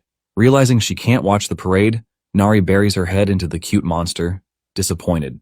Though she says it's okay, everyone can tell that she was really looking forward to the parade. The next moment she begins to sob, saying they can see it next time. Seeing her so emotional, Kiseok and the others almost start bawling their eyes out. However, Kiseok suddenly gets a bright idea to cheer her up, so he confidently tells everyone to follow him. A few moments later, he leads them to an observatory to show them the incredible view below. Unfortunately, they're all disappointed as Jia complains that he made them climb all the way there just for a boring view. Kiseok awkwardly tells them to wait a little as he quietly prays for his plan to work. As if on cue, the night sky lights up with beautiful fireworks, making the wait worth it. Everyone is stunned, especially Cheon and his lab buddies, who have only heard about fireworks but never seen them before. Kiseok explains that the fireworks are automatically set to go off at the end of the parade. He was worried that the blackout at the amusement park would affect it, but luckily the system was connected to an emergency power supply. Jia and Yubiom are glad they came as they happily enjoy the pretty fireworks display. Even Dodak seems to like it, while Cheon is happy that Nari no longer looks disappointed. While mesmerized by the beautiful sight in front of her, Nari tells Cheon that she'll never forget this day. Back in the demon realm, Gu is struggling to care for the cocoon. It seems to be sick, but Gu can't figure out why. Even though Cheon infused its little house with mana, the creature's condition is getting worse. Meanwhile, the tiny monster complains that it's suffocating. Before leaving, Cheon entrusted the little guy to Gu, telling him that the creature had also awakened its intelligence. Gu was happy to hear this because Cheon also said that the monster could speak a little. But after spending time with it, Gu is frustrated that it only knows a few broken words, and since the monster's rank seems to be higher than his own, Gu cannot use telepathy. Just as he's about to start complaining again, a gate opens and Cheon and the group troop out of it. Without even welcoming them, Gu immediately orders Cheon to quickly check on the cocoon. A few minutes later, Cheon learns that the monster is struggling to breathe, so he places his hand on the house to check the mana supply. After checking it, the mana supply is still intact, leaving Cheon wondering what the problem might be. Suddenly, the flying squirrel tries to wriggle out of Nari's arms, startling her. Nari wonders what is wrong with it while the cocoon calls it a friend. The squirrel continues to wriggle until it breaks free from Nari's hand and Cheon's silk threads. After breaking free, it rushes over to the cocoon while Gu wonders why the cocoon called the monster a friend. Gu is shocked when he learns that the squirrel is a disaster-class monster, but before anyone can do anything, the monster grabs the cocoon in its mouth and bolts. Nari is about to chase after it, but Cheon tells everyone to rest up while he follows the squirrel. He doesn't know what is going on, but Cheon isn't bothered because he believes that the two creatures must be friends. Monsters are usually influenced by their environments, so suddenly changing to a different region greatly affects them. When their system is not accustomed to the new region, their condition worsens, preventing them from using their full abilities. What these monsters need in a situation like this is homing instinct. While following the squirrel, Cheon finds himself in the familiar ice zone where he hasn't been for a long time.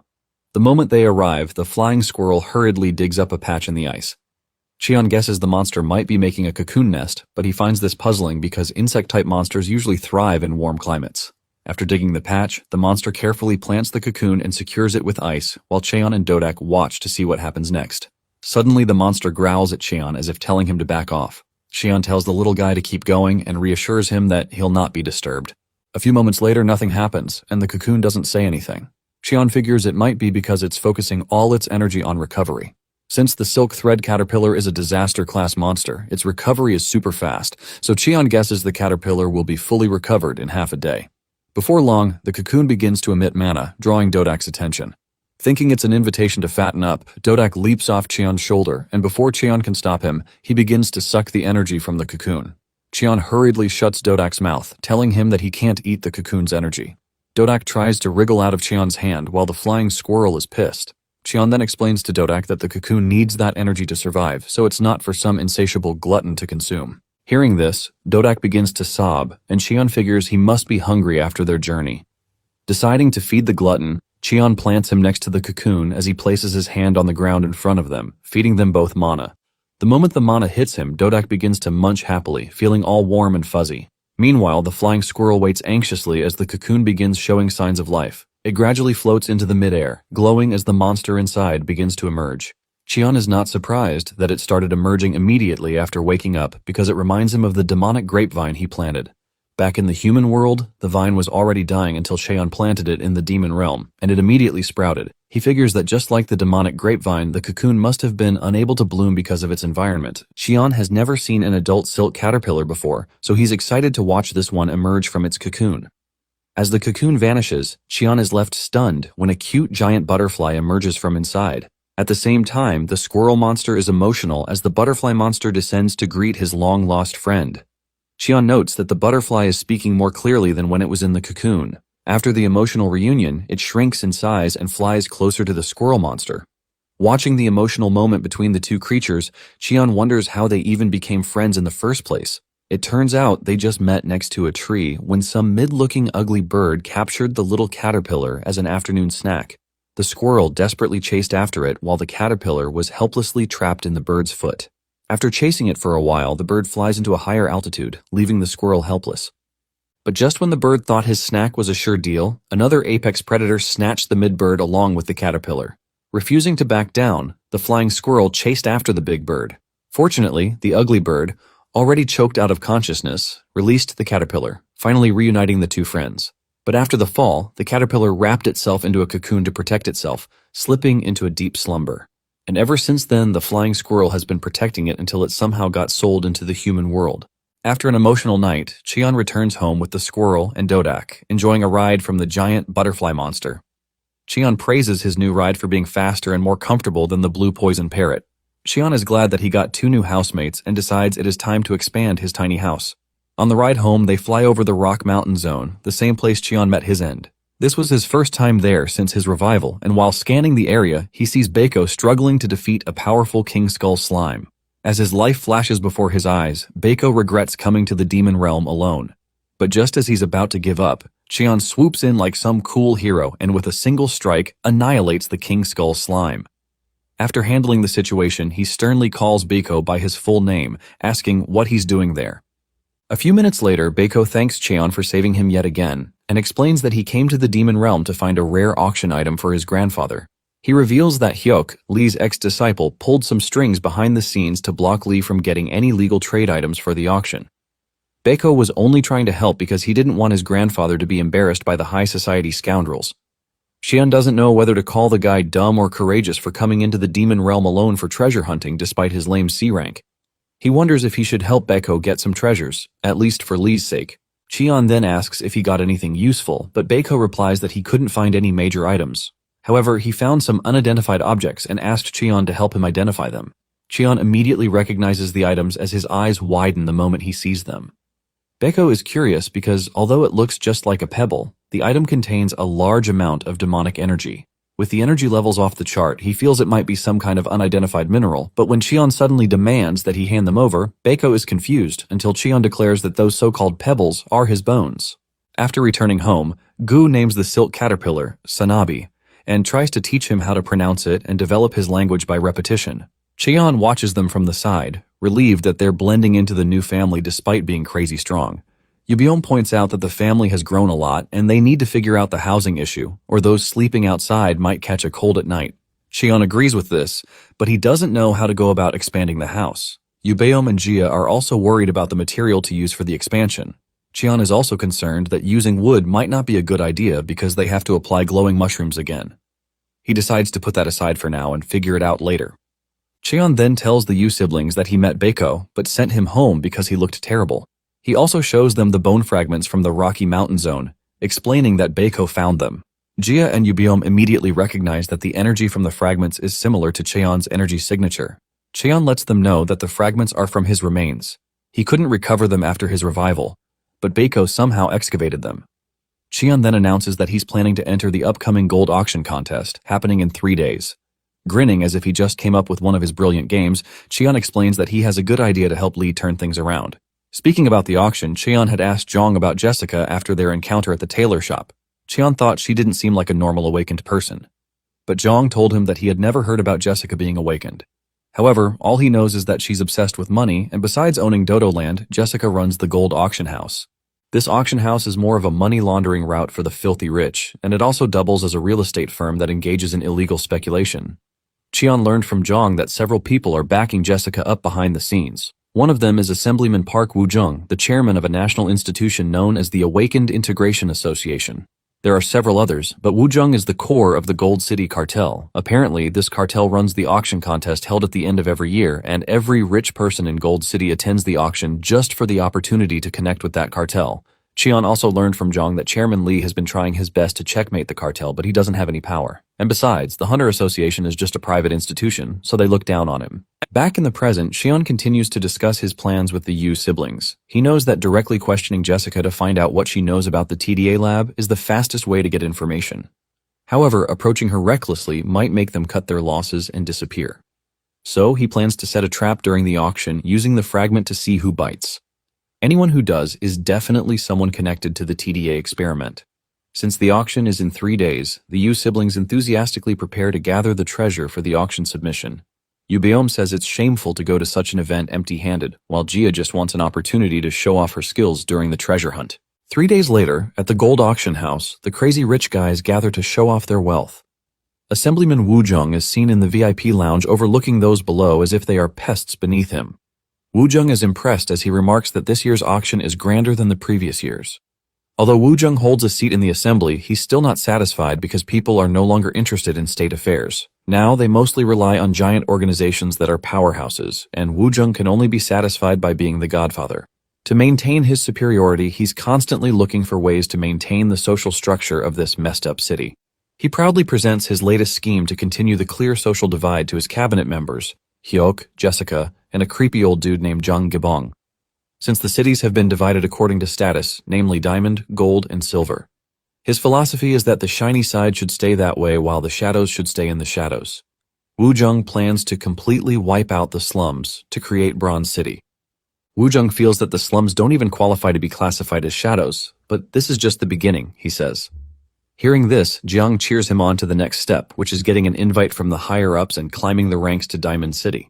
Jiang tells Wu Jung that they need to redevelop the slums quickly to hasten their path to glory. Jessica points out that the backlash from the slums has recently been getting stronger. A few days ago, Lee even visited the slum to encourage Cheol and his gang for opposing the redevelopment of the slums. Jiang suspects that Lee must be planning something since he hasn't submitted an item for the auction yet. However, Hyuk tells Jiang that Lee is too dumb to come up with any brilliant plans. He also assures them that Lee won't be able to submit any rare items for the auction. Jiang is surprised to hear this as he wonders what Hyuk means.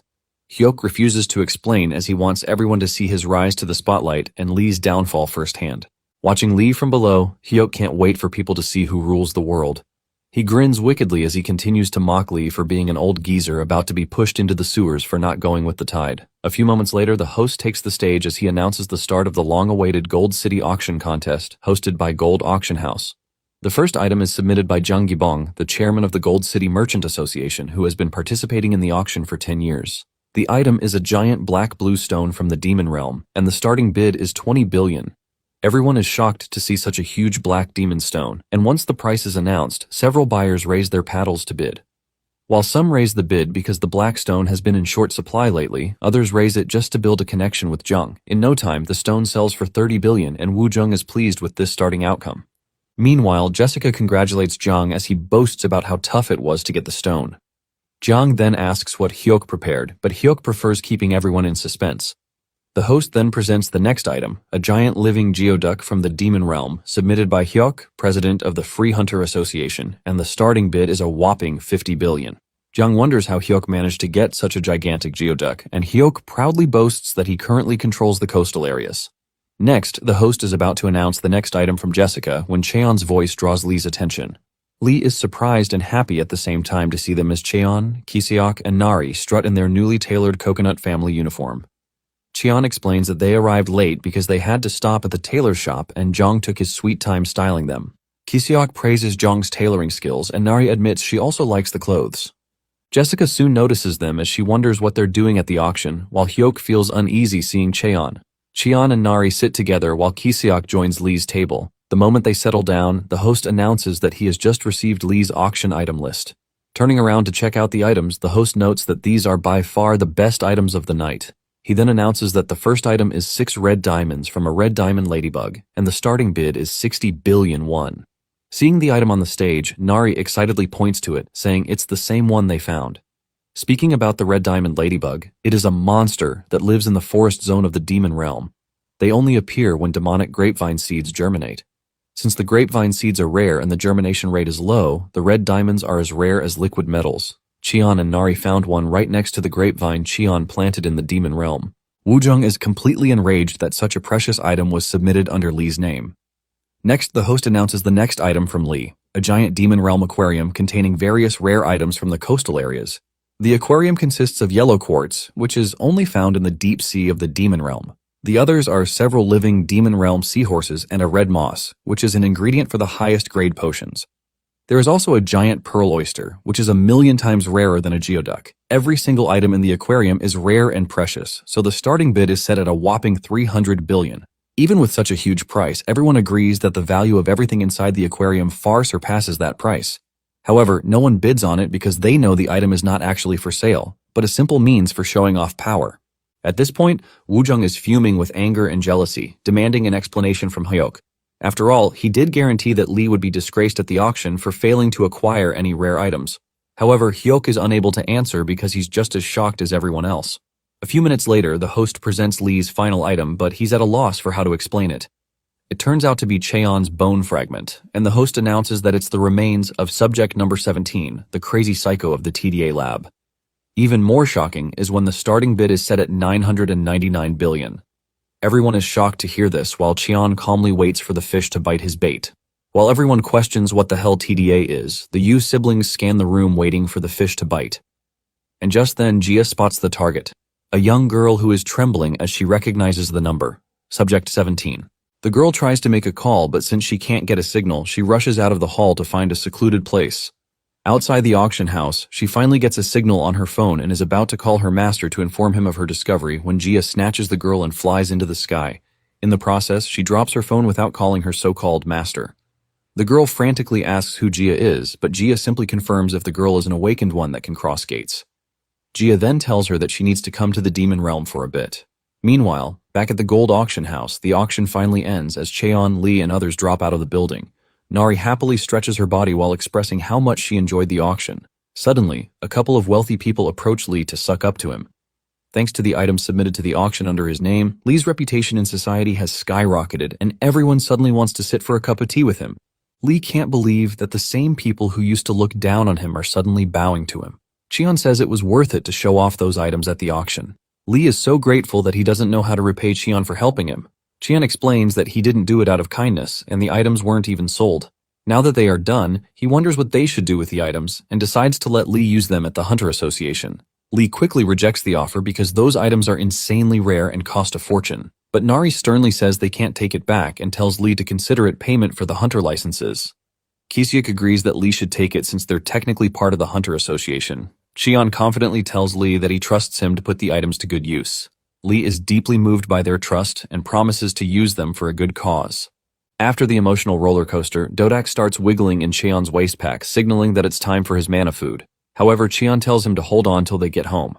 Just then, a couple of hostesses notice Dodak and immediately recognize him. They also recognize Kisiak, the famous 6-time failure who passed the promotion test on his 7th trial. Cheon and the others are confused, while Kisiak seems to be enjoying the attention. Cheon wonders how strangers suddenly know Dodak, and Nari points out that they also recognize Kisiak. Since Cheon has been in the demon realm and out of touch with the news, Lee explains it to him. He explains that during the A-rank promotion test, Kisiak became a hot topic. As for Dodak, who was registered on the same day, the association is required to disclose him to the public. When registering hunters, ordinary people are not required to be revealed for privacy purposes. However, chimeras are required to be announced on the news as a way to protect their rights. Shortly after confirming that Cheon is holding Dodak, the hostesses beg Cheon to let them take a photo with Dodak. They explain that they're his fans and find him extremely cute. Cheon takes permission from Dodak, who seems to be enjoying the extra attention. Meanwhile, a few meters away, Woo-jung quietly observes Cheon. Hyuk had told him about Cheon and confirmed that he's the same dude he met at Lee's office. He tells Woo-jung that Cheon is at least at S rank. Woo-jung stares intently at Cheon, noting his rank must be why there's a strange aura around him. He grins wickedly as he suddenly gets a new idea and announces that it's time to change their target. Back in the demon realm, the pink-haired girl snatched by Jia is mesmerized by the sight of the Mandragora patch. She finds it hard to wrap her head around a Mandragora farm cultivated naturally. She keeps squeaking continuously, making the Yu siblings wonder what type of weirdo they just kidnapped. It was as if she had totally forgotten that she might be in danger, so Jia reminded her that she had been abducted. Yubeom points out that the girl is so obsessed with the Mandragora that she's completely forgotten about their existence. The girl continues to observe the Mandragora, especially the healthy one in the front row. Suddenly, the Mandragora begins humming a soft tune that they only make when they're in a good mood. The girl figures it's because they're enjoying the demonic, energy-rich soil. She soon notices the two in the back row receiving IV drips and wonders if the drips contain nutritional supplements. At this point, she finally asks the Yu siblings for an explanation, but Jia tells her to wait for their resident alchemist, Kim. Just then, a gate opens as Cheon, Nari, and Kiseok return home. The new girl immediately rushes towards them, asking who Kim is. A few moments later, Cheon and the girl discuss why she was brought there while the others watch them from a distance. Nari is guarded as she asks Jia about the new girl, and Jia explains that the girl is just some weird person. Meanwhile, Cheon learns from the girl that she came to the auction for research and was trying to call her master about the bone fragments when Jia snatched her. Cheon asks what she was trying to tell her master, but to explain it properly, the pink-haired girl introduces herself properly as Kim Hyul. Apparently, she researches plant monsters at a private lab in Gold City. Hyul explains that whenever their research hit a block, her master would wish that he had Psycho number 17. He kept muttering that number 17's fragments can help him complete his research. However, when Hyul asked about it, her master never answered, so she investigated it herself, but couldn't find anything until she heard that familiar number at the auction. She wanted to inform her master as soon as possible because his research was not going well. Cheon asks about her master's name, but Hyul refuses to disclose it and vows never to do so, even at the cost of her life. She claims it's because she respects her master, making Cheon wonder what's with the sudden switch in her attitude. He considers asking Gu to read her mind, but Cheon drops the idea since he already knows who her master, a Mandragora researcher, might be. Cheon suddenly gets serious as he tells Hyul to listen to him carefully. He reveals that he's about to tell her about TDA and the real identity of Subject 17. Elsewhere in Hyul's private lab, her master Joseph is seen performing another experiment. He wishes the next test could succeed, but the next moment it explodes in his face. Once the dust settles, Joseph wonders what he did wrong to make the experiment fail again. Suddenly, Hyul arrives, and Joseph scolds her for wandering around instead of doing research. He doesn't pay her any attention as he continues to wonder where his experiment went wrong. He then scolds Hyul again for not organizing the lab, but Hyul ignores him, telling him that she has a question to ask him. She begs him to answer honestly since she's served him for 7 years. Joseph agrees to answer and tells Hyul to speak quickly. Hyul bluntly asks him what kind of place the TDA lab was. Joseph immediately freezes when he hears this and explains that it was a small, insignificant lab that researched the lifestyle of the old era. Refusing to believe him, Hyul asks if the lab was an illegal operation that experimented on young people. Joseph immediately flies into a rage when he hears this, but fear suddenly fills his eyes when he hears Cheon's voice. The moment he sees the terrifying look on Cheon's face, Joseph immediately recognizes him, and Cheon confirms that he is TDA's Psycho number 17. Joseph immediately starts trembling in fear because he was the one who transplanted Mandragora cells into Cheon's body. After the chaotic reunion, Hyul tells Cheon to wait his turn while she talks to her master. She reminds him how he taught her that research only has meaning when it benefits the world. Back then, Joseph told Hyul that a researcher can be ambitious, but never greedy. 7 years ago, everyone mocked him for being a broke failure obsessed with research, but Hyul never looked down on him. She respected him because he was pure-hearted. But after everything she heard from Cheon, she couldn't believe Joseph was the same person from Cheon's story.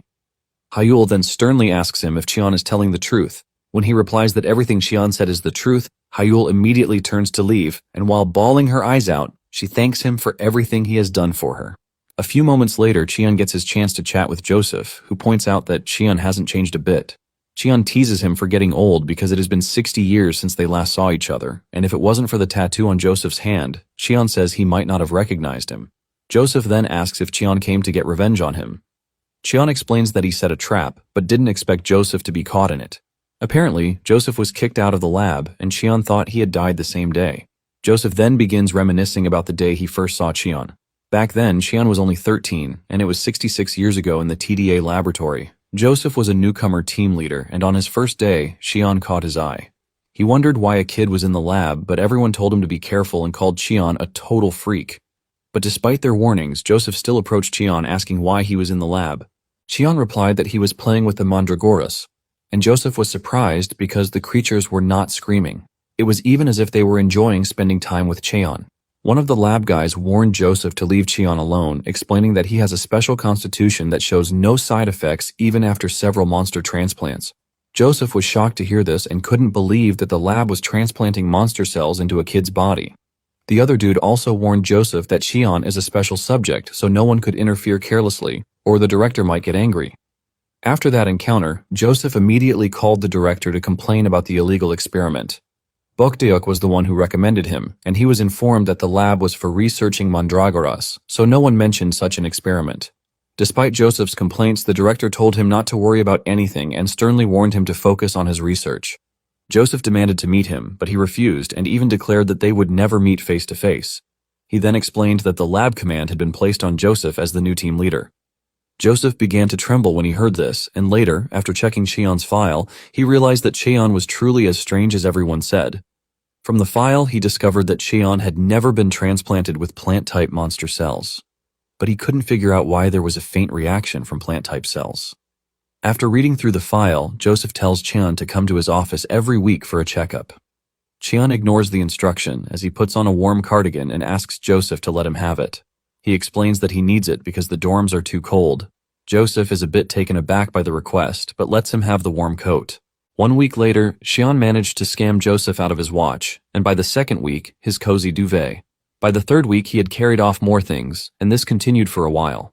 6 years later, Joseph had fallen from grace, and people gossiped about him, calling him a failure. He dedicated every waking day to researching plant-type monsters on Cheon without any good results, so he was demoted. He became a cautionary tale, and everyone avoided him like the plague. They whispered behind his back, saying the director only kept him on the team for his skills, but Joseph hadn't shared his research results with anyone for some time. One day, Cheon was expecting to scam something from Joseph as usual, but Joseph warned him that he would start suffering from side effects in 5 years' time. He reveals the shocking revelation from Cheon's latest checkup. Joseph then offers to help him escape the lab and promises to break the binding spell on Cheon. Before Joseph can finish, the security team rushes in to capture him on orders from the director. While struggling to break free from them, Joseph warns Cheon to stay close to the earth when the side effects start showing. He explains that the symptoms will reduce and slow down the progression a bit. That was the last time Cheon and Joseph ever saw each other. Joseph says he survived by sheer luck after he was kicked out, but he made up his mind to find a way to stop the experiments on Cheon. After many years, he managed to break the silence command that was placed on him and tried searching for Cheon. Unfortunately, no one knew anything about the TDA lab. Joseph even tracked down former researchers who quit the lab, but that was also a dead end. And just like that, years flew by, and Joseph lived with a constant sense of guilt. Back in the present, Joseph says he wants to atone for his sins and tells Cheon to finish him. He reveals that he has no drive to live anymore, and he only clung to research because he couldn't die with the guilt. But Cheon lets Joseph know that he has no intention of taking his life. Even though he was young, Cheon knew that Joseph was a pretty good guy. Back then in the TDA lab, Cheon overheard him and his mother talking on the phone. His mother was sick, and Joseph was mainly researching for a cure to treat her. While talking to her on the phone, he begged his mother to stay alive a little longer and promised he was close to developing a good treatment for her. Joseph would also worry about the sick kids in the lab because no one else cared. Even when he was transplanting the mandragora cells on Cheon, he would secretly test them on himself first.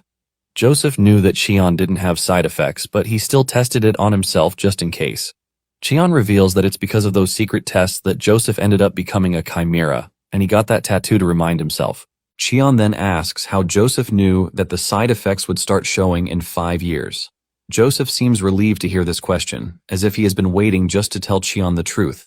According to Joseph, he wanted to cure the side effects on other test subjects, so he researched Cheon, who had none, alongside the regenerative abilities of plant-type monsters. His years of research led him to one conclusion, and that is the fact that Cheon's body contains cells from the world tree. Thanks to those cells balancing everything, Cheon didn't experience any side effects. It was a mind-blowing discovery for Joseph, as he couldn't believe that world tree cells could naturally exist in a human body. However, after reviewing 6 years of research, he discovered that the world tree cells in Cheon's body were growing weaker due to the experiments. Joseph slams his hands on the table, angry with himself for failing to save Cheon. After the long story, Cheon casually responds, leaving Joseph disappointed by the mid-reaction. Cheon explains that he's not shocked since he has had so much random crap stuffed into his body, so nothing surprises him anymore. Just then, Dodak pops out of his carriage bag, surprising Joseph. Cheon ignores his reaction and asks about Joseph's unpublished research on potions that can boost mandragora abilities. Apparently, he heard about the research from Hyul. Cheon then orders Joseph to put aside the soapy sob story and immediately hand over the research. Back in the demon realm, Kiseok is busy whipping up his usual delicacies while Nari and Gu watch him. Meanwhile, at the dining table, Cheon and the others were also eager for the food. Cheon notes that the atmosphere in their little community is getting weird because of the cold weather. Yubeom then asks Cheon about the researcher, and Cheon tells them about Joseph. He mentions that the Yu siblings must have probably seen Joseph at the TDA lab, but he also lets them know that he didn't beat the guy up. Cheon wanted to hear Jia and Yubeom's opinion first, since it also concerns them. Yubeom doesn't know what to say and turns to Jia, expecting her to say something, but Jia doesn't even seem concerned with whoever this Joseph guy is. Cheon then tells them that Joseph will join them soon, and he will be put to work immediately. Yubeom is about to find out what type of work Cheon is making Joseph do when the smell of Kiseok's food interrupts his line of thought. Meanwhile, Kiseok has finished cooking, and like a classic restaurant chef, he happily reads out the menu for his small audience. Cheon and Yubeom's siblings have also cut their discussion short and joined the feast. Cheon wonders how to eat the strange delicacy, while Jia can't decide which one to eat first. Kiseok shyly helps her make a decision as he hands her a specially baked one. Jia thanks him for the special treatment, after which she bites into the snack, and as the different tastes explode on her taste buds, Jia lights up like the 4th of July. She expresses how delicious the fish-shaped bread tastes and proceeds to try other snacks. After their delicious lunch, they settle down to drink a beverage while talking about Joseph. Yubeom is disappointed that their trap didn't catch one of the TDA higher-ups. Cheon then informs them that, according to Joseph, he has world tree cells implanted in his body. Kiseok is so shocked to hear this that he spits out his drink while Nari asks him what a world tree is. Kiseok explains that a world tree is a plant-type monster considered the source of all life energy. Apparently, it's insanely rare, and the last time it was spotted was 60 years ago. Kiseok soon turns the story into a horror moment as he further adds that the world tree is a glowing tree with fruit hanging from every branch. According to Kiseok, the tree moves slowly through mist and vanishes instantly into the light like smoke. After the tale, he stares at Cheon like a delicious meal, amazed that Cheon's body contains a legendary plant-type monster cell. Cheon ignores Kiseok as he thinks about the story and realizes that he has never seen the world tree either. Suddenly, Dodak cries out and pops out from his carriage, looking like a shriveled old potato. Cheon is confused because he just fed the little glutton a ton of mana an hour ago, but now he looks like he hasn't had mana for 1,000 years. Cheon then begins feeding him while asking Kiseok if the world tree has any special abilities. Kiseok replies that the world tree is most famous for its purification abilities. The tree also absorbs all the tainted energy in the surroundings and purifies it into clean energy before releasing it. Hearing this, Nari points out that that description fits Dodak perfectly, but Kiseok doesn't want them to jump to any conclusion since they don't even know the habitat of the world tree. Nari suggests that Dodak might turn into a world tree when it grows up, but Cheon doubts that the cutest guy in the world can turn into the world tree. Meanwhile, Joseph paid a visit to Hayul at her house. Hayul obviously doesn't give him a warm welcome, and the first thing Joseph does is apologize for what happened. However, Hayul urges him not to worry too much about what happened. She admits that she was initially disappointed, but then she heard everything that happened from Cheon. Joseph wonders what Cheon has said to her this time around, and she reveals that Cheon told her that he has been stealing a lot of stuff from him during their 6 years together. Joseph admits that Cheon did a lot because there was a time when he even took his meal coupons, which left him starving. The two make a joke about what Cheon was called back then, and after this, Hayul gets into the serious conversation of the day. She asks Joseph if he is there for the Mandragora project. Previously, Joseph had informed Cheon that he had no intention of publishing his research results at first, but since it is Cheon, Joseph is going to show him. Cheon asked him if he could make it quickly, which is why Joseph made the trip to Hayul's place. Joseph tells Hayul that they need her because one of the potions specifically requires her skills, and just as he is about to start telling Hayul that she is free to refuse, Hayul cuts in, telling him that she's going to do it. Joseph lights up in excitement when he hears this, but Hayul lets him know that there is one condition to it. She has one simple condition, and it is all about conducting research on Mandragoras in the demon realm. When Cheon is informed of this, he agrees to it, and he tells Hayul that he is going to introduce her to Kim, who is working in their lab located in the Snowy Mountains.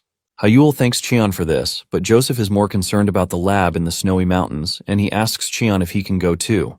Cheon lets him know that he would have to apologize to his friends first before he can go.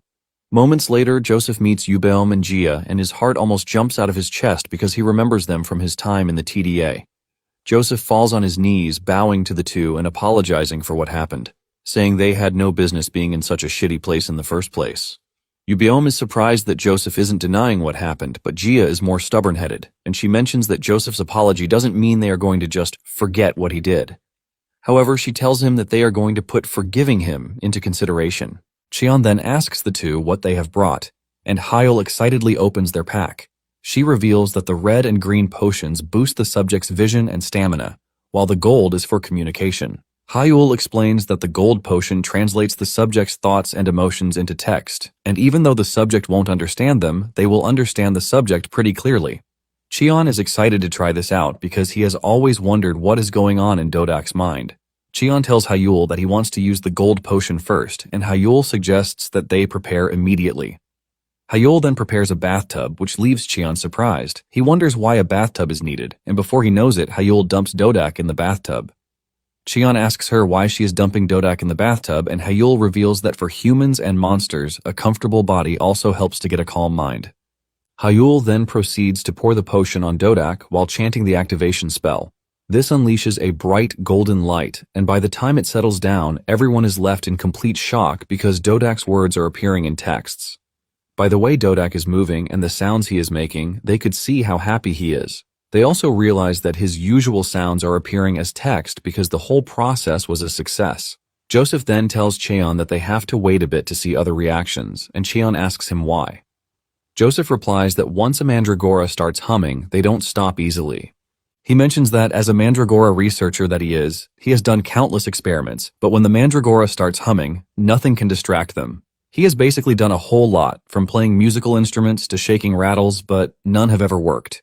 To put it simply, mandragoras love humming, so they just have to wait until Dodak stops on his own. Just then, Cheon walks up to Dodak to talk to him, asking him how he is feeling. In a surprising turn of events, Dodak stops humming, which leaves Joseph and Hyul completely blown away. The words soon become clearer, and it turns out that Dodak is addressing Cheon as his savior. Before they know it, Dodak leaps out of the bathtub with a smile on his face, saying he is going to answer his savior's call.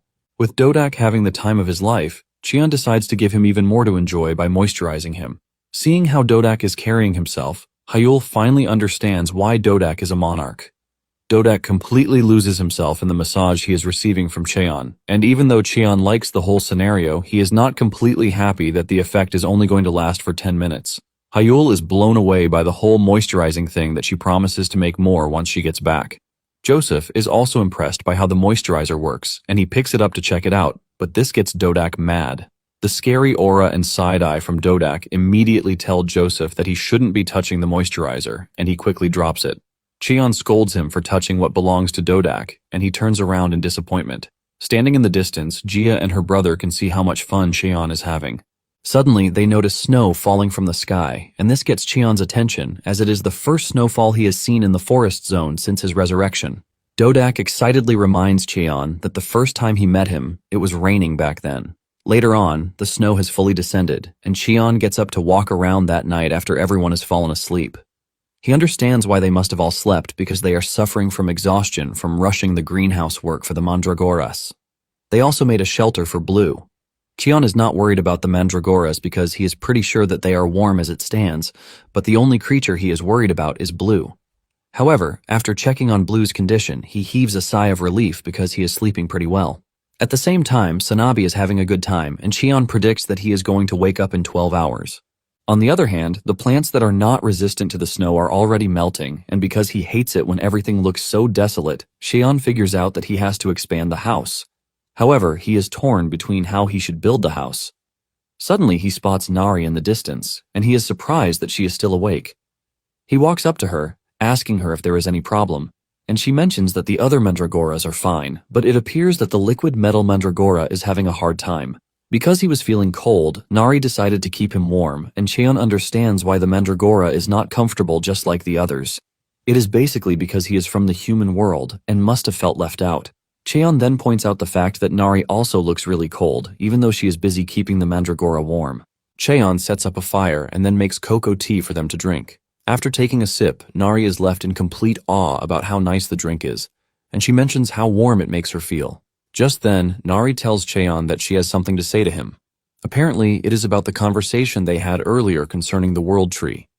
She then asks him if he is a chimera just like her, and the moment Cheon hears the question, he realizes that the little girl has finally noticed. Cheon then tells her that she is right, and she asks if Gia and Ubeom are also chimeras. Cheon says yes, and she proceeds to ask about Kiseok. They both laugh at this, and Cheon makes a joke about Kisiok's head, saying he might just be a chimera only in his head. Deep down, Cheon is worried about Nari, and he wonders if she is going to be okay.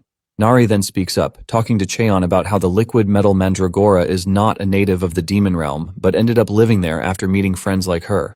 In a surprising turn of events, Nari thanks Cheon for giving her a family, and when Cheon hears this, he realizes that Nari has just solved what he was worried about. Cheon then decides to ask Nari what kind of house she would like to live in, because he is planning to expand their house, since they now have more family members. Cheon lets Nari know that her opinion matters a whole lot, and after hearing this, Nari mentions that she would like a house like the castle they went to in the amusement park, where they were able to see the fireworks. She talks about how huge the second floor was, and the fact that it was so bright that she wasn't scared of the dark. Cheon hears this and admits that it is a good pick, but he knows that he is going to need sturdy materials to build the second floor. Suddenly, it dawns on him where he can get this, and he mentions that there is a place called the Bone Graveyard. Nari asks him about the Bone Graveyard, and he mentions that it is a place one reaches after passing the Rocky Mountain Zone. Basically, one can find bones from all kinds of monsters there, and even though it sounds really scary, Nari is still interested in tagging along. Deep down, Cheon contemplates leaving Sanabi behind because there is something at the graveyard that he is worried about. Nonetheless, Cheon still had Sanabi transport them to the Bone Graveyard the next morning. Upon arriving at their location, Nari talks coolly about Sanabi, saying he makes the ride so smooth that it feels like a theme park ride. Just then, Nari notices that they are standing on a cliff, and the deeper part looks really scary. She also adds that she can detect a thick acidic substance that is brewing down the cliff. Cheon confirms this, revealing that it is an acid fog that only exists in the area and it melts any living thing. However, Cheon is basically a walking cheat code, so he is immune. Cheon ties a rope around his body and he tells Nari and the others to pull the rope once he gives the signal. Nari and company assure him that they can do just that. Cheon figures out that he doesn't need to worry about them since they are pretty strong, and, after convincing himself that everything is fine, he leaps down the cliff. Upon arriving at the bottom, he is met with a ton of bones lying around. He also realizes that the fog gets thicker the further he descends, but his main concern is to find something useful in there. He soon finds a monster bone that appears really sturdy, but he discards it since he needs something bigger. Suddenly, he turns around to spot a ribcage from what appears to be a giant snake-type monster. Cheon lets out a comforting smile because this is just what he wanted, and he is preparing to string it to the rope to be pulled up when he gets hit with a mental strain. Memories from his past start flashing through his head, and these are memories from when he was working for the TDA to take on missions. Surprisingly, one of the memories includes the one where he was given the command not to return after he was done with the mission. Seeing how gory everything is, Cheon starts to realize that he is getting the memory of his death. Back on the surface, Nari wonders why Cheon is taking so long to come back, but just then, she gets the signal to pull. She informs Sanabi and the squirrel, and together they get into the right position to pull. However, they soon realize that whatever it is that they are pulling is way heavier than they expected. Since it has come to this, Sanabi decides to show his strength by becoming even bigger, and as he floats into the air, pulling the bone gets much easier. Moments later, they could see the bone emerging from the cliffside, and standing on it was Cheon himself. He emerges with a smile on his face, asking the group if they are all doing okay. Cheon finally gets to see Sanabi in an even scarier form, but he is not entirely surprised since he is a disaster-class monster. Cheon suggests that they head home, and Sanabi quickly agrees to this, admitting that he really loves home. Upon arriving home, Nari wastes no time initiating a game of tag under the giant monster bone, and she makes life difficult for Kisiok by chasing him with a laser. On the other hand, Yubiom is completely surprised that the bone came from the Bone Graveyard, and Cheon mentions that he needed materials to expand the house. Apparently, Cheon also got an unexpected bonus inside the Bone Graveyard, but he plans to discuss this with Kim when he gets back. Cheon suggests that they get down to building the house, but Yubiom lets him know that he has to check on Dodak first. Cheon quickly rushes off to Dodak's place, and he is surprised when he sees his eyes completely swollen. Yubiom reveals that Dodak has been crying since he woke up and couldn't find Cheon. In fact, Yubiom and Jia had a tough time trying to calm him down. Cheon cackles when he hears this since he understands just how much they must have gone through. Just then, Cheon notices that Dodak appears to have grown even more because he now has 7 leaves. In addition, his body looks bigger, and Cheon wonders if this is a natural growth or if it is because of Joseph's potion. Suddenly, Cheon feels something totally different, and he realizes that it is a phenomenon called vision sharing. Moments later, everything becomes clearer, and Cheon asks him if he can now see clearly. Dodak answers this by leaping into Cheon's arms with a bright smile on his face. Ubiome is left in complete shock because Dodak's mood just took an entire turnaround, which is completely weird since they have been trying everything they could since morning. Cheon then informs them that Dodak can now share his vision, leaving the two dropping their jaws on the floor. Cheon lets them know that one of the potions Joseph brought shares health, and this is the red one, but the green one shares vision with him. Basically, the trigger condition for this is being in close proximity, and Cheon can finally understand that Dodak's physical growth is natural because he can't sense any traces of drugs in him. Cheon also understands that Dodak is seeing his face for the first time, and he wonders what he feels about his new eyesight. Cheon then pours more potion on him, and Dodak enjoys every moment of this.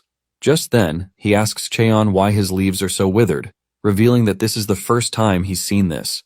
Cheon is completely confused by this, and Dodak rushes into his home. He soon returns with a lot of red berries, which he tells Cheon to eat. When Kim returns that day, he is left in complete shock when he learns that Dodak gave Cheon all the red fruits for free. Cheon scratches his head nervously, asking Kim if he looks pathetic because his hair is long. However, Cheon changes the topic, asking him if the availability of the red berries now means that they can finally remove the spells on Jia and Ubiome.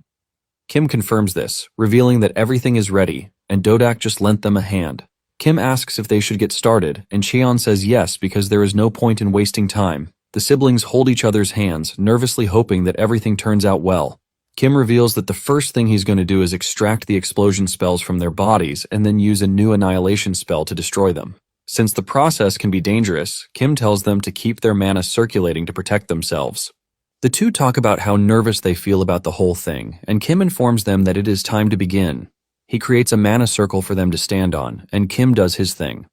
In a few minutes, Kim had successfully extracted the spells, but before he could annihilate them, the whole thing set off a big explosion that released a massive wave of energy. Cheon freaks out, asking Kim what had just happened, and Kim reveals that he successfully extracted the explosion spell, but for some reason, the annihilation spell isn't working. Kim expresses his confusion, saying he used a spell that was meant to work even on S-Class. However, the realization that the two might have actually gone past the S-Class dawns on him. Kim realizes that if this is the case, the explosion spell is going to trigger right there, and he scolds himself for not being careful about the whole thing. He blames himself for not predicting such an outcome when he is clearly an experienced alchemist, and because of this, he prepares to sacrifice himself just to get the job done. Suddenly, he sees Cheon walking to the raging energy source, and Kim asks him what the hell he is doing. Kim urges Cheon to get back because it is an alchemist's task to handle the situation, since Cheon being there will put the three of them in danger. Cheon assures Kim that he is aware of this, but he lets Kim know that he is aware of how irritable the spells are. Cheon pulls together a huge punch and he pulls in his power as he prepares to manually annihilate the spells.